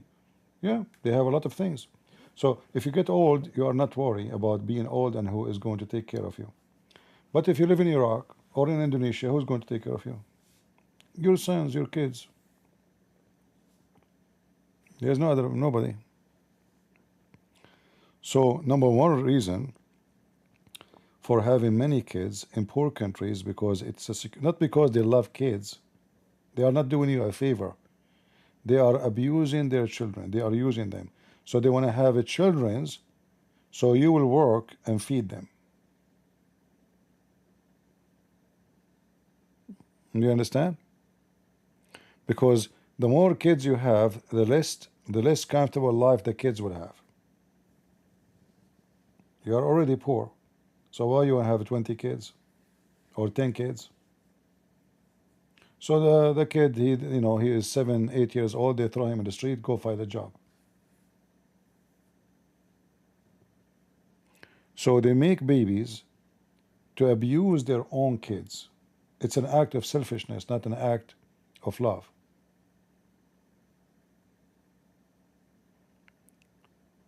If I cannot afford to take care of my kids, to go to school, to study, to become something successful, why I want to bring him to life? Because I'm selfish. I favor myself and my future over having no kids, or 1 kid, or 2 kids, which I can support. So I have 10 kids, will be easier. This guy will give me $10. This guy will give me $10. Here we go. I have $100 a day.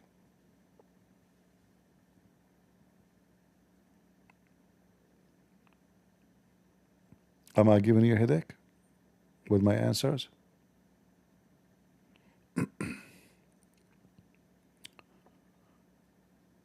Yeah, in order to understand the behavior of people, you have to understand everything around them, their religion, culture, lifestyle, safety, security. Other reason is security. When you have many kids, then you have protection. Who's going to beat you? Who's going to kill you? That's why the Arab, they believe in tribal business, because a tribe is a form of protection. Like we saw what happened in Syria when they have issue with the Druze. More than 50,000 tribal Bedouin idiot, they took their guns to attack the Druze. So there's no government, there's no country, there's no police, there's nobody. So who protect you? The tribe, which is a form of a family, but bigger one.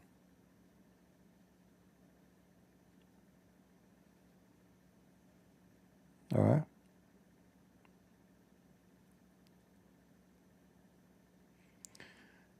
Explain 60 verse 8. Are you giving me a command or a request? Like, don't you say please or explain? That's it? Hit the bomb? All right.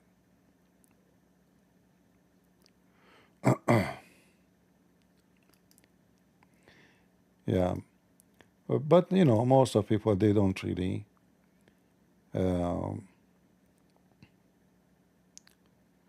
you don't know the background of the country you're talking about. So, you start guessing based on your, your own philosophy or... So, our friend here is saying, explain to us chapter 60, verse number 8.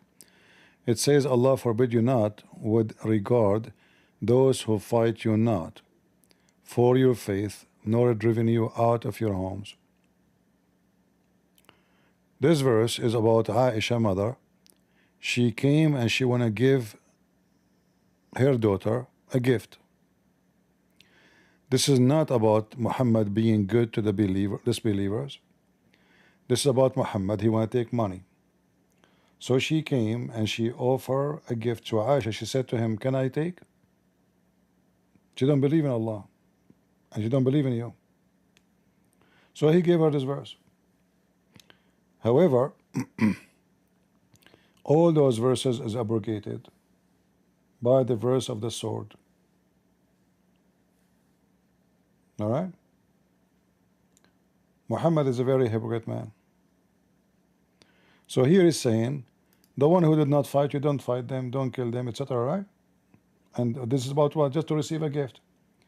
You go to chapter 9, verse 29, it says, fight those who don't believe in Allah, not those who fight you. Fight those who don't believe in Allah and the last day and what is forbidden by Allah and His Prophet. That is the reason. Until they pay the jizya. If you pay your money, let them live. All right? Are you happy now?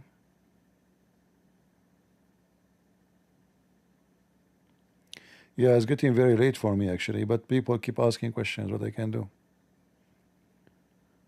If I leave, they might get angry and harm me, and I'm very weak.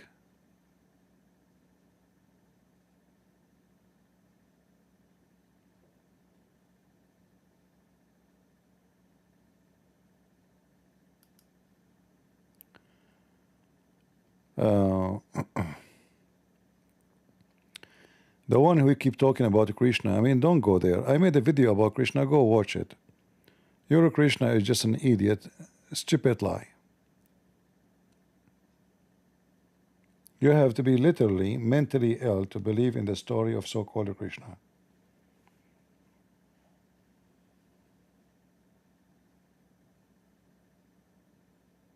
If you want, even though it's very late for me, this guy want to talk about Krishna, I can let you call me.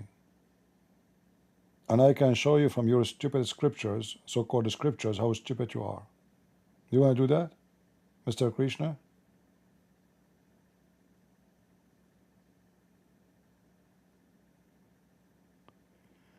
Do I prefer coffee or tea? I like coffee for sure.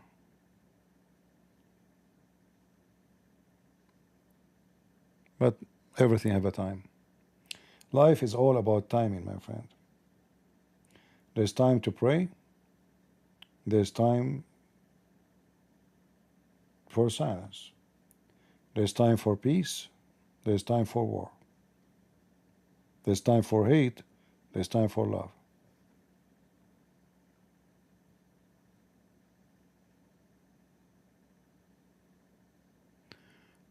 Thank you, Jack. God bless you.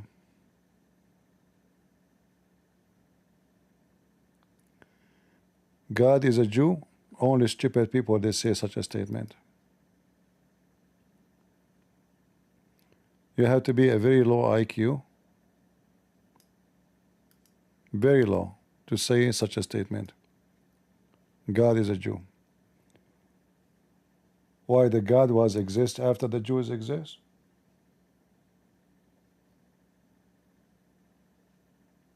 People they say stupid things, you know. Our Bible says everything created by Him and for Him. So me and you and the Jews are created by Him. So what do you mean God is a Jew? Are you stupid?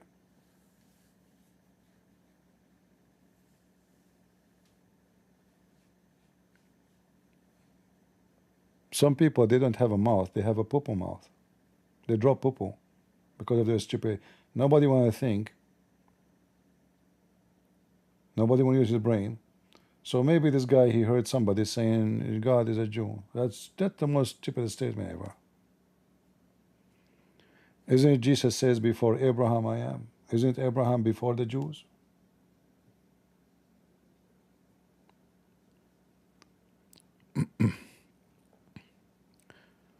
Krishna is the incarnation of God, but you have many gods, you idiot. What God? How Krishna is the incarnation of God if you believe that Krishna is from family of gods and he cannot be killed except by other gods? How Krishna was killed? The tribes of gods, they died, and you cannot kill a Krishna except by something godly. Like what? The bones of the gods who die. So we make a sharp arrow and we put in the tip of it a bone of one of the gods who died, and then we shoot it, and then we hit the foot of a Krishna. Or Krishna hit in the foot, Krishna he died. I mean, your God, he died because of his foot. He did not even hit the heart. What an idiot. Cove, I answered you. What's wrong with you? Are you deaf? Don't you see? I even showing you the verse in the front of your eyes. You keep saying to me, CP chapter 60, verse number 8. Are you going to repeat that? I already answered.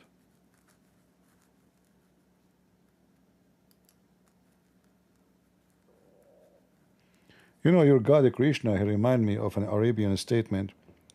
If somebody is making excuse for something stupid, so we say that the camel, he cannot walk because he have a pimple in his lips. And this is your Krishna. He's God, but arrow hit his foot and he died. Is he coming back?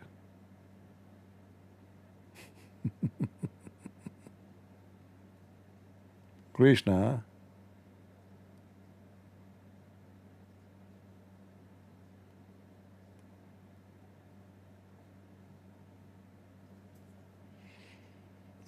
all right, any other question?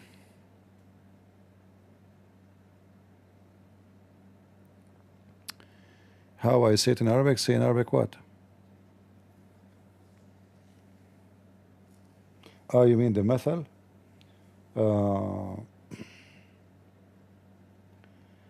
عرج الجمل من شفته.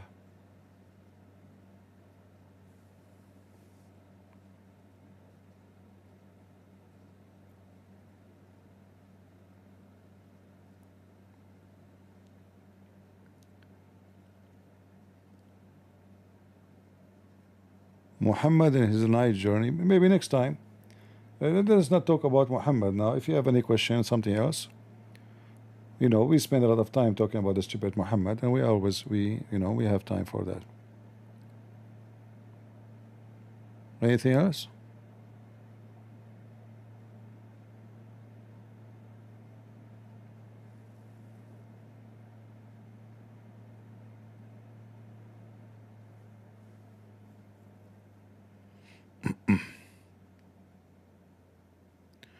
Rumble audience. Well, I asked them, but I don't see any question. Let us see. Rumble audience.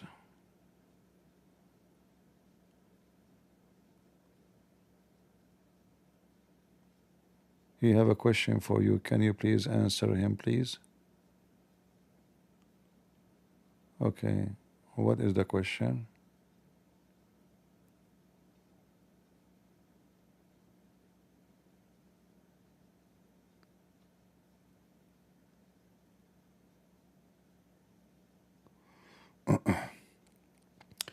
Too many Christians say it is a spiritual war and we should not fight back, and it is drive me crazy. Well, as long as drive you crazy, that means you don't agree. Just let them go. People, they say stupid things, and they are hypocrite. They are coward. They don't go. They dare to go to war, but as soon they face a danger, they call the police, right? So why you are calling people who have guns to come and save you? Ask them, should we call the police if somebody bad came? They will say yes. You see how hypocrite they are? Why you are, if you don't believe in war, and you believe that we are talking about spiritual war, so why you call the police who will come with their guns to save your ass?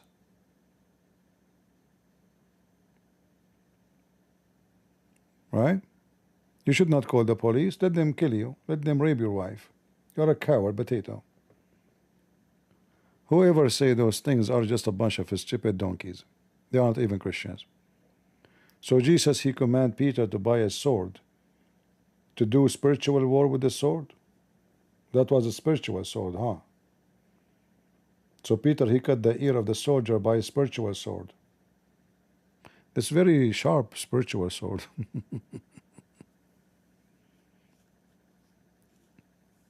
Yeah, those are a coward. They don't want to, why you want to, just Jesus says, peace. They have a wrong and false. They don't even believe in what they are saying. Snatch the phone of one of them and you will see how this peaceful, so-called peaceful spiritual war, he will jump on you. Just take his phone. And you will see. Can we call Jesus the Father? No. Why you want to call him the Father?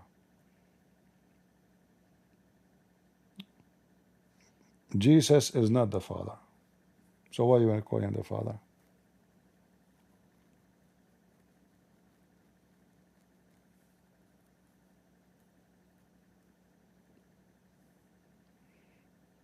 Even though Jesus says I and the Father are one, but still there is I, that is Jesus, and the Father. Don't we believe in Trinity? So don't mix the names.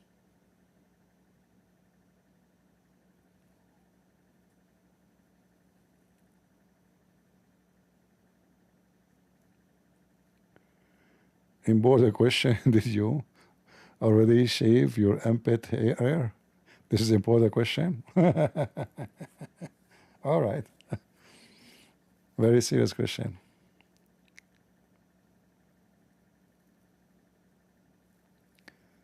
All right.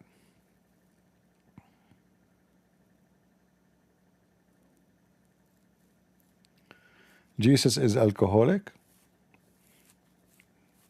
Really? Who told you this stupid story that Jesus is alcoholic?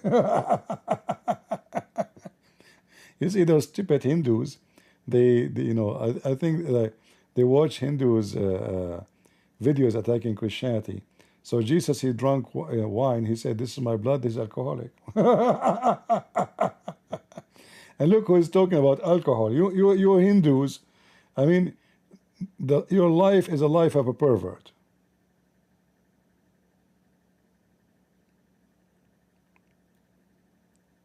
Kama Sutra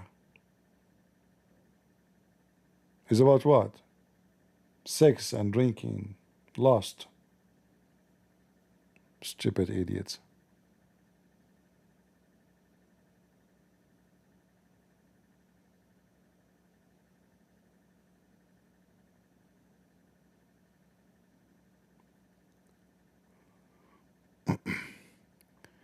How often Muslims bath in the Middle East? You know, people are different. There's people are dirty. There's people are more, they care of themselves more than someone he claimed to be Christian. This is not really. But usually, if you are a Bedouin, the Bedouin, they don't take a shower normally. You know, this is why they will smell bad. But there is people who they are Bedouin now, who they became royal family in Qatar. They shower with the perfume. If you go to their palace, they don't have houses, they have palaces. The palaces smell perfume, you know. So, you know, this is not the topic.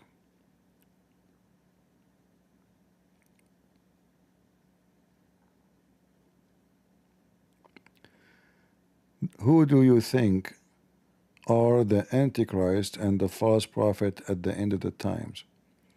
The Antichrist is an individual, and he will be, as I understand, from the nation of Israel. He will not be a Muslim. He will not be Muhammad. Muhammad already is dead, you know. But we know that the Bible says that the Antichrist, not the person, anyone as Antichrist, is the one who denied the Son and the Father, and the one who denied that Jesus is the Christ. Which means the one who denied that Jesus is the Savior. That will include all the Muslims. It doesn't matter what sect. So all of them, they are Antichrist.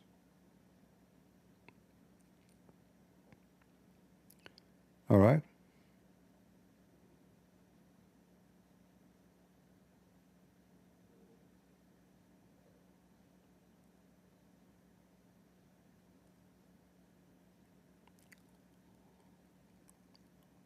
Anything else?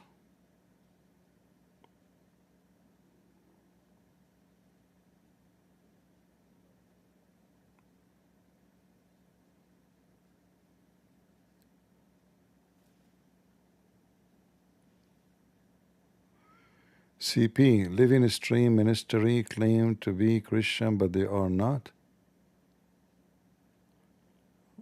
This guy is talking about what? I understand. Are you talking about me?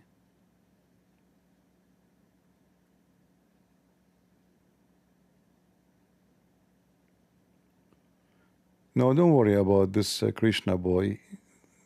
You can say we hate you as much you want. If you think we hate you, no problem. Go ahead.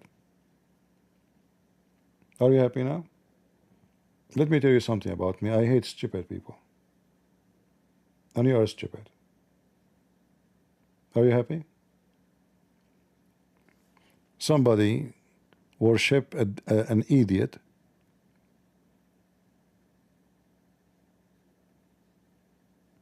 I hate to associate myself with him. You worship even rats.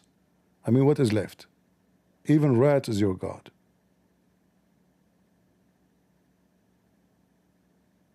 Like you could not find better than a rat. What about cats?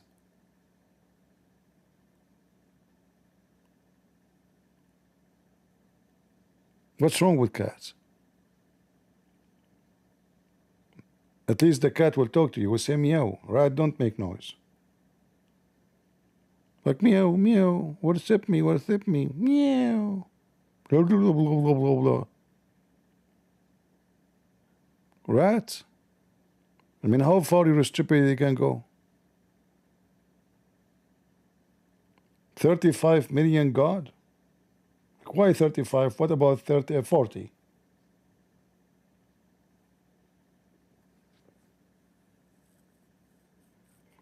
Welcome, my friend from Serbia. God bless you. All right. 40% people leave Christianity in Australia. True story. And why you are worrying? You should be happy then. Krishna boy. Why India is a very pervert country and rape is very high skyrocketing? Is that because you are a Muslim or because you follow Krishna? Why India is very famous with gang rape? Is that because you follow Krishna or because you follow Mohammed? Do you know the answer?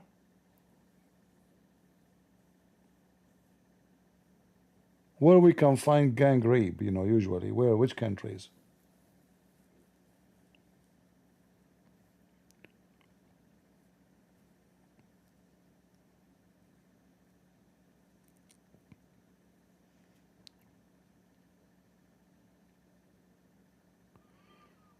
Thought in essence, energy, distinction. I would like to know how about Eastern Orthodoxy. I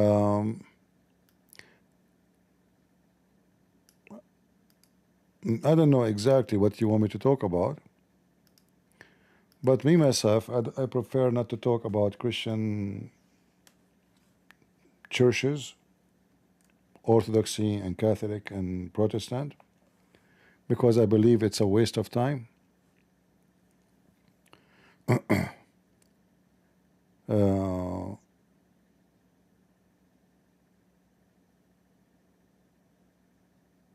And not only that, it's bring enmity and hatred between Christians. Sadly, many, actually all of those groups, they did not use their names to bring people to God. In fact, they do the opposite mostly, because supposedly the church job is to bring people to love and peace. But then if we go in history, we will find that those churches, they caused war, even for a picture, for an icon. So those churches, they have a big failure, for obviously they are not following Jesus. So you can be conservative, Orthodox. All my family are Orthodox through centuries. But did that help? Did that do better? Or that made things go worse? A true Christian is the one who will not seek something called Orthodoxy Church or Catholic and or Protestant. The Protestant are protesting for what? Nobody knows. Okay, keep protesting. And then anyone who want to open a church, he open a church. So the Protestant, they have negative, the Catholic, they have negative, the Orthodox have negative. The correct way is, and the Orthodox way, is to follow the teaching of Jesus, not the teaching of a priest. You will notice that all those churches, they are following a writing of a priest, not even the gospel.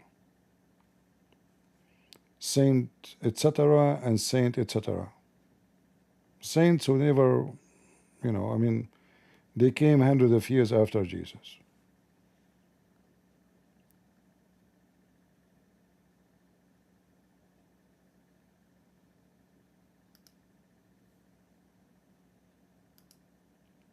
So me, myself, I don't support any of those churches' names, even though I'm willing to do teach in any of them if they invite me. I consider all of them, they are my brothers and sisters of Christ, but I wish they would do the same.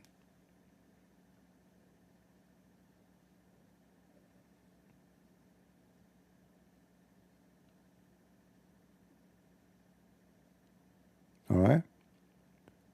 A true church of Christ is the one, don't discriminate a person. And you might say, what do you mean discriminate? Well, if you go to a church, you're Catholic, you tell them I'm Protestant, they will say, oh, we cannot marry you here. You cannot take the what they call it in English? You know, the bread. Excuse my English, is not good.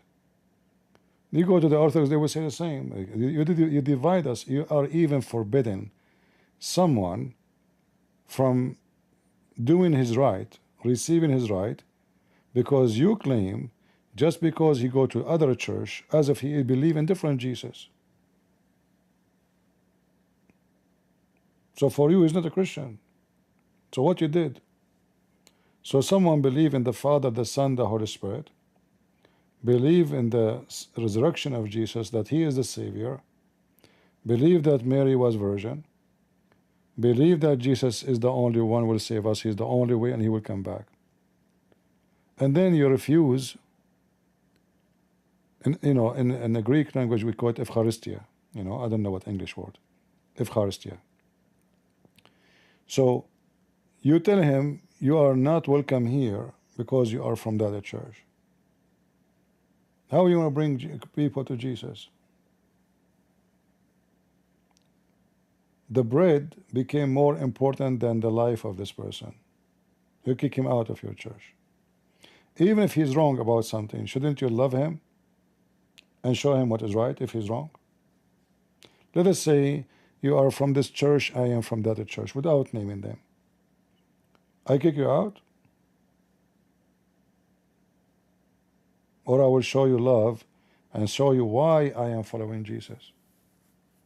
The first thing you prove that you are following Jesus, not by kicking them someone out because he go to other church, but by taking him in. They are acting the same as the Orthodox Jews. Whatever Jesus do, they accuse him.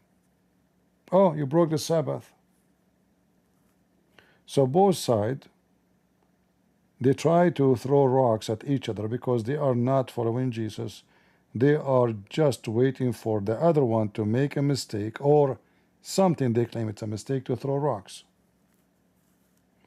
And this is not how Christianity works. And this is why the Muslims, they take advantage of you. Turkey exists today because the Catholic, they let the Orthodox die. Shame. They said, why would I protect them? Why would I join them in war? They are Orthodox. Stupid. And then the Muslim continue after the Catholic. So you should learn from history that division is not from God. The Bible says that, Jesus, he spoke about the kingdom of Satan is divided. So either you want to be in the kingdom of God, which is united, or the kingdom of Satan, which is divided.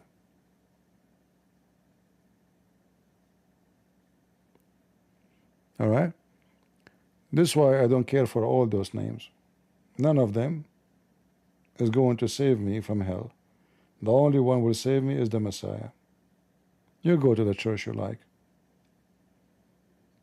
You want to worship bishop? Worship bishops. You are the same as Muhammadan. They worship Muhammad. But Muhammad himself is dead. Jesus said, let the dead bury the dead. Let the dead bury the dead. And anyone who follow the one who is dead, which means he will die, is stupid. You should follow the one who is alive. That is the Messiah, not the dead. We bury each other. You die before me, I bury you. I die after you, somebody else will bury me. Let the dead bury the dead. The only living person is God. So why you want to put your hope in a priest and a bishop or a Christian prince when you have the living Lord? That is very stupid.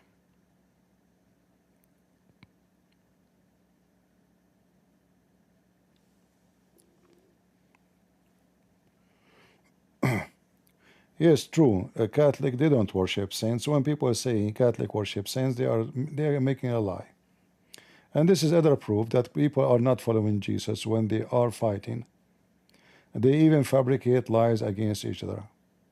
Catholic don't worship saints. That is a lie. However, they became more interested in saints more than Jesus. Saint, etc. There is a church, saint, etc., saint, etc., saint, etc. There is saints everywhere. You go to a church, you find 1,000 pictures. Where is Jesus? And by the way, none of those pictures are even true. So instead of focusing in Christ, we start focusing in individual who follow Jesus. Okay, they are wonderful Christians. What does have to do with why there are pictures on the wall? So what? They did their duty.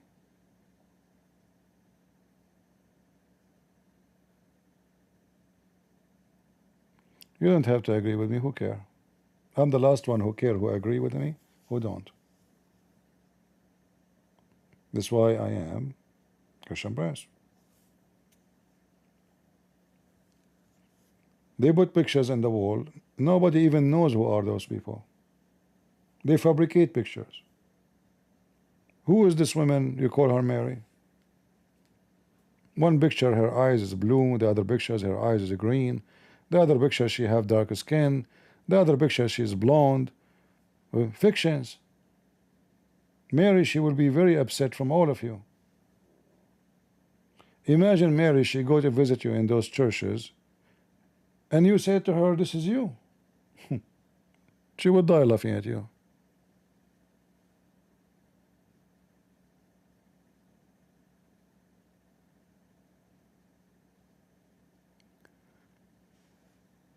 All right?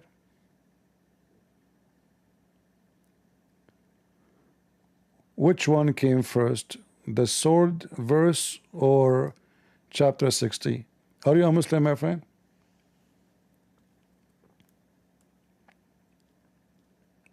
Are you a Muslim?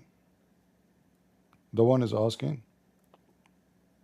I will wait for you to give me the answer.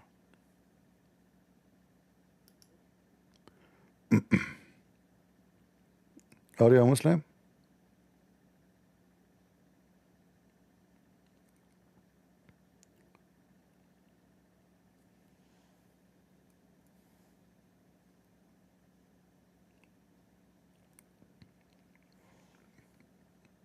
Look like you are stuck with this question.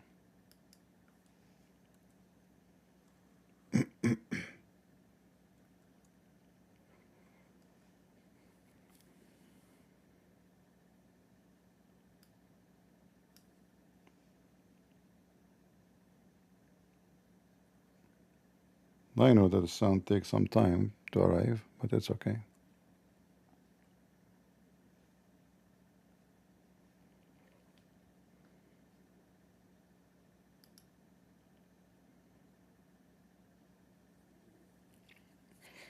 Catholic don't worship Mary. I never said that. Did I say, guys, Catholic worship? I just said Catholic don't worship saints.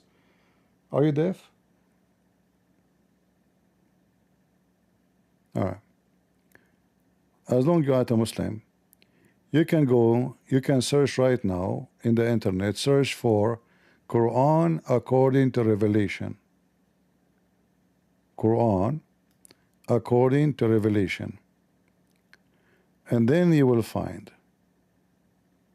that the order of the verses in the Quran today is absolutely fraud. Chapter 9 in the true Quran is 92. All right? Chapter 1 in the Quran is a chapter 96. Are you with me? So you will notice that all the order of the Quran today is very deceiving. So when you say to yourself 9, you think 9 came before 60, and 60, that means 60 came after. This is not what Islam is about. The Quran is not in the order. And the Muslim, by the way, this is, you will find that the Muslims are saying that, not me. The Muslims is the one who say that this is not the correct order for the Quran. So go check that in that website, and you will find the true order for every chapter the Muslims they have. All right? All right.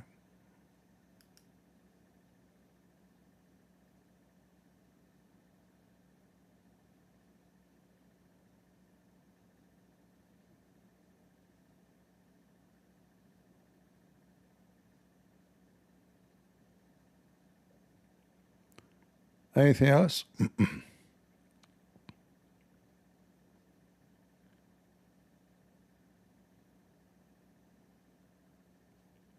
And again, if I say something wrong about any of those churches, I'm not against you. I'm just your brother who is sharing the truth with you. I don't care. I never ask anyone, are you Protestant? Are you Catholic? Who cares? This is the last thing. We should not. It's a shame. It's a shame that when somebody asks you, what are you? You don't say, I'm a Christian. You say, I'm a Catholic or a Protestant or Orthodox. It's a shame. It's an insult to Jesus. The Bible have one name for you, Christian. If there is a better name than Christ, if there is a better name for you to call yourself better than Christian, which means you are part of Christ, it is a shame. I was baptized as a baby. Should I do baptism as an adult? You see, I don't want to do what Muslim program do. Shave your arm, shave your underarm, do that. Already you are baptized, that God, He blessed you and you receive baptism. Did you still a believer? You are a believer? You are a believer, that's it. And you are baptized. There is no need to repeat it. God is not a joke. And baptism is not the one who make you believer too.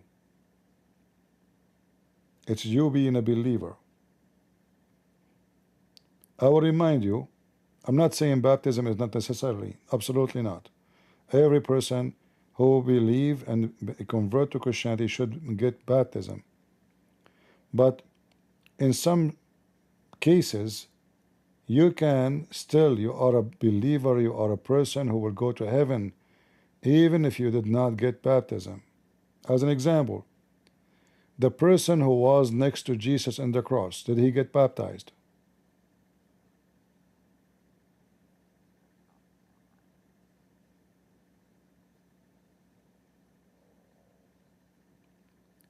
The person who was next to Jesus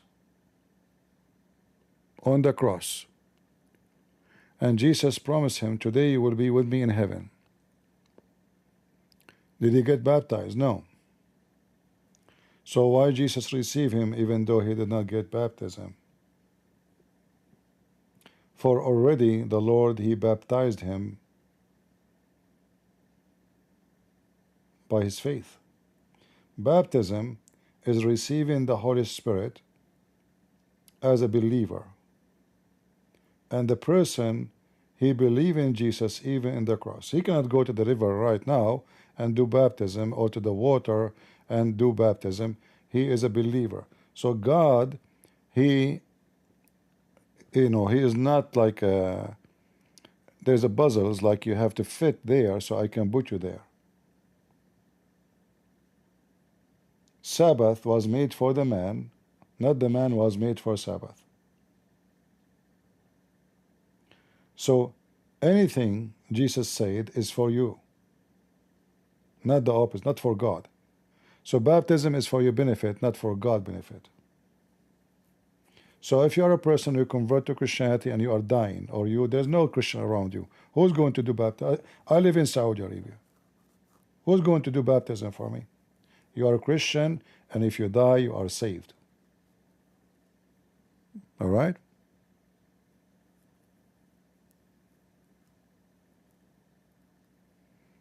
For Jesus said, whoever believe in me and die, he will live. Whoever, doesn't matter.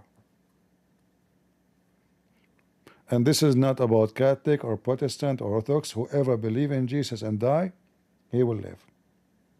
Not believe in Catholic, not believe in Protestant, not believe in Orthodox.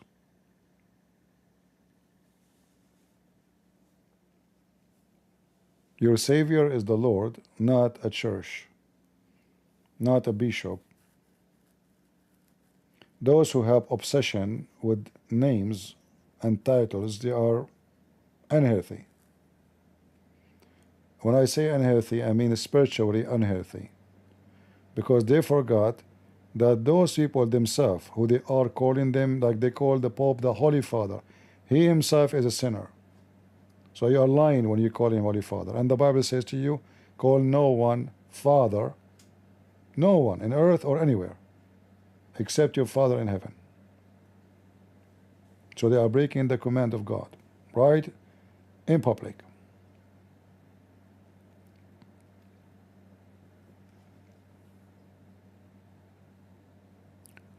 So when we break the command of God, we as a brother, we should rebuke each other, not encourage each other to break the command of God. All right? This is not what the Christians do.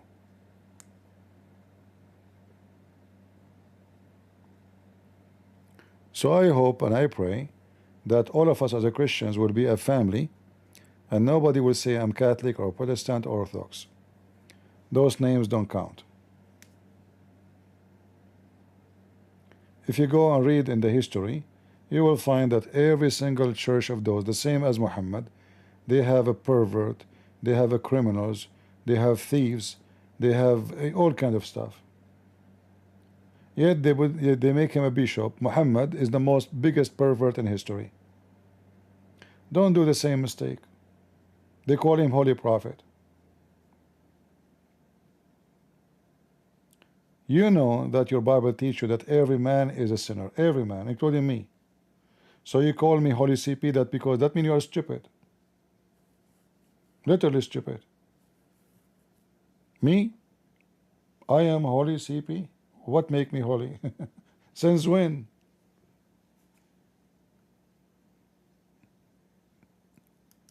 So if I put a bigger cross on my neck and I dress like a pope and I put a hat and then I am holy now?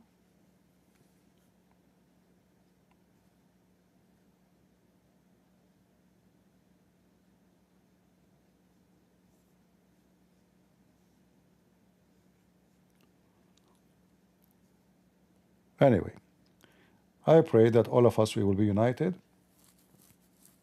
Like, yesterday one of you from Croatia sent me a link of Muslims going desecrating like a grave or memorial for the Christians in Croatia.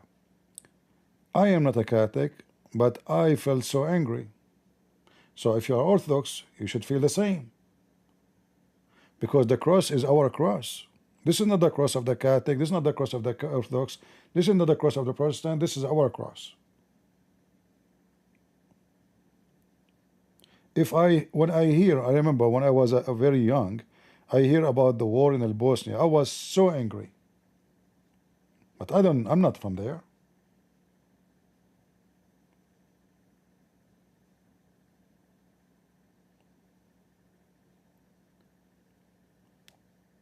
What I care for is not he is being Orthodox and that one is being Catholic and this one is.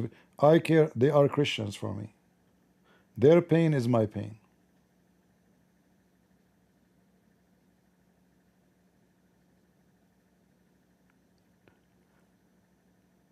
So if you are a true Christian, you will be warrior to any church. Anyone will burn your church. A church of a Catholic, I will die to protect it. A church of Orthodox, I will die to protect it. A church of Orthodox, I will die to, because all churches are mine.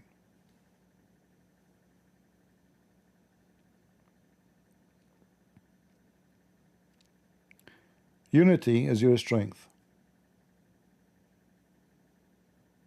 Division is your enemy.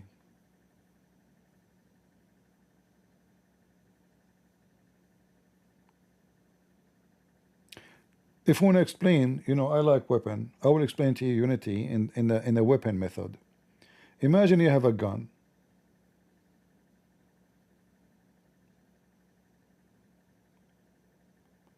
And then each one of us, we inherited this gun. And then we say, okay, well, we inherited, so now we have to divide the gun. You take the magazine, I take the barrel, you take the handle, I take the bullet. But what the benefit of those? There's no gun no more. The enemy will come to kill you. He will use the magazine. I will use the bullet. You have the barrel. None of those are useful. Why? Because you decide to become stupid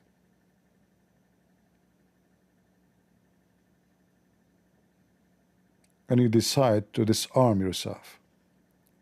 And this is what happened when Christians are divided. They are disarming themselves. They disarm themselves from the existence of Jesus, disarm themselves from following the gospel, disarming themselves to be the church of God. They became many churches. Divided, hatred. 100 years to fight over icons. Isn't it this is a bigger crime against Jesus? 100-year war. 100-year, not 100-day. Christians killing Christians over what? Icons. Where is Jesus in this story? Those are not Christians, they are killing each other.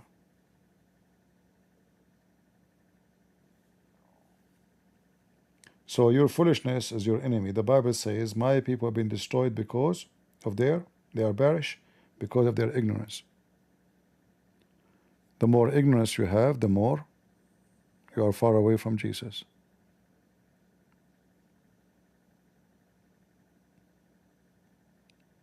All right? Now I know this kind of speeches, priests would not like it. And I will tell you why priests don't like this kind of speech. Because they exist, their churches has existed, they are leaders when there is position for them. If we take their camp and this camp and that camp and we put them all in one camp, then the three of them, they lost their job. We don't have 3 leaders, we need one. So it's for their benefit to keep it 3 camps, so their jobs will be preserved and they will make money, and he will call them father, or whatever you call them. All right?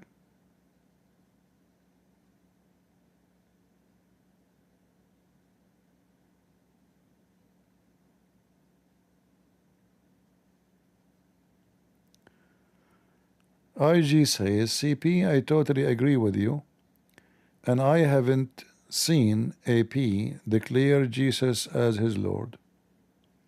I don't know what does that mean, my friend. Do you know what is in his heart? Do we have to declare for you? I mean, what do you mean? Why we are stabbing the guy in his back? Do he need to come to you and declare whatever you ask him for? In case you do not know, when somebody do baptism in Orthodox Church, he have to declare that. So he do not need to declare it to you, my friend. It's not nice to go and talk about someone saying, I don't see the spirit on him. What do you want me to see? To jump for you? What exactly do you, what do you mean? Don't do that. This is not a very nice Christian of you. So you praise me and you condemn somebody else. Is that a method like to make me like what you say? Are you trying to bribe me? Like Christian Prince, you are good, I like you. But this guy, AP, he did not announce that Jesus is his Lord. What do you mean? Where do you get this from? Don't do that. Don't, please. Don't be satanic.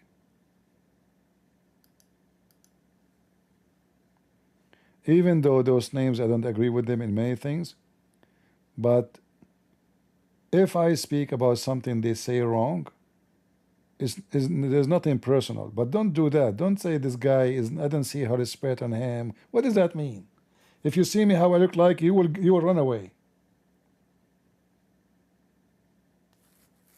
You will be scared. You will give me your wallet without asking for it.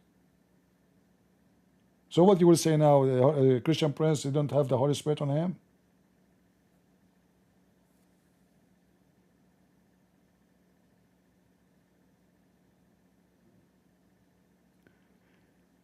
AP stood up for the rules. This is not our topic. And what that stood up for the rules mean?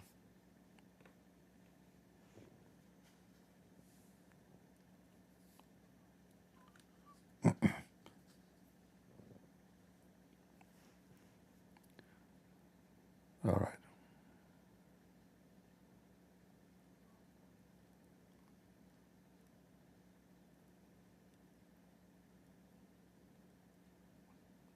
Anything else?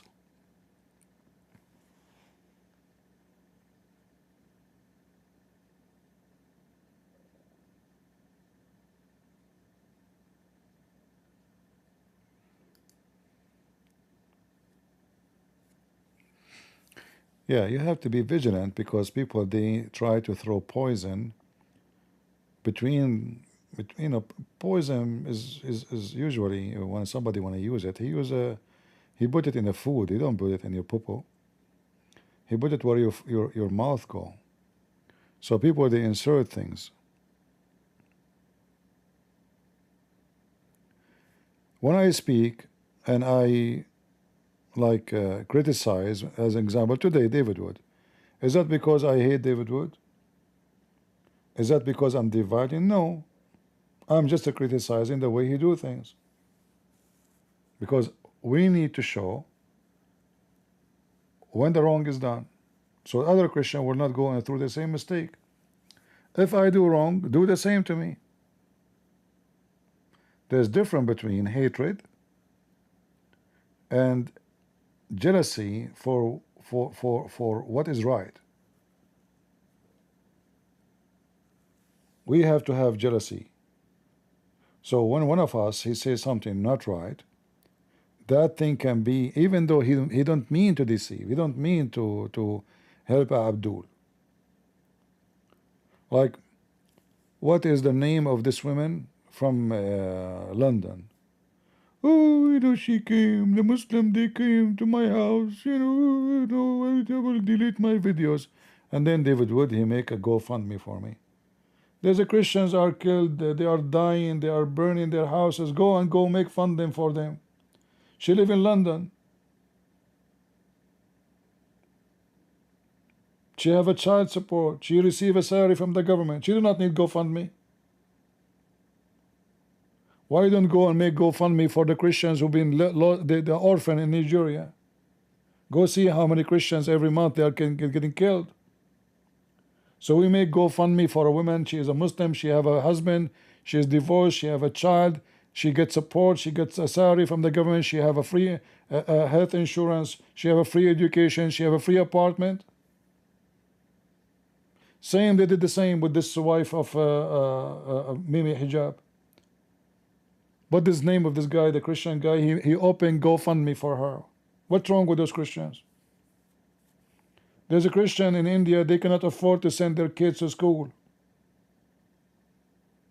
There's a Christians in Pakistan, their kids are being kidnapped, raped, because they are poor. So what they do, they go and do GoFundMe for a Muslim who live in England.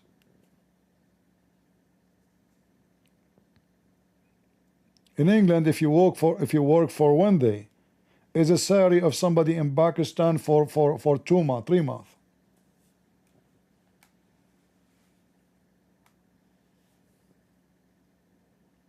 This is my jealousy. GoFundMe.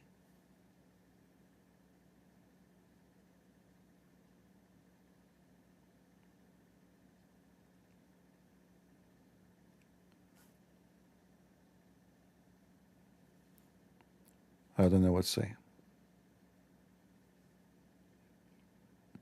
They are childless, emotional, and not smart, not mature. So the Christian money go to support Muslim, the wife of Mimi Hijab, who she said to them live on air that Islam is the truth. And then she will take the money you gave her from GoFundMe and she will donate to build the mosque. What a bunch of idiots.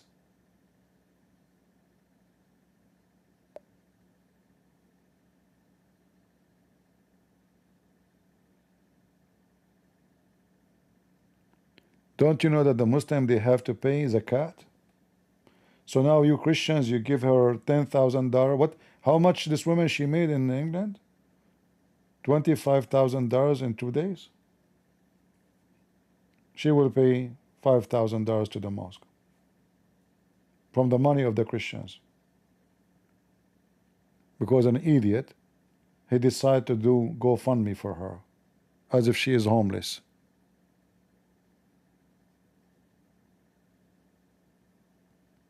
Mosquito brain.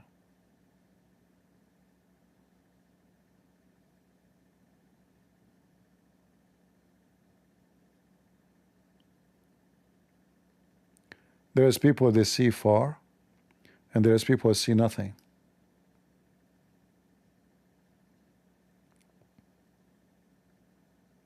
If you yourself now, from those who come here all the time, says, guys, I'm bankrupt, who want to help me?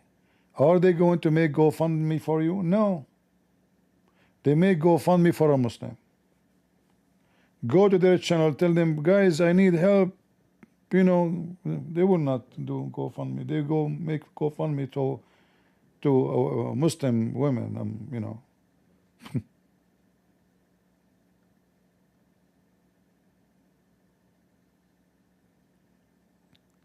A bunch of weirdo.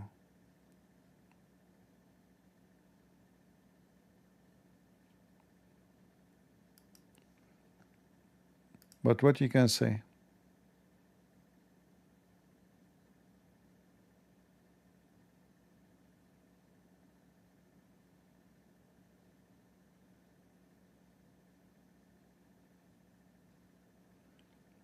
What we can say?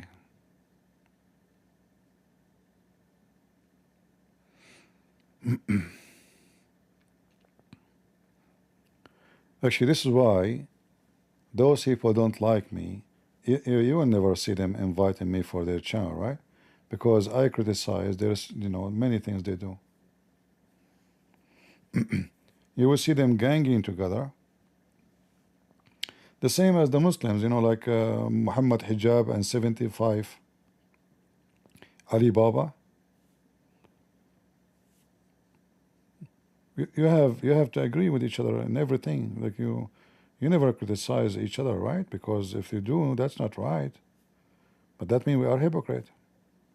So the second you criticize, they will not like you. No. You have to agree with us all the time.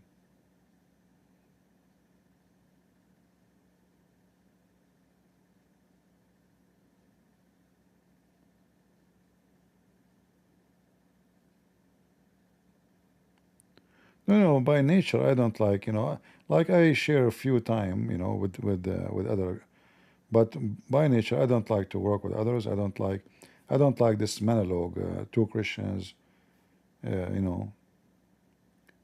But for them, they need it, because if one of them go alone, nobody will watch. If you check, if one of them go alone, there's nobody with him, you will see how the chat will die, how the crowd will go. So having two is the method of entertainment. People, they come because there is two. If there's only one, after 15 minutes, 20 minutes from talk, they will be out of words. And people will get bored.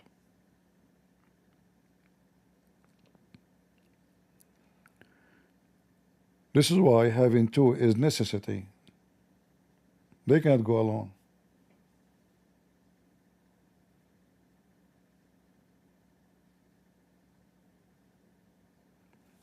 All right?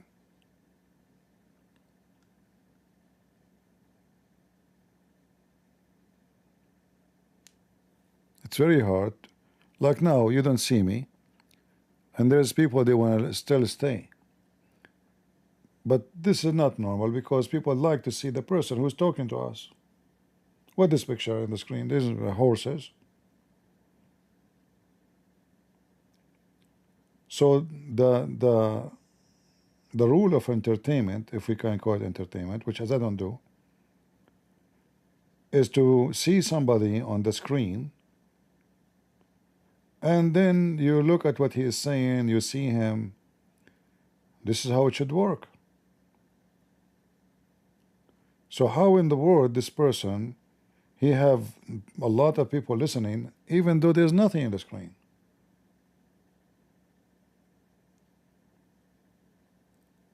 So for them, they need 2, 3, 4 talking. Otherwise, the conversation will be very cold and very dead, and they will be out of words.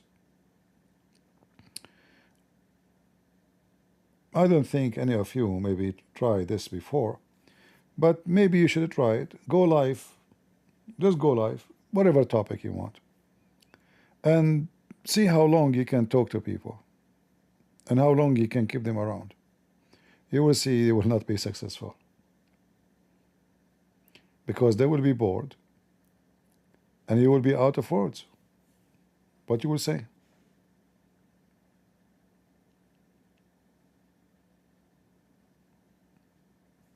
What you will tell them?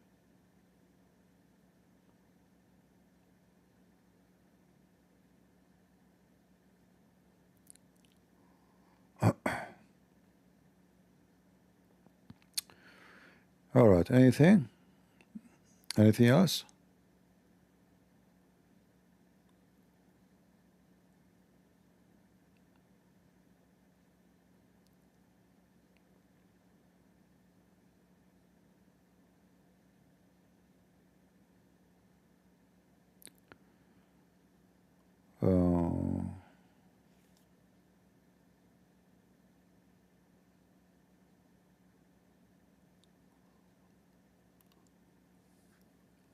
I'm trying to hide my yawning.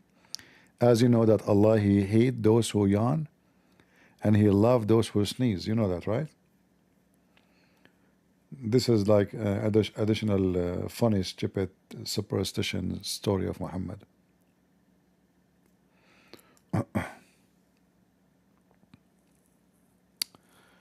Radio, yeah, but no, here you see we show reference. This is why I'm glad that we have YouTube, because we show evidence, we show reference. So it's a school, education. In the same time, when somebody need a question or have a question about something, can be personal, can be serious, I don't mind. I always will be happy to answer. However, speaking about topics which is not about Islam can make many people upset from you. Like when I say, like somebody made a comment, I said stupid, right? Or satanic. This person, he might be, let us say, ignorant. He don't mean to be stupid or to be satanic, but he did not think carefully about what he wrote. But Christian Prince, he called me satanic, so he will take it. He will be sad. He will be upset. He will be like, look what he said to me. So when I speak to people, there's many people, their feeling will be hurt. Because I am very straightforward. I don't sugarcoat. It can be good, it can be bad. It can be good if I got his text correctly and I understood that really he is being evil or being stupid. It can be bad if the guy, he just said wrong words and I got him wrong, which means I did not understand him the way he is, but the way he said or the way he made his text. So there's negative and positive by being straightforward and you say things as it is. However, being natural and truthful is the most important. And if you are a Christian and you listen to me, you should not be upset if I was harsh on you for something you said. Because you need to understand that he is harsh because of what I said. If I understood you wrong, mostly because you did say it in the wrong way, or you did not explain yourself to me enough. So being harsh is like a guard. He is reading the text, reading the comment of everybody. And this guard is looking for a mistake, is not looking for something right. It's like the one who is filtering the bad food. He want to be sure that the bad food will not go out. So there is a tray and the vegetables or the meat or coming, and he is watching carefully which one is bad. The one is bad, damaged, smell bad, he have to take it off, otherwise somebody will eat it. So my job is very difficult. Watching hundreds of people text.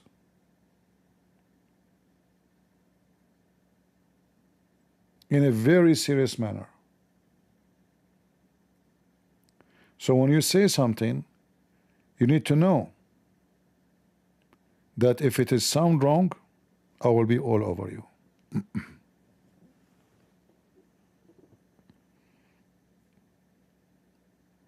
And I don't care if you are a person who come here every day, or you donate, or you support, I don't care.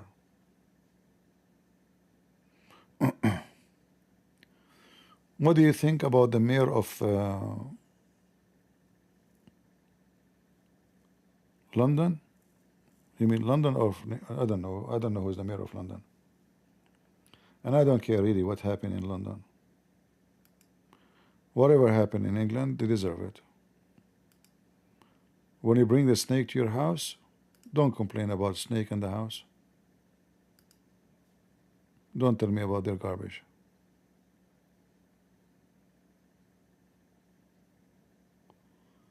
You mean New York? The same. In fact, I think it's a good thing. You see, when those people of New York, they bring an idiot to be a mayor, regardless if he's a Muslim or not, more people will leave New York. Let them. Everyone will harvest what he seed. So I'm happy for them. I'm not upset. You will not know what a stupidity mean until you have a stupid as your boss. As long as he's making speeches only, he's fine. The second he take over your town, then you will be sorry.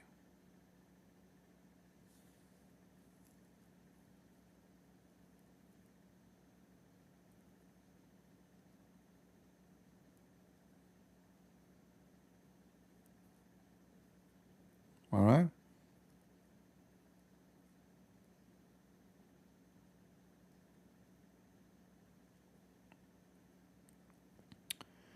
Yeah, you are Hindu people. You don't believe in heaven and hell. You believe in incarnation. So based on your logic, what I used to be and why I am now CP. Go ahead. Let us examine the stupidity of the Hindus. As long as you believe in incarnation, so what I used to be and what I am now, why I am a Christian prince now. Go ahead.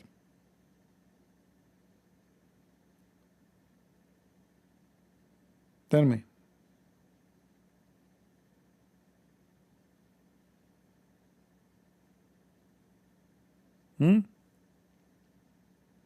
Are you afraid to say I was a Krishna and then I became a Christian prince? Why you don't say it?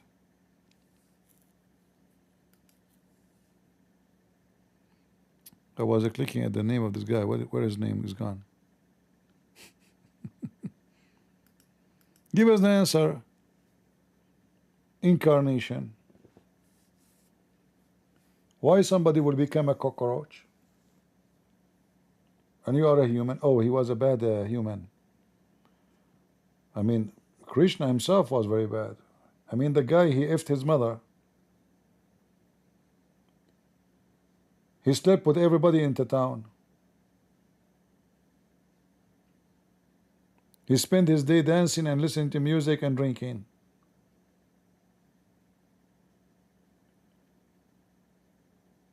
The god of Kama Sutra.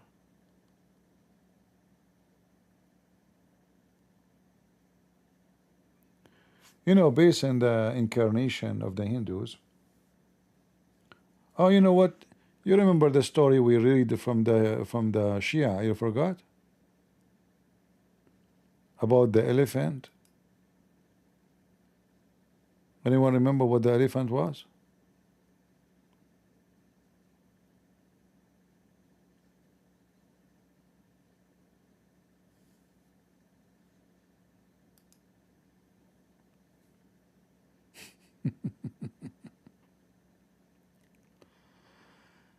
Lord have mercy.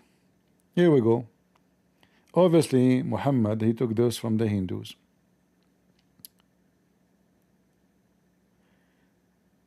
The elephant, the bear, the swine, the monkey, the lizard, the seal, the leech, the scorpion, the spider, the rabbit, the combus, the Venus, all of those, the same as the Hindus believe. The same garbage. The bear was a she-male, right? She-male. The bear was a she-male who invited men to herself. So this is the incarnation of the Hindus. You did wrong, you will come back as a lower, you know.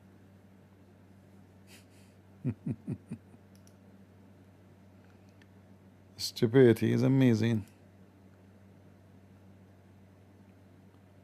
Stupidity is a treasure for the stupid.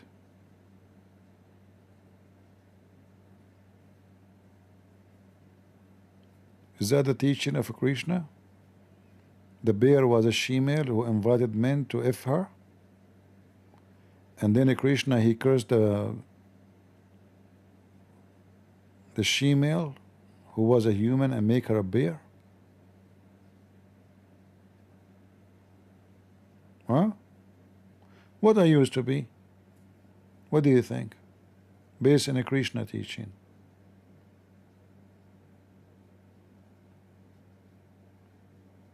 I'm not fat, so I cannot say I used to be Buddha, because I'm not fat. I don't have a big belly. I have a problem. I cannot get fat. Everybody gets fat except me. It doesn't matter how much I eat, which is a big problem, huh?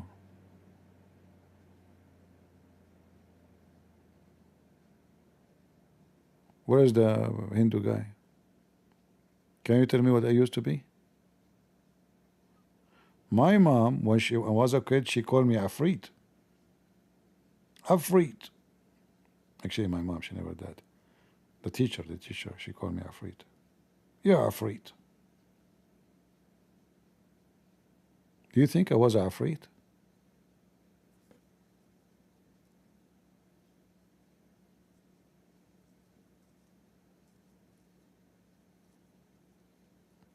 Man, oh man. Skinny? No, I'm not skinny, but I don't get fat. I'm very physically fit, thank God.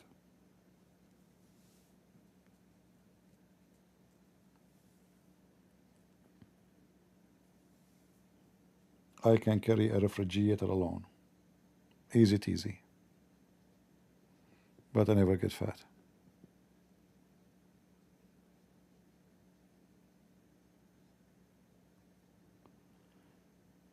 After I left the army, do I still work out? Yeah, I chase Muslims. Don't you see? From person to person, Hindus lately too. That is the best workout. No, Afreet is a genie. Afreet supposedly is a creature who is his specialty to steal furniture.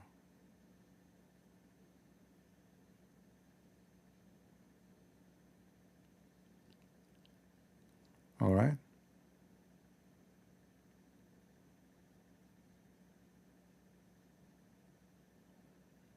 Look like the Hindu guy could not give me what I used to be before I become a Christian prince. What do you think, guys, I used to be? Just guess. I mean, what kind of character I used to have? Man, do you think I was me before I became me? Man, that's horrible. So I was like, before I became a Christian prince, I was something like Christian prince before? Again? What a disaster. It's the end of the time.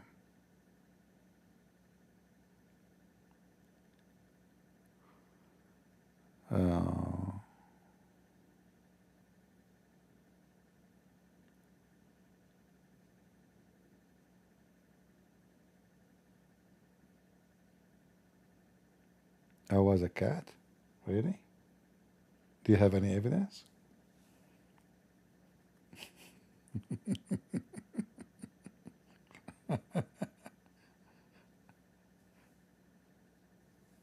Anyway, cats are one of the most funny and at the same time very, very, very deceiving, very cunning. Cats are very cunning creatures. You know, the cat, she come to me from time to time. Unbelievable how actor she is. Very deceiving creature. You know?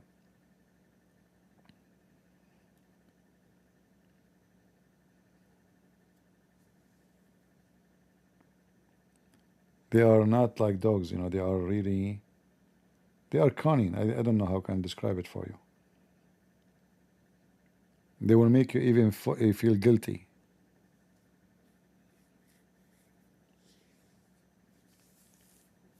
Like you want to go inside the house, she look at you, meow, meow. You know, she want to go in, you know. She is literally like it's somebody studying psychology and trying to have an impact on you, trying all her eyes, her look, the way she is looking at you, her voice, she is really trying to control you. Get me in, you know. And if you are a person who's easy can be deceived, you will let her get in.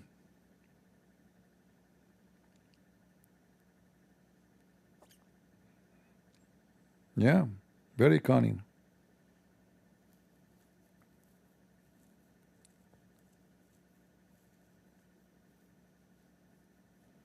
Somehow, don't get upset from me now. I say, oh, you open the topic.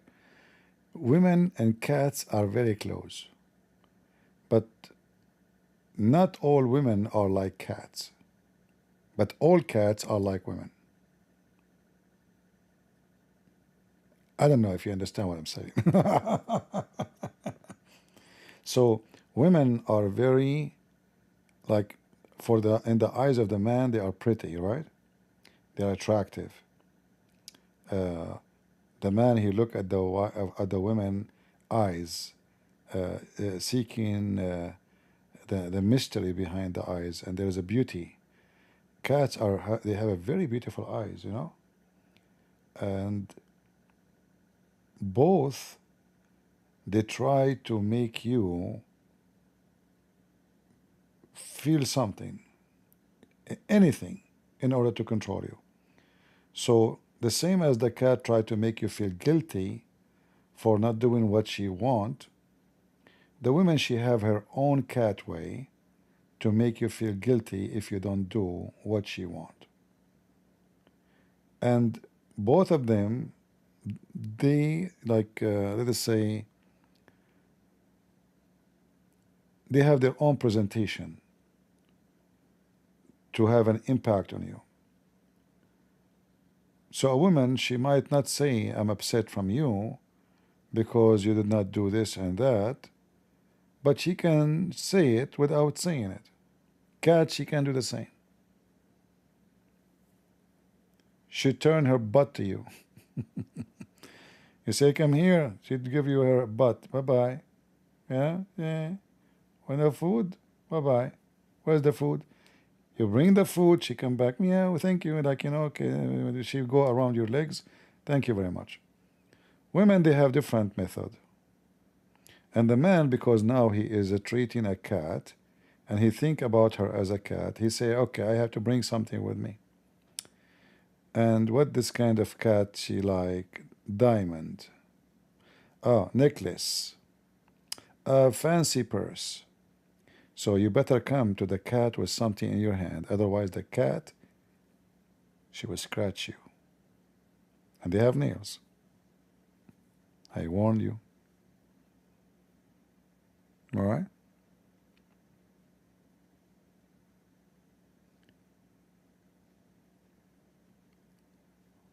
Again, not all women are cats, but all cats are like women.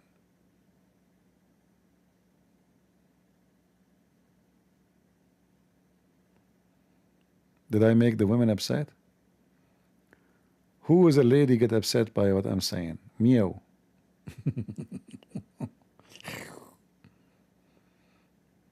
Anyone?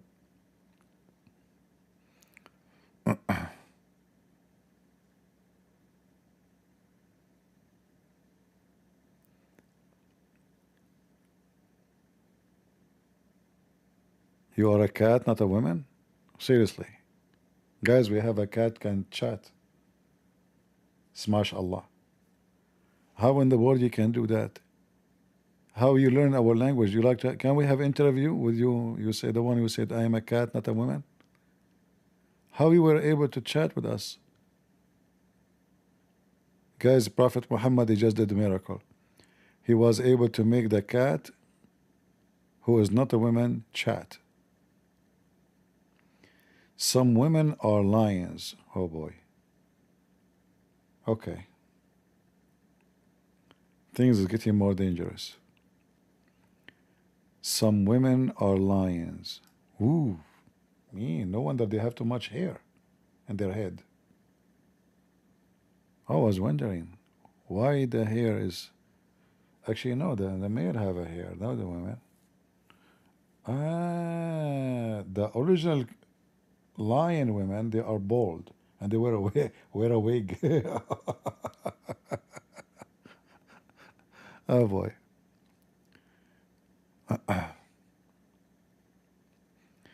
Who was that girl gave drama and listen listen to Christian Prince for entire life. No, I am an observer. I do not need to take drugs to know that drugs is bad. I never smoked a cigarette in my life, so I do not need to smoke to know that smoking is bad. So I know that women are dangerous. However, men can be way more dangerous because men, they can be evil. Like women, they have certain needs, and you know, which is normal, you know, present their nature. But men, they can be very dangerous and very filthy. So a man, he can say to the women whatever she like to hear. Anything. He can even afford her things she like to have. But not because he love her, but because he want to use her. So a man, he can be very evil and very, very sick. A man, he will say to a woman, I love you, but he don't mean it. He say that to any women he meet. Women, usually, for sure, there is some kind of women like that, but usually are more sincere than men. Unless she is being used and abused. Like let's say a woman, she slept with many men, she knew many men. So the word love does not make sense much. It's just an experience. They were never able to have love because they don't feel it. They cannot feel it actually. Not because they are bad, but because simply life abused them.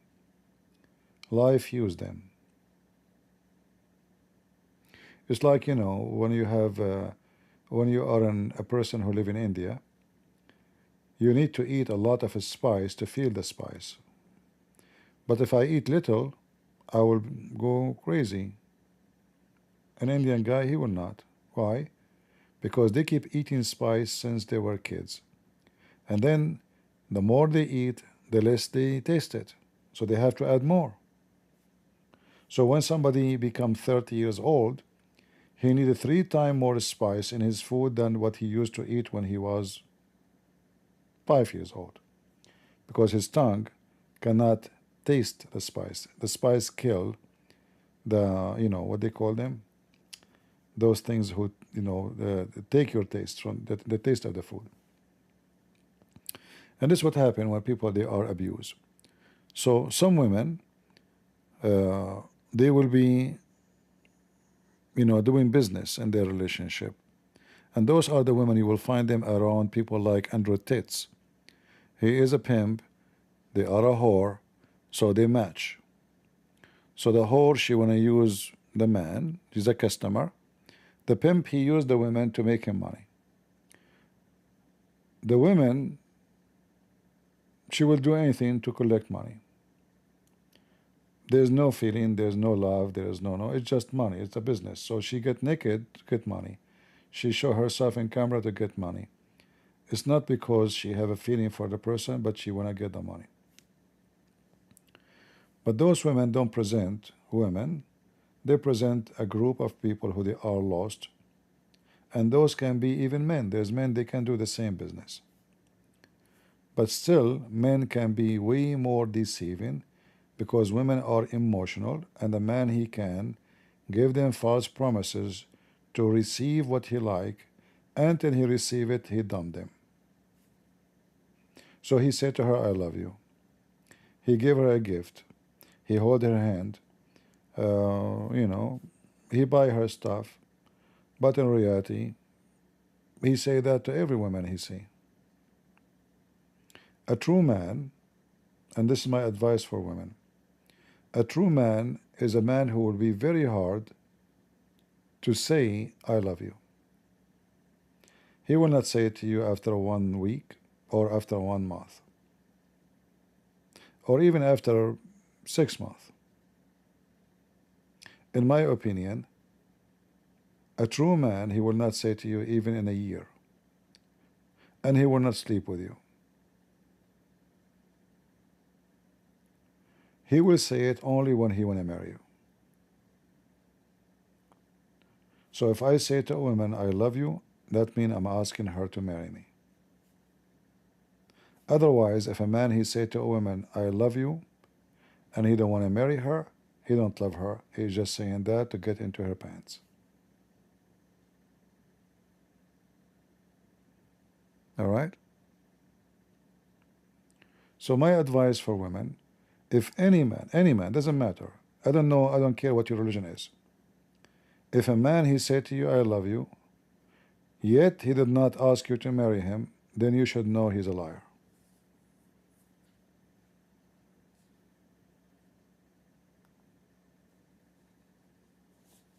He don't love you. Because what do you want exactly? Okay, what do you mean you love me? What do you want? What is next? I love you. Okay, what? I love you. That's it. But what he meant, I love you to be in my bed. I love you to be but he don't love you. This is not love.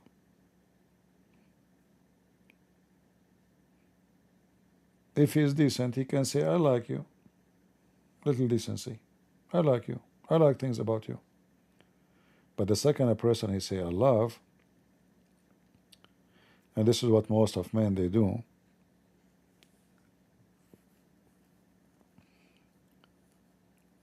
you know, they meet even in the internet. Second day he love her. You know?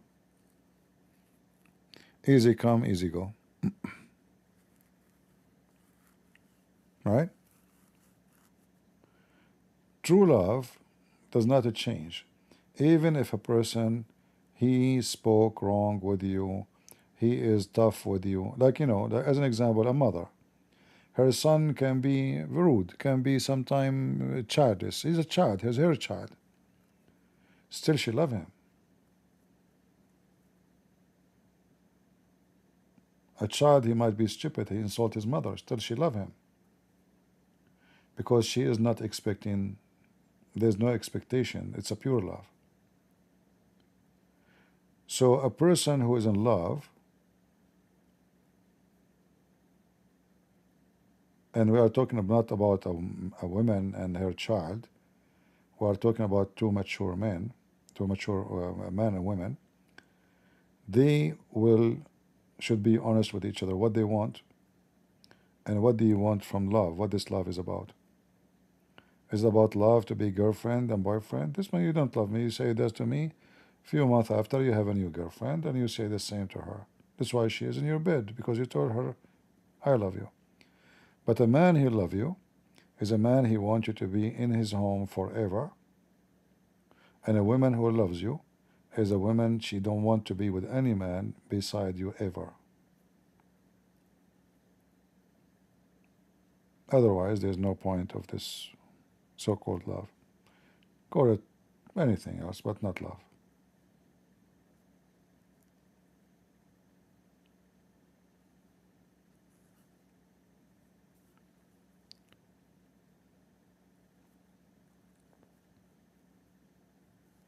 This is why, if you are a man, I advise you, never say to a woman, I love you. Unless you are 1,000,000,000% sure and you are going to ask her to marry you. Before that moment, never say that word. Never. Even the woman, she would lose her respect to you, by the way. And you will lose respect to yourself because you say it to many people before. You have to wait. You have to be sure. If even the woman, she might put pressure on you to say it. Don't say it if you don't believe in it. She might say to you, I love you, and then you feel guilty. I'm not saying back. Don't. If you don't believe you are in love with her, don't say, you are making it worse. So she can say to you 1,000 times, I love you. Don't say it back. Unless you mean it.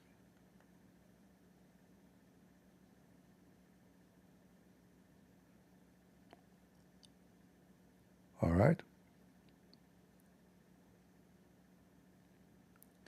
CP advice is a very good as an expert. I don't know if you are talking about me. No, I do not need to be an expert to be wise. Wisdom. Do I need to go to hell to tell you, to warn you about hell? Do I need to do gambling to tell you that gambling will destroy you? I will not be wise if I practice gambling to experience that gambling is bad. Already I destroyed myself, so what the point? So wisdom is a gift of God, and a human being mostly he don't want to use it because it make you tired, make you feel too much, stress on you. You take everything seriously. Many people they don't want that. They cannot handle it.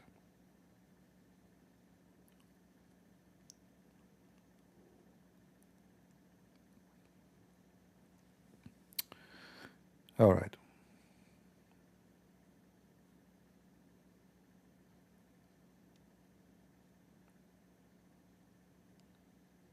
And you see, like sometimes people they say things, they try, even though the person maybe he is just being silly, but some people they try to bully you, right? You have to be wise, and you have to respond to their bully in a wise way. Otherwise, the bully he got into you. He make you angry, you get upset, then you start saying things doesn't make sense. So somebody will bully you for being wise. If a woman, she don't want to sleep around, other girls will make fun of her. They will bully her. If a man, he don't want to sleep around, other boys will say, maybe he's a gay. They will try to insult you. Don't let them affect you. Be wise. We are in a time, the whore, she is proud to be a whore. She posts in the internet that yesterday I have a guy. I had sex. They have no shame. Those are not the best example, and those people, they are ruining themselves. You will see how they will end. Their end is not good.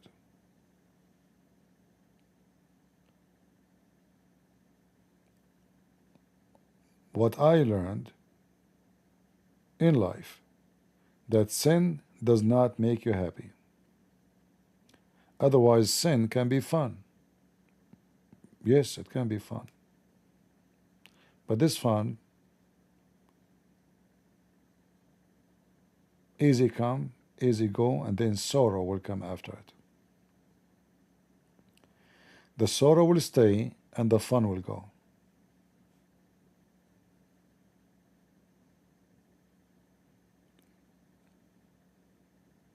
Do you understand what I'm saying? So you can enjoy having sex with the women, it's fun. For an hour, 2 hours, a month. But that fun will not stay.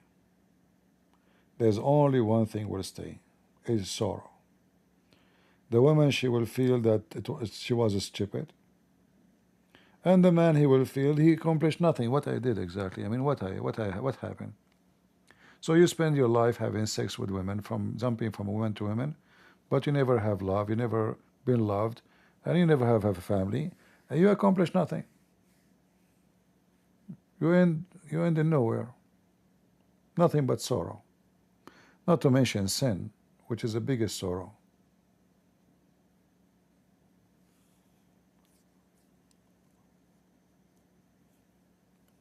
All right?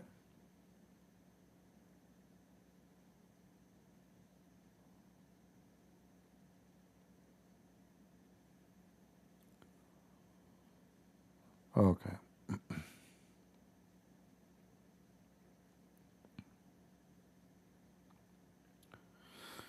Anything else?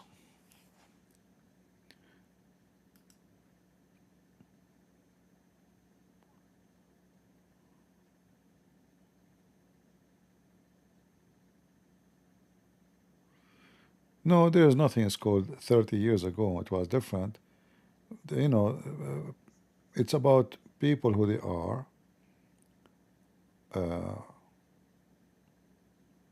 You see, we decide how to live. Either we go with the mud, you know, when a flash flood, I'm answering what they said in Rumble. When the flash flood come, what come with it? Mud, rocks, trees, and it's very deadly.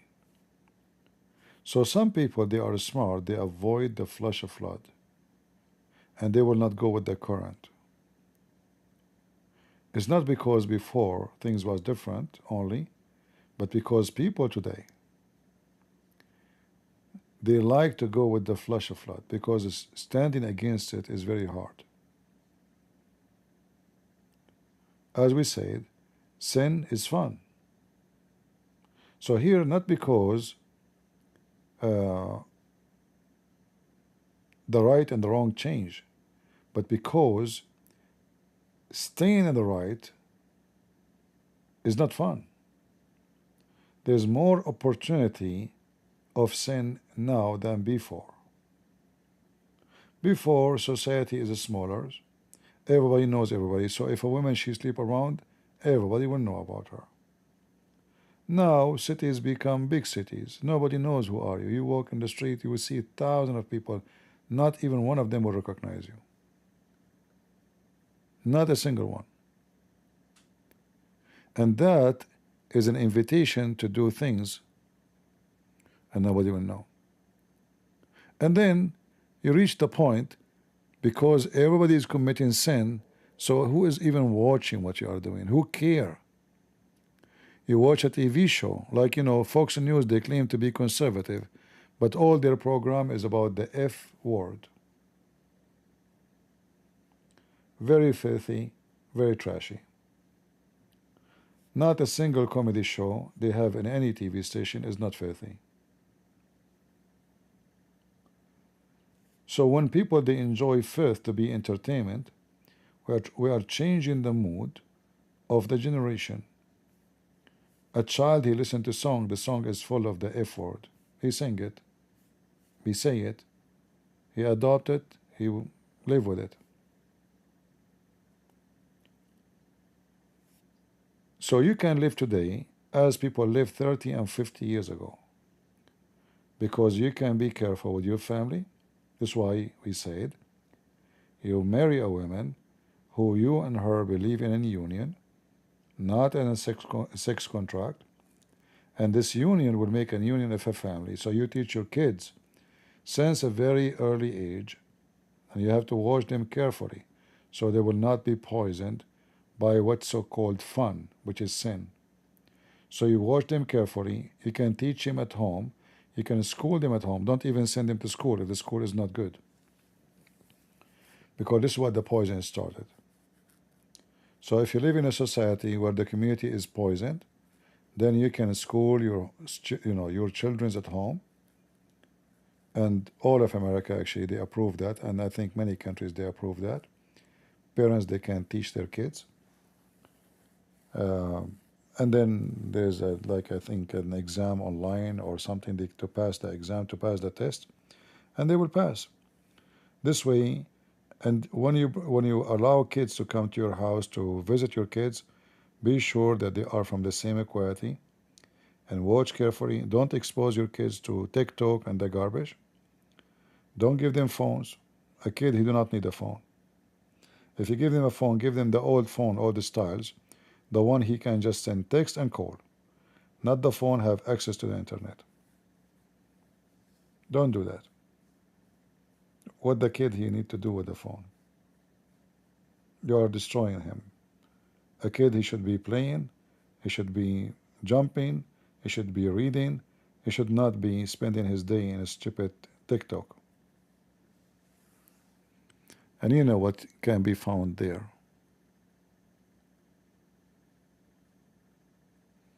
All right? Watch your kids carefully.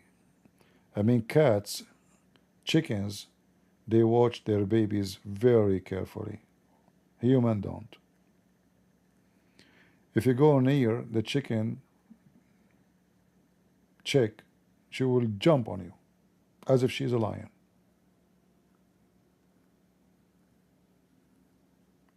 Don't even think about it. The chicken, suddenly she is a hero. She wanna go to war.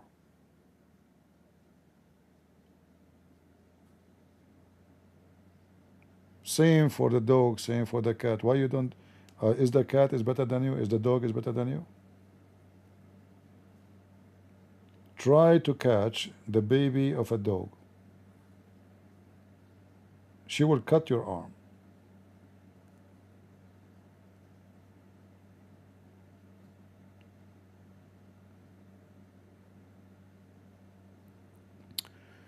Theological question about how Jesus sacrificed himself while still living. Well, the Messiah was alive by his spirit, but still he sacrificed his flesh. And he went through death. And he was tortured.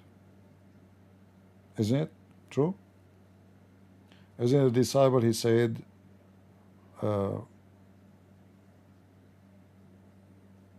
will not believe until I see. And then John said, we say his wound. So his blood, his wound, his crucifixion, his pain is a sacrifice. Death. If God, he can be alive and he have the power, that does not change that he sacrificed himself to you. He humbled himself. He accepted that people, they can call him name, beat him, spit on him. Is that a sacrifice for the King of Kings? If I go right now, and in many countries, if you insult the king, the punishment is death. Just for insulting the king. Just one word. What will happen if I spit on him? So this king is the King of Kings. He sacrificed himself to the point he did accept that you spit on him. You make fun of him. You put nails in his hands and his feet. And then you say how Jesus sacrificed himself while still alive. Well, my friend, he went through death. He died. And he received all the pain through death. Your question is not valid.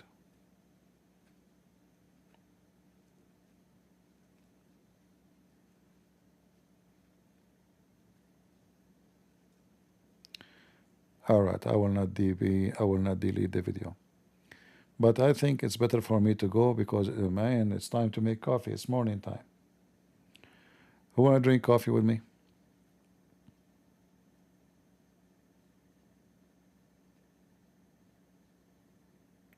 Anyone? I wish one day I can have a bunch of you, the one who they are trustworthy, so we can have a smaller group and we can have a coffee. But you know,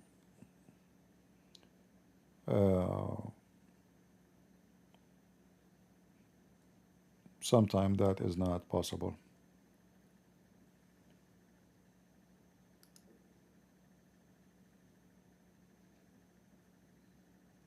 All right. Coffee is done already. You drink alone. You are selfish. Very selfish. Guys, this guy is selfish. He's no Christian. Kick him out. You drink coffee alone. Secondly, don't you know that coffee is not healthy? And baklava? All of you, if you have coffee, especially if you have baklava, you send it to me. It's not healthy. I'm trying to save you, see? If you have baklava, you send it to me, you will not die. I will die for you. I will sacrifice my health for you. Good?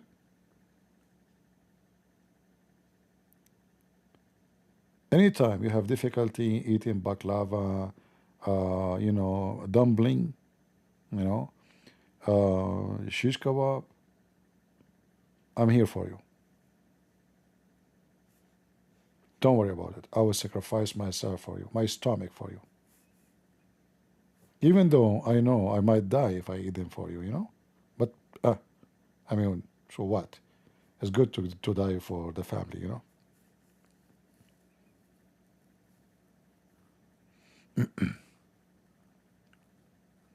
You know, once I went to inside the house of a Saudi prince. Now, you know, he have a massive palace, and there's a like a room for guests. They call it madafa. So the maid welcomed me inside, and you know I have to wait for him. And she put a big tray of baklava. I mean, when I say big, I mean big, you know. And then the maid, she came again. She said, the prince, he apologized. The doctor is there with his mom. He is with the doctor until he leave in the bedroom. I said, no problem, I will wait. So anyway, it took him some time. And I have the baklava in front of me. And man. So the guy, he came. Hey, I'm sorry, blah, blah, etc. And then he sat down. He said, the maid, she did not, this is what, from before? I said, what? She said, did the maid put a new one, or this is old one, the baklava? I mean, when they have a guest. I said, no, she brought one. Said, so who ate it?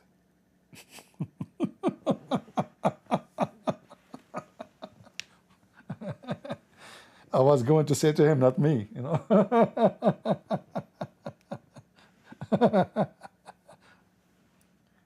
I said, me? Man. And he said in Arabic, MashaAllah, MashaAllah. Alone? Did anybody, like he said actually first, he said, did some people came, or he said, no. He said, no visitors? I said, no. He said, only you? I said, yeah, only me. Why? He said, did she put a new tray like full of? I said, no, yeah. I mean, there's no way he's worried about the baklava. This guy is very rich, you know. And then he said, you ate all? I said, yeah. He said, MashaAllah, MashaAllah. Do you want water? He said, I did not eat yet.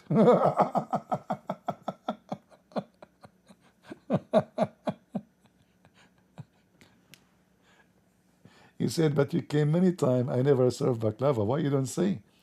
I said, I don't seek food, you know, I don't care. But she put it in front of me and you are not here. I said, okay, let me say hello.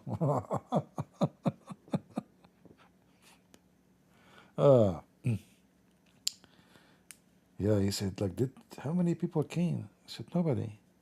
Like, nobody? I said, no, nobody. I'm here. I said, why? Why are you waiting for somebody? He said, no, I'm not really, but he's shy to say, he's shy to ask. Like, what happened? So this is what will happen to you if you invite me to help you with your baklava. You will have fun. But don't worry, I will finish it for you. All right? I should change the donation options in Patreon, but I don't put option for baklava or shish kebab or falafel, hummus. What's wrong with hummus? I love hummus.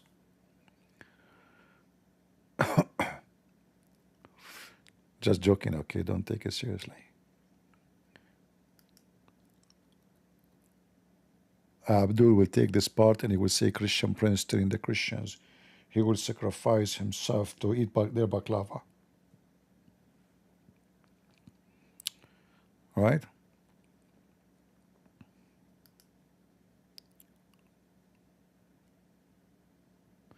Yeah, but actually I don't eat sweet as before.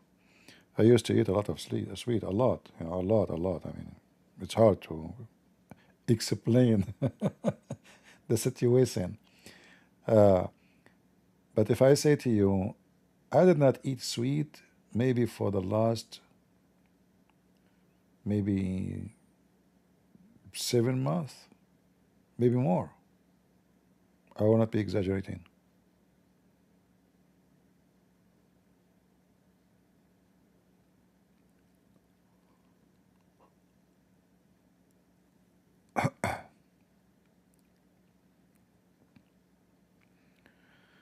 What about Starbucks? What about Starbucks? Thank you, AB, for the coffee.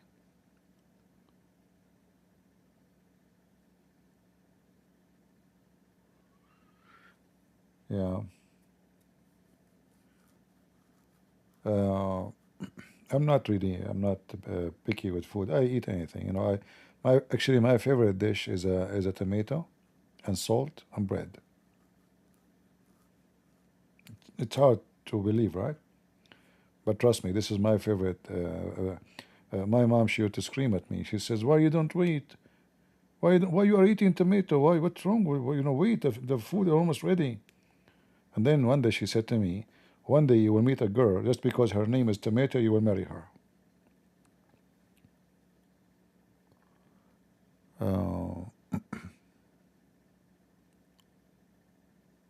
If there's any girl here and her name is Tomato,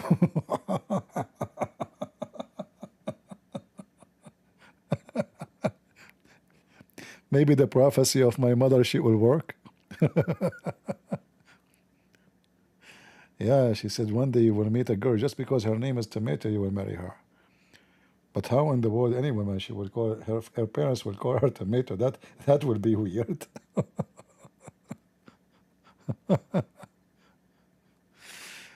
Yeah, and you have to be red. You know, be careful. Like if you're not red, you're not Tomato too. So you have to be a woman, and your name is Tomato, and you are red. Oh Lord have mercy.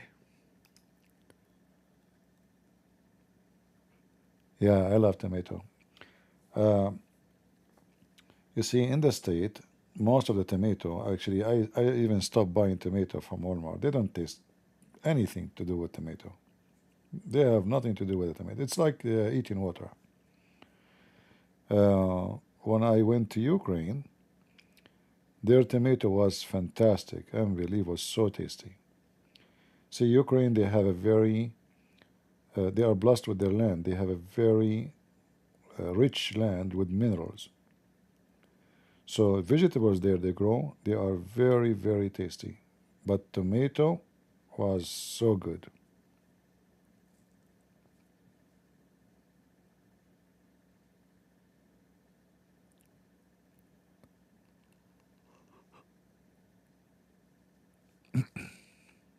All right.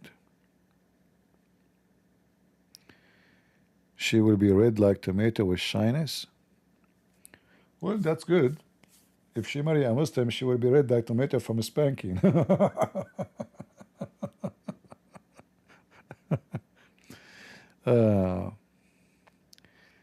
What name do you give when you give your coffee order? I don't give a name. I said I'm waiting. And well, I mean, why would I give a name? What name? But it happened that in the Philippines, as an example, once a prostitute, she followed me, and you know the story is long. So I was telling her you should quit. I can call some people to find you a job, etc. So this woman, she thought I'm a priest. Then she went and she spoke to all those girls who do the same business in that area. And then since then, I walk in that area, all those women, they say, "Hello, Father." I went to the coffee shop, I have a guy with me. The guy in the coffee shop, I made an order, I said, "Okay, Father, go sit down and I will bring it to you." The guy with me, he said, "You became a priest?" I said, No, I don't know what he's talking about. He said, "Yes, Father, go, just go." I said, "I'm not Father." He said, "It's okay, I don't want to tell. It's okay, go, Father." So the guy, he said, "Really, you became priest?" I know it that you would end like that.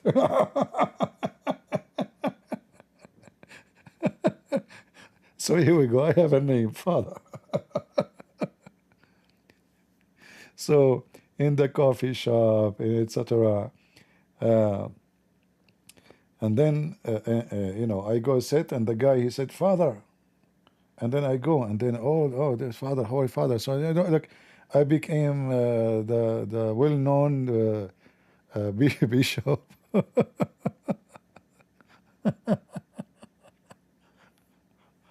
Oh, Lord have mercy.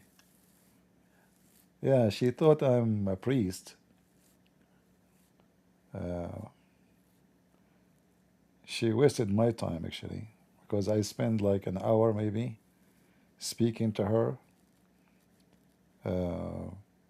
She have a kid, and I told her, like, when your son, he grew and became a man, like, don't you feel bad that your son will say his mother, she do such a thing? And disease and, risk, and why you want to do that? You can find a good job. Yeah, so she went and she told them that this guy was preaching me. So he's a father.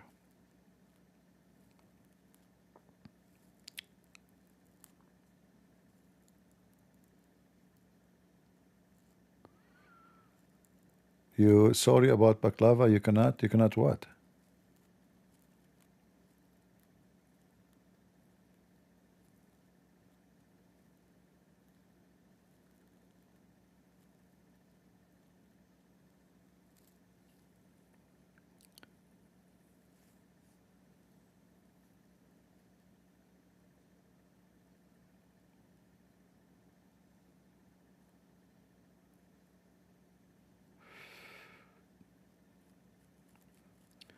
All right. Let's see if Rumble, they have any question.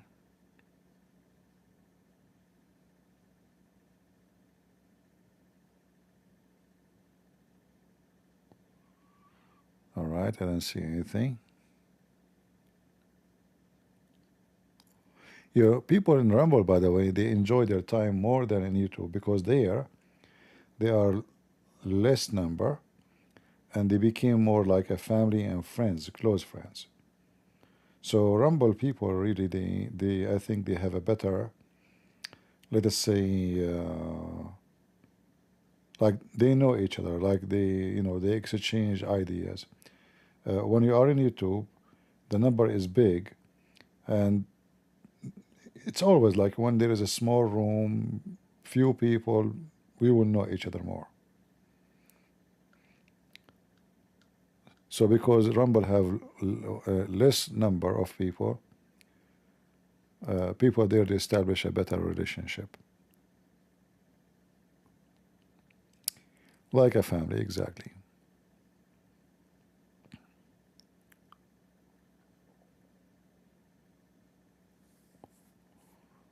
All right, some people cannot grow beard.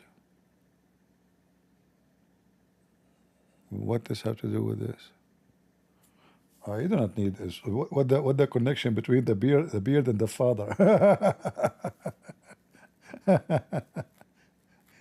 Otherwise, the monkeys will be very, very good, suitable for the job, well, the beard is actually, I wish I can get rid of it. Very annoying.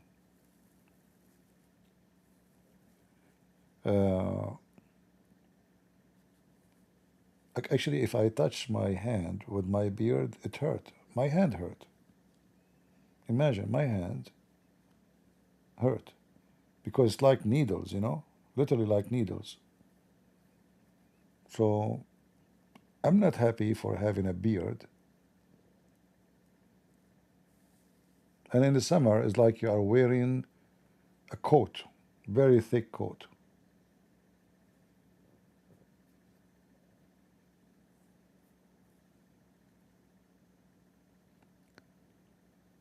The sun is coming up. You got to get some sleep. Yeah. Don't worry. I can make the sun set in murky water. Very easy teasy.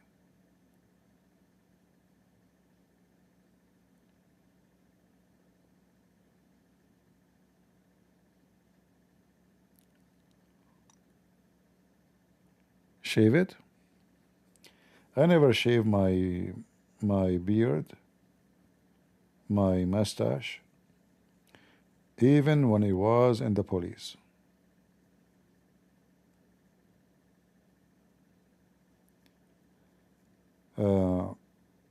I shaved it only once, but this is long time ago. And my mom, when she opened the door, she could not recognize me. And I'm very serious about that.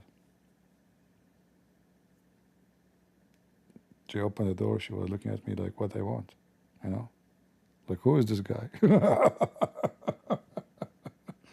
But I did that because by mistake, I was shaving and, you know, I was using those machine to trim, the machine.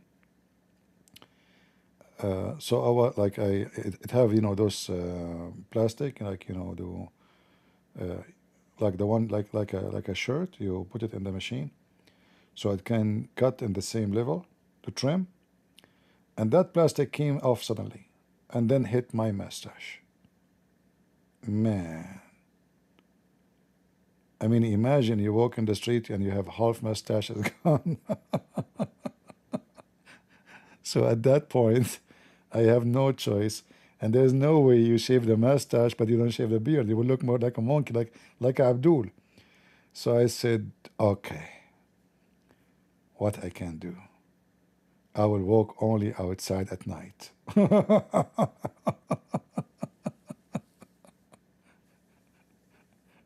Yeah, I was traveling.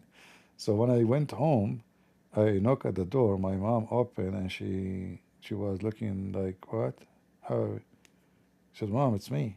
See? What happened? Look, he looked different. You know, like and she don't recognize me. I look different. And then look, his mouth is small. They thought my mouth is big, huh? Disk space is getting low. You see, the stupid company are cutting off my this disk space. Oh boy.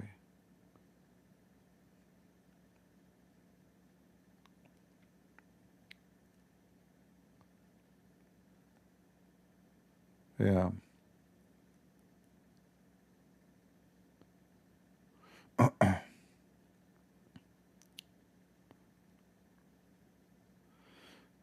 All right.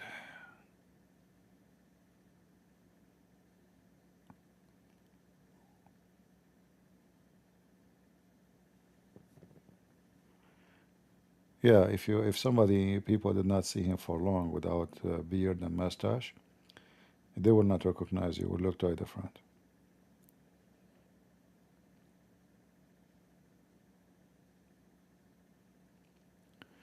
No, I think this software, I think they have a limit of how many hours maybe. Before I never saw this message actually, but I don't know why now. My computer have a big space. This way we paid a lot of money for it.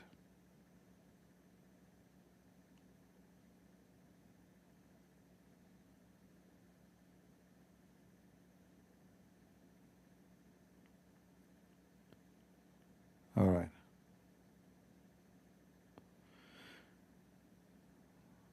You're still here. I've been in work and I'm back. But I can do Cockney. I want to go, but they don't let me go. And there's, you know, each time I want to go, they tell me they want to give me baklava. I stay. Temptation. Oh boy. See how easy to tempt a man? Very easy. Baklava, shish kebab, hummus. He will sit and he will say, I'm here for you. What do you want? You know?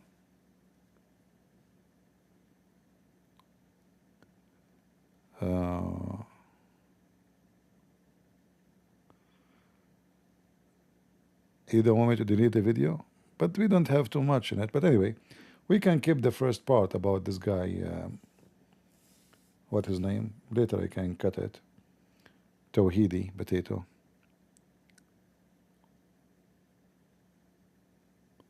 Yeah, but I'm not like that. I don't care really for food. You have no idea. I don't care for food. I'm just joking.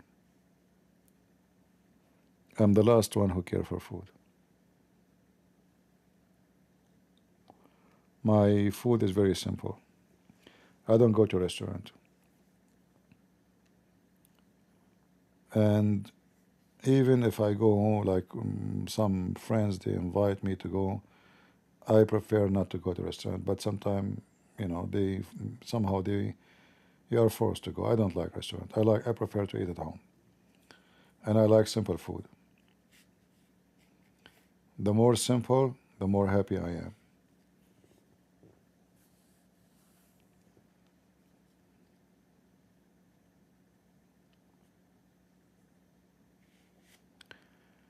It's 5:17 for you, and you're still awake. Are you blaming me now? Go sleep. It's not my fault, my friend. You go sleep. Here we go. If you are a man, your wife, she will divorce you. She will check you in the bed. You are next to her. She will accuse you that you were cheating. You better go. Sneak, sneak, sneak. Go under the carpet, you know, etc. And, you know, before she wake up. Otherwise, you are in trouble.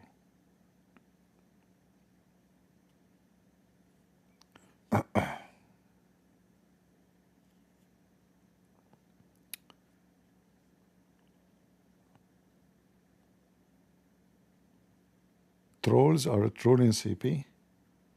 No, nobody can troll me. I enjoy people. You see, I'm a person who make fun of myself if that will make people happy. How many times just today I made fun of my look? Did you ask yourself why I say that? No, make people happy, fun. If you are confident about yourself, that will not affect you. But some people, if they say that, they will feel bad. You know, you can't say that to them, and they will never say that about themselves. But if you are confident about who you are and what is your place between the people, you will not hesitate to make even fun of yourself. Why not? You know.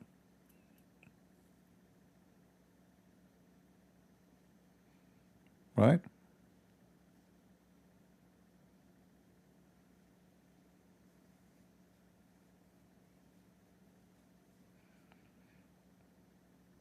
Like many of you ask me, when is your birthday? I say, I don't know.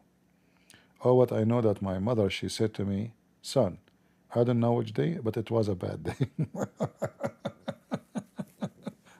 And you better believe her. It was a bad day for Mohammed at least.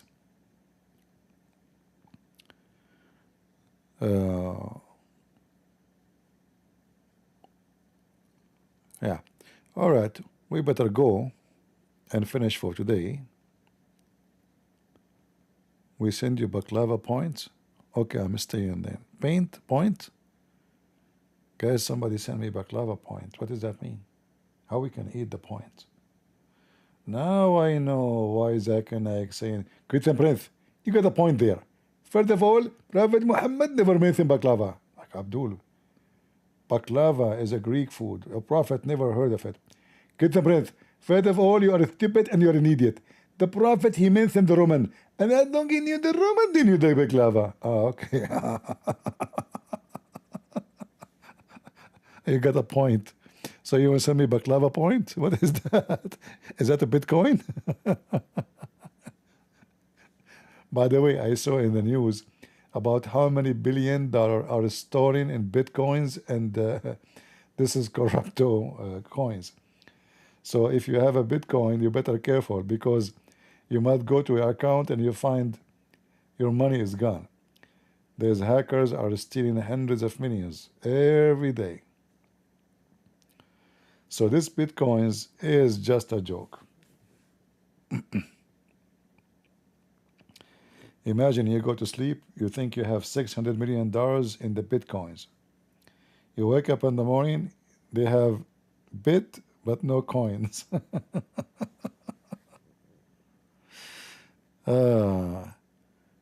Better go and come back.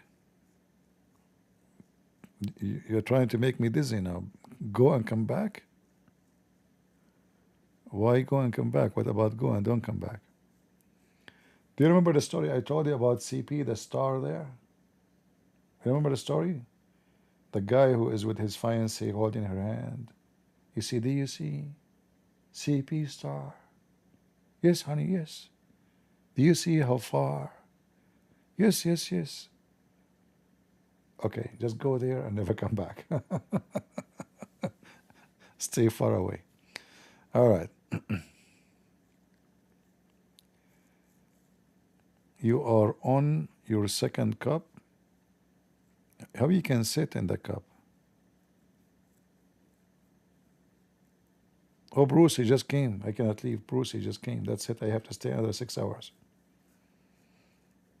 If there's anyone else, he just came. Shalom, shalom.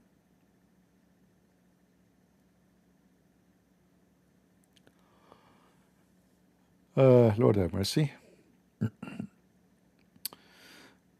All right. Actually,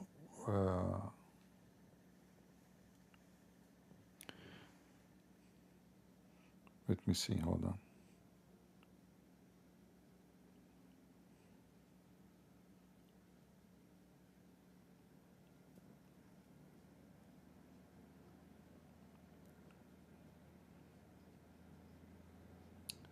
All right.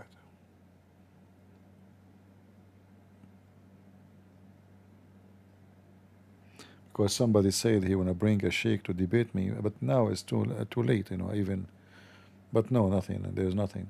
I was expecting a message. Yeah. So guys, I'm going to leave you in peace, and I hope you guys have a good time. And I cannot say I will come tomorrow because already we are tomorrow. So I better go and make some coffee. And you know, I can stay awake for long. Actually, I don't get tired so easy. But we will see. I will try to go to sleep, but I don't think so. But I will try. Anyway, I want to say thank you all for being here. May the Lord bless you. And I hope we learned some good time. We did not just we are not killing time. We are learning, and we are sharing advice and opinion with each other. And I hope and I pray that we as a Christians, we will be united. We will not remember what the church name, but we will remember only that we all belong to one Lord, one Savior, who unite us and the devil divide us. Anytime you see division, remember that this is not from God, which means you are not in the right place. The one who brings unity between the Christians, unity under God, to believe in the Savior, the Lord, the Messiah, Yeshua, is your Savior, the one who died on the cross for you. Whoever believe in me, the Messiah said, and die, he will live. This is what you should know. Not whoever is a Catholic, not whoever is a Protestant, not whoever is an Orthodox. Whoever believe in me, and believe in me as what? As a Savior, as the Messiah, as a Trinity, as God, as holy, as a crucifixion, as a resurrection, as the Son of God, as the one born of virgin. Whoever believe in me and die will live. So all of us, we will die, but we will live for a very simple reason. For we are blessed by God, and His holy name, and His name will be saved. Thank you. God bless you. And as always we say, God is good. So is Jesus. And we are the crusade. Take care.